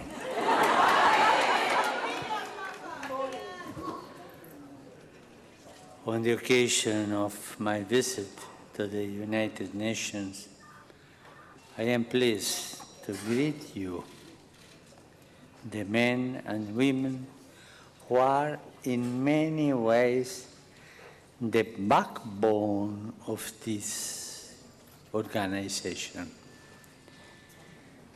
I thank you for your welcome, and I am grateful for all that you have done to prepare for my visit. I would ask you also to offer my greetings to the members of your families and to your colleagues who could not be with us today because the lottery.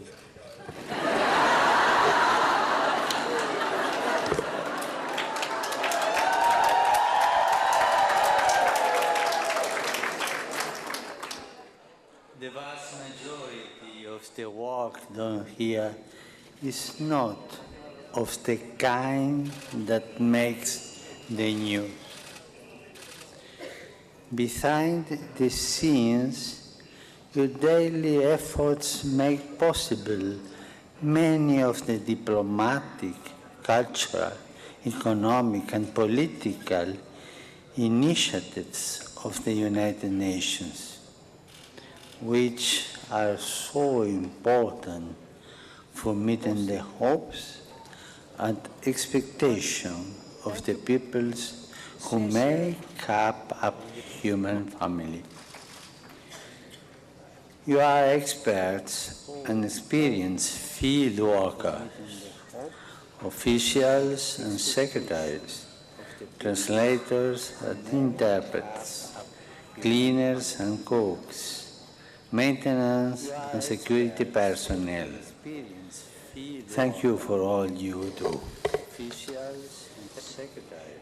Your quiet and devoted work not only contributes to the betterment of the United Nations, it also has great significance for you personally, for how we work expresses our dignity and the kind of persons we are.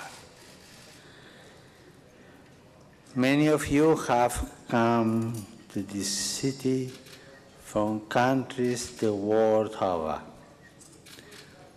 As such, you are a microcosm of the peoples which this organization represents and seeks to serve. Like so many other people worldwide, you are concerned about your children's welfare and education.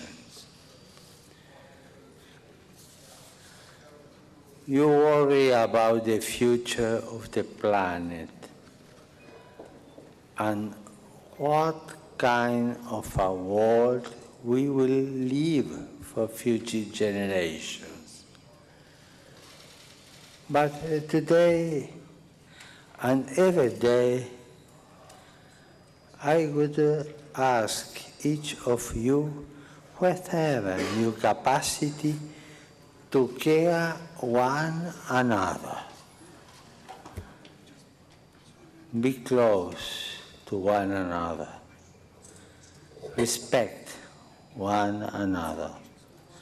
And so, embody among yourselves this organization's ideal of a united human family, living in harmony, working not only for peace, but in peace, working not only for justice, but in a spirit of justice.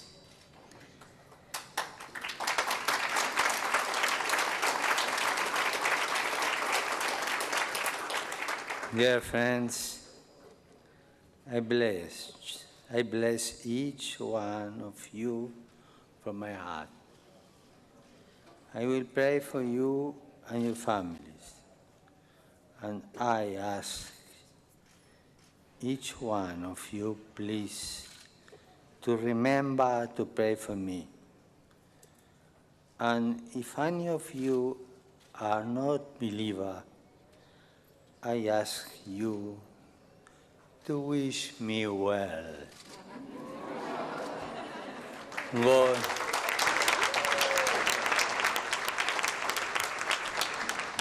bless you all.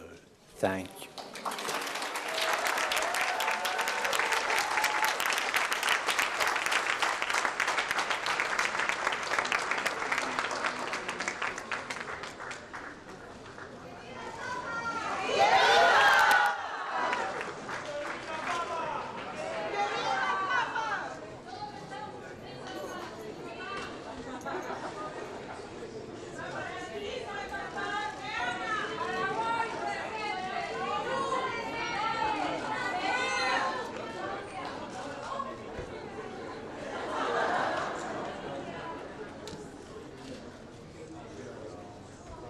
Ladies and gentlemen, we will now have a moment of silence for the fallen staff members while His Holiness and the Secretary General lay a wreath.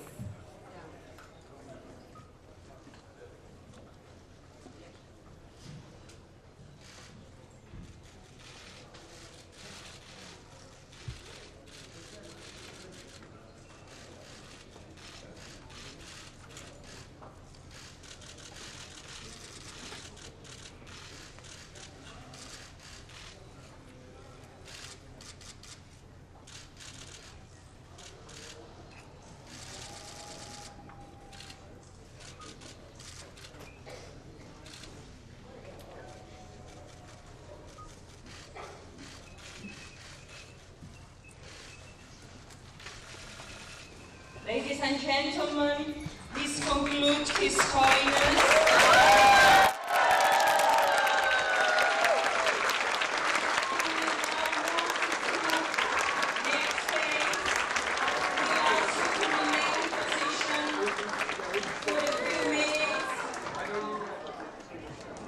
Thank you very much.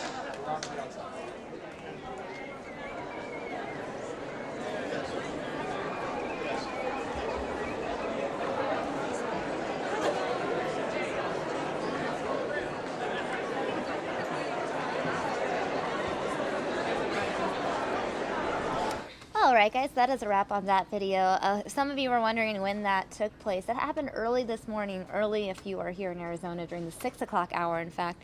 So our studio rolled on it, recorded it, and I was able to play it there for you guys now for the first time.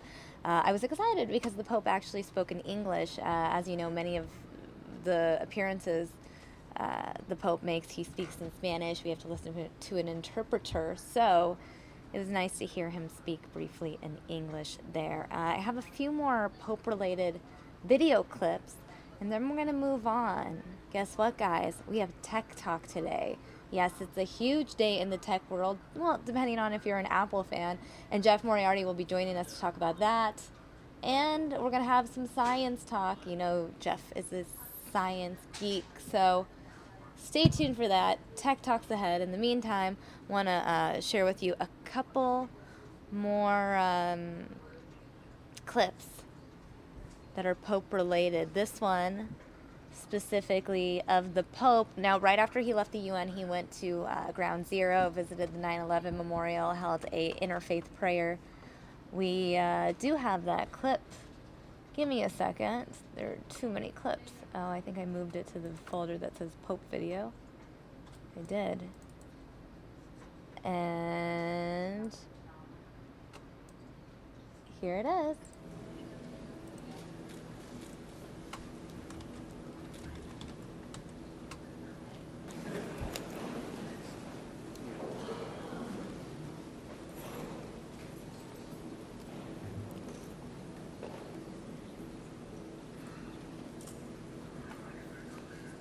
Dear friends, I excuse myself for not speaking English. I cannot. Me produce distintos sentimientos. I have many different feelings. I'm moved Estar en la zona cero, by being here at Ground Zero, donde miles de vidas fueron where arrebatadas thousands of lives were en taken un acto insensato de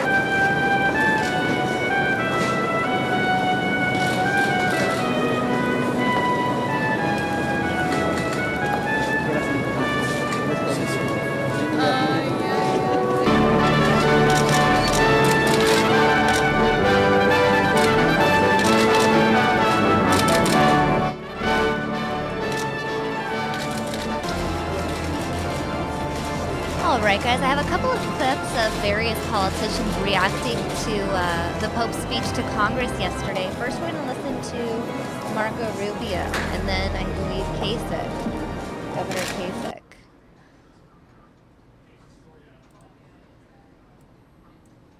That was a key moment in the speech, I thought, at the beginning. It reminded us of our heritage as a nation of immigrants, of people that come from all over the world.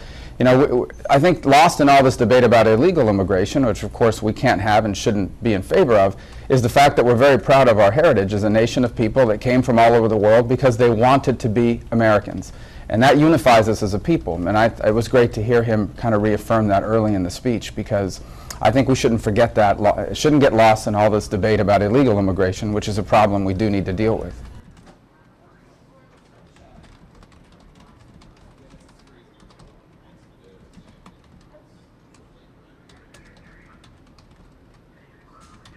Beyond it, I think it's important to remember in all this coverage that the Pope is not a politician. He is a pastor. He is the leader of the Roman Catholic Church and an influential Christian leader on the planet. And what he's trying to do is create dialogue and bring people to talk through the issues that we're facing, but most importantly, to bring people to Christ. I mean, that is what he is trying to do, and in that process, he's not just trying to proclaim the gospel.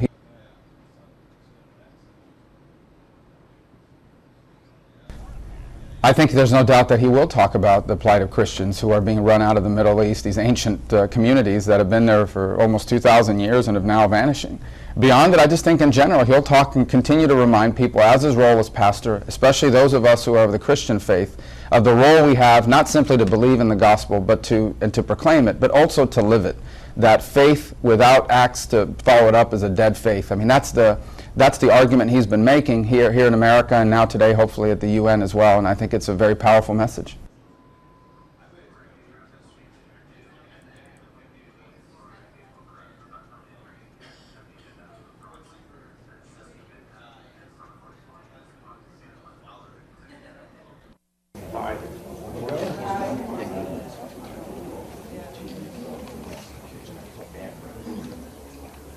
Some group.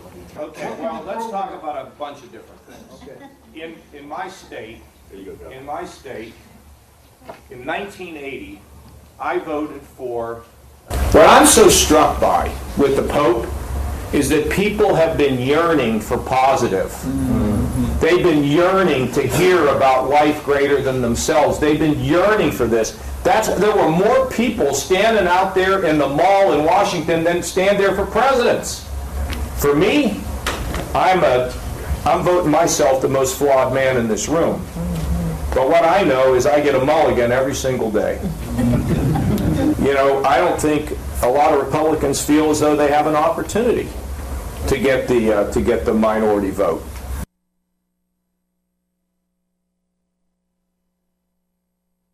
he really rose to the occasion and gave a speech that transcended politics.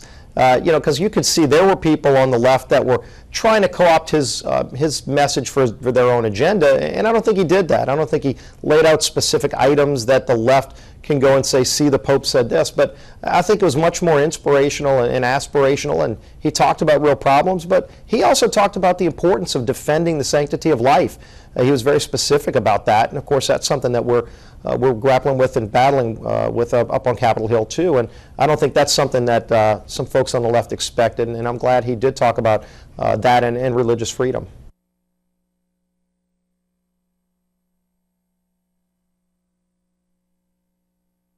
It seemed like he didn't want to get into specific policy, but I do think he wanted to address topics and start a deeper discussion where I think this country needs to have a deeper discussion about the sanctity of life. And clearly, the Pope has said over time that he's opposed to abortion, and I think this is something extra that helps put this on the table for more people to talk about that aren't yet, but he did it in a way that invites people into this discussion. All right, guys, now we're going to lighten things up. A pizzeria in New York has made a Pope Francis pizza. They heard that the Pope wanted to get a slice of pizza while he was in New York City, and this is from Bleecker Street Pizza.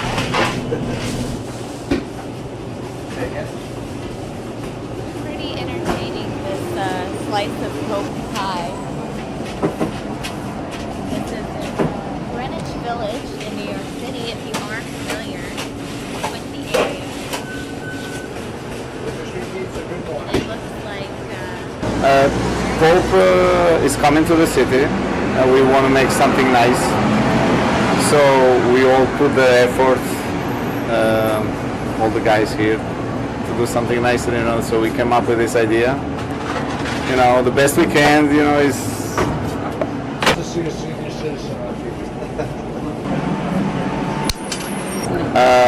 The pizza they got tomato, ricotta, mozzarella cheese, anchovies, peppers, tomato, and everything is fresh ingredients,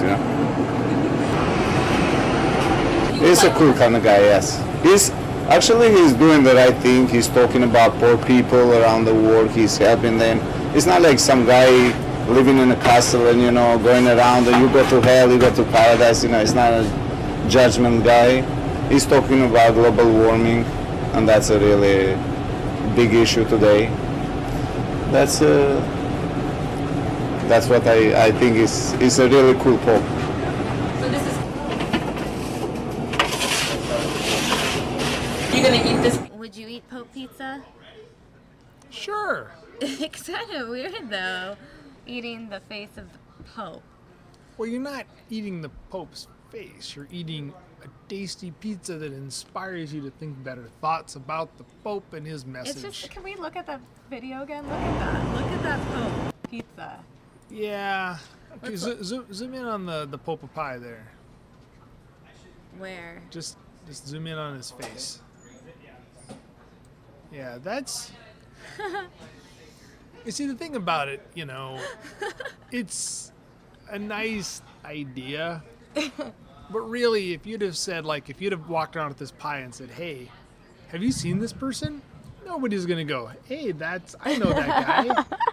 I know him. I saw him in Rome the other day. If it wasn't for the hat and everything else. It's not a good likeness. Not a good likeness. It's kind of like when the sketch artist had to make Tom Brady in Gord. Oh, yeah. In Boston. See, now that would be very, very difficult. Instead of the sketching in a trial, you get pizza material, and you have to sketch what's going on there on the pizza. That's extremely advanced technique. All right, well, that's enough It's of Pope pizza, but you have a couple other interesting, more lighthearted Pope-related stories, so I wanted you to touch upon those before we continue with Tech Talk. Well, I have one. Well, I guess there's two lighthearted Pope technically. related stories. Okay, and then I've got two other ones. So, unless you've already talked about the breakfast one, no, okay. You ponder it. You loved it. I told you earlier, and you were like, "Oh, it's brilliant." Oh yeah, no, I didn't. There we go. Didn't you? Okay. So first up, Pope related. The Pope is releasing his own album. Isn't that amazing? And it's not just an album of like inspirational speaking or prayer. Right.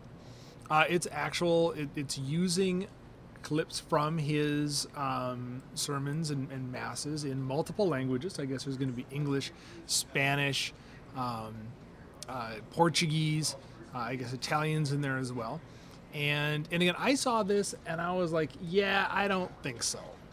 So there's music behind it. That's the whole thing. Yeah, they partnered up with, I think it's Believe Digital, which is a record label, and they're putting together putting the music to it. So it's not like he's out there singing. You're not going to see the Pope, at the mic, rocking it out. But the songs it's going to be his voice, and this label took the music, and they're making a whole album of things where the Pope is basically singing the song. So, yeah, and the first one I think is called Wake Up, Go Forward. And again, I thought this was a joke. I thought this was, because there have been more than a few goofy stories about the Pope this week. But this one actually comes, I traced it back to Rolling Stone, and I'm like, there is no way this is real, and it absolutely is. Huh. Yeah, apparently there are 11 tracks on the album. They range from pop to rock to Latin sounds, and some of the album's proceeds will be donated to a support fund for refugees. Which is exactly what you would expect, and I don't know, I would assume we can't fully play this music. Yeah, I'm assuming if we can't play music on here, we probably can't play that music. Yes, because not only do you get sued, but it's probably a sin, and I've got enough issues in that department as it is, thank you very much. So, but I thought it was fantastic. I mean, this is, the Pope is an individual, kind of like John Paul was, who reaches out through many media to different people in different ways. And I'm sure this was something he had to, I'm not sure it was his idea, but certainly had to approve. And my understanding is he was a musician in his youth, and I know he liked to tango and stuff like that. So this is very much in line with things that he was a fan of. So would you listen? Did I listen? Would you listen? Would I listen to it? Put the Pope's album on your iPhone? I mean, I would listen to it here at work just because I feel like it's a news story and I should listen to it, but I don't know if I'm going to be rocking out to the Pope's album. Mostly because if it was all in English and I could understand what he was saying and I could actually be inspired, I would. But without the translation, it's... Well, I mean, I'm not gonna have the you same can enjoy music. I'm a big fan, actually. But it's not. Is it about the music? See, I'm more into the lyrical element of it. So. Well, there's. I listen to some Brazilian music where I can't understand the lyrics, but the rhythm and the beat and everything of it I find fantastic. There's some. Is it the Anglican monks? Like chant. That album is amazing. It's beautiful, beautiful. I can't speak obviously the Latin that they're talking about there. Taylor Swift, I can't understand a thing that comes out of her mouth, and a lot of people like her music, so I think it's a lot of similarities there. All right. Well, Rachel says she wouldn't listen. In all honesty, Dan in Florida saying no Pope raps. No. Rachel saying this does sound like a joke. But yeah. And then there's was that all our Pope stuff? No, there's one more Pope thing. Yeah, so apparently some person that I'm going to declare to be a mild genius, and I think we've got one of these stories on our website on fox10phoenix.com. We've got it up now. I know we post on our Facebook page if you have trouble finding it, because there's a lot of Pope stuff on our page right now. So somebody took a wax figure of the Pope. Oh my gosh. Put it in a car and started driving around New York City with the Pope hanging out like this, like he was waving, just driving around. Oh, and did you see Corey McCloskey versus the Tuba? I haven't been able to watch it. We'll have to get to that yet. I know you've been pinned down up here. There we go. This is so good. Yeah, so go ahead and while she's bringing that up. So they got this convertible and ran around town with this wax figure of the Pope. And to say that it caused some chaos is putting it mildly. Wow, that's really good.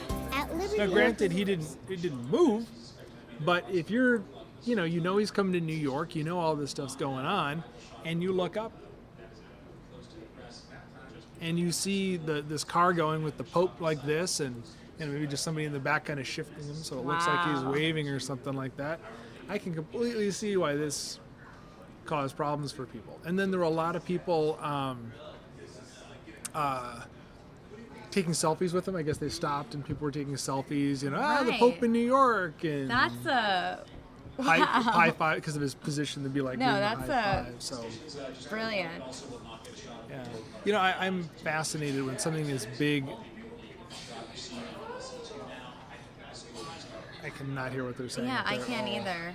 It's the most I've ever heard them say out of that squawk box, and I couldn't make out a word of it. Yeah, that's unfortunate. But when something big like this happens, there's all these interesting little stories that come up, like people doing this kind of stuff. Nuns. We did a story last night. I think Danielle Miller did it about the security around the Pope and how difficult it's been to protect him. Even nuns are getting pat-downs.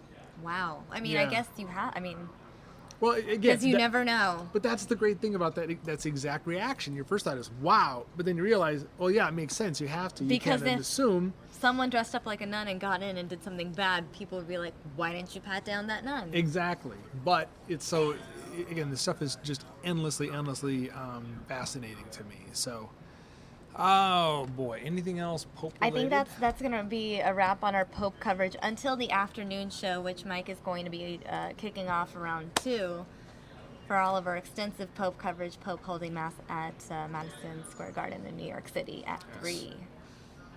So, Tech Talk. Today is a big day for people who are fans of a certain brand. Oh, okay.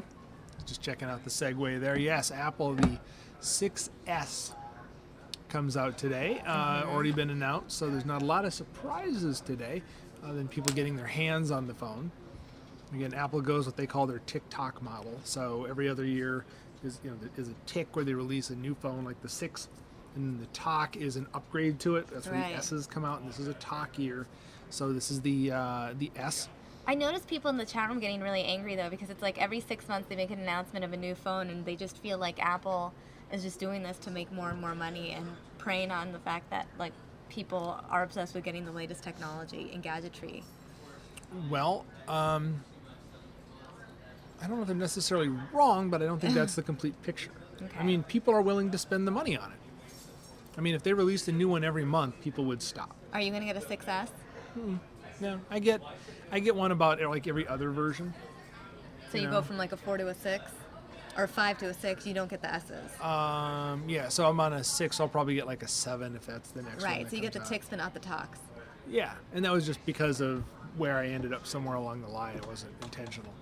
I know some people who have 5s and they're getting a 6S, and I think it's a really nice looking phone.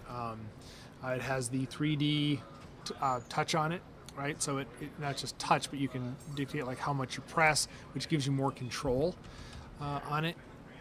Much better camera, 12 megapixel camera, which is one of the best cameras in a phone out there.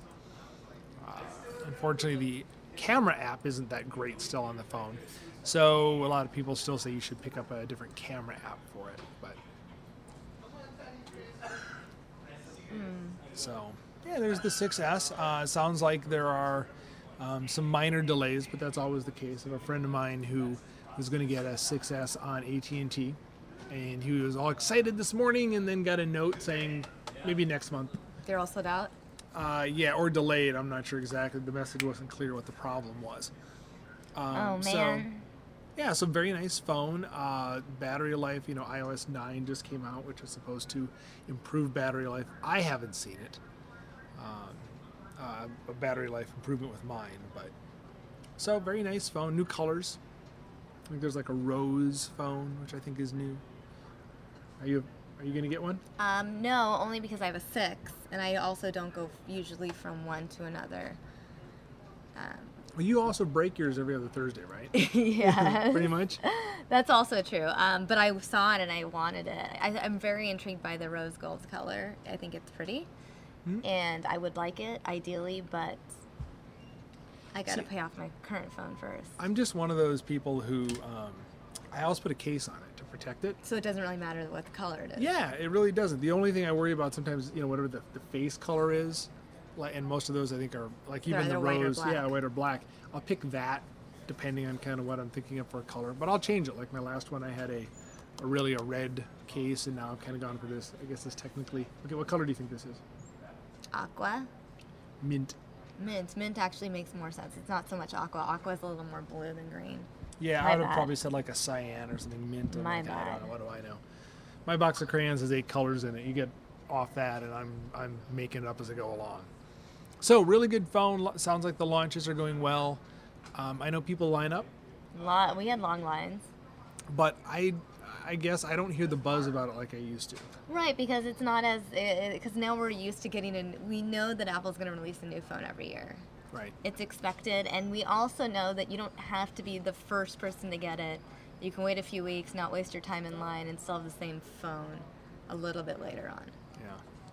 Do we need to be worrying about this, or is that something? What is that? That was probably what they announced, and we didn't hear it. I don't know what it is. I'm going to ask the desk real if there's nobody up there. Well, it's an event where there is President Obama and Ashton Carter, so we can go ahead and dip into it and see what is going on. Because anytime the president We is up don't there. have audio on there.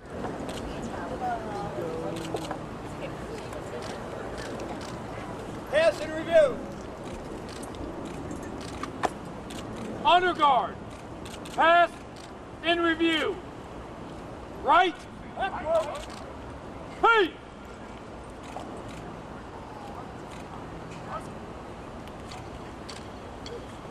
Right shoulder.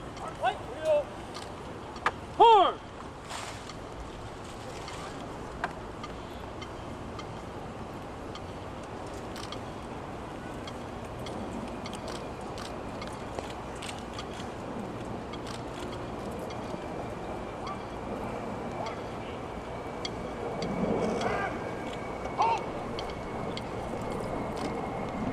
Forward! Forward! Horn!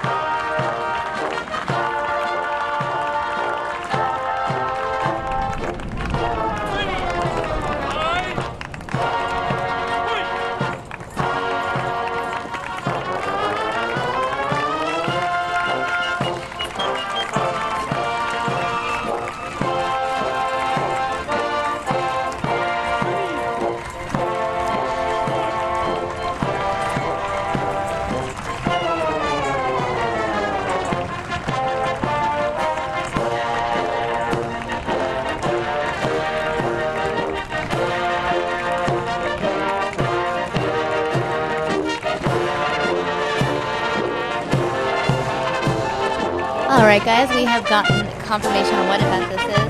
Mark Dempsey, the Joint Chiefs of Staff, is retiring, and this is his retirement ceremony.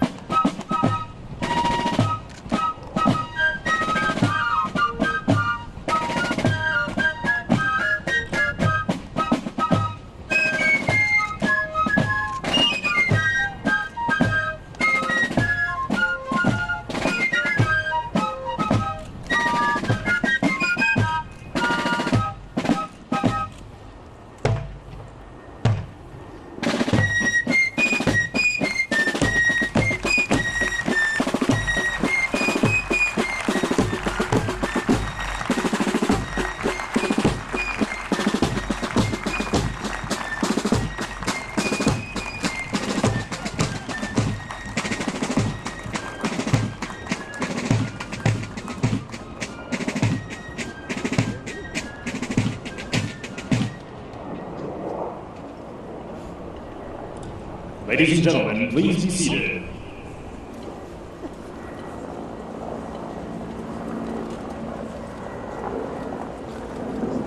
At this time, we ask that you please remain seated while the President departs.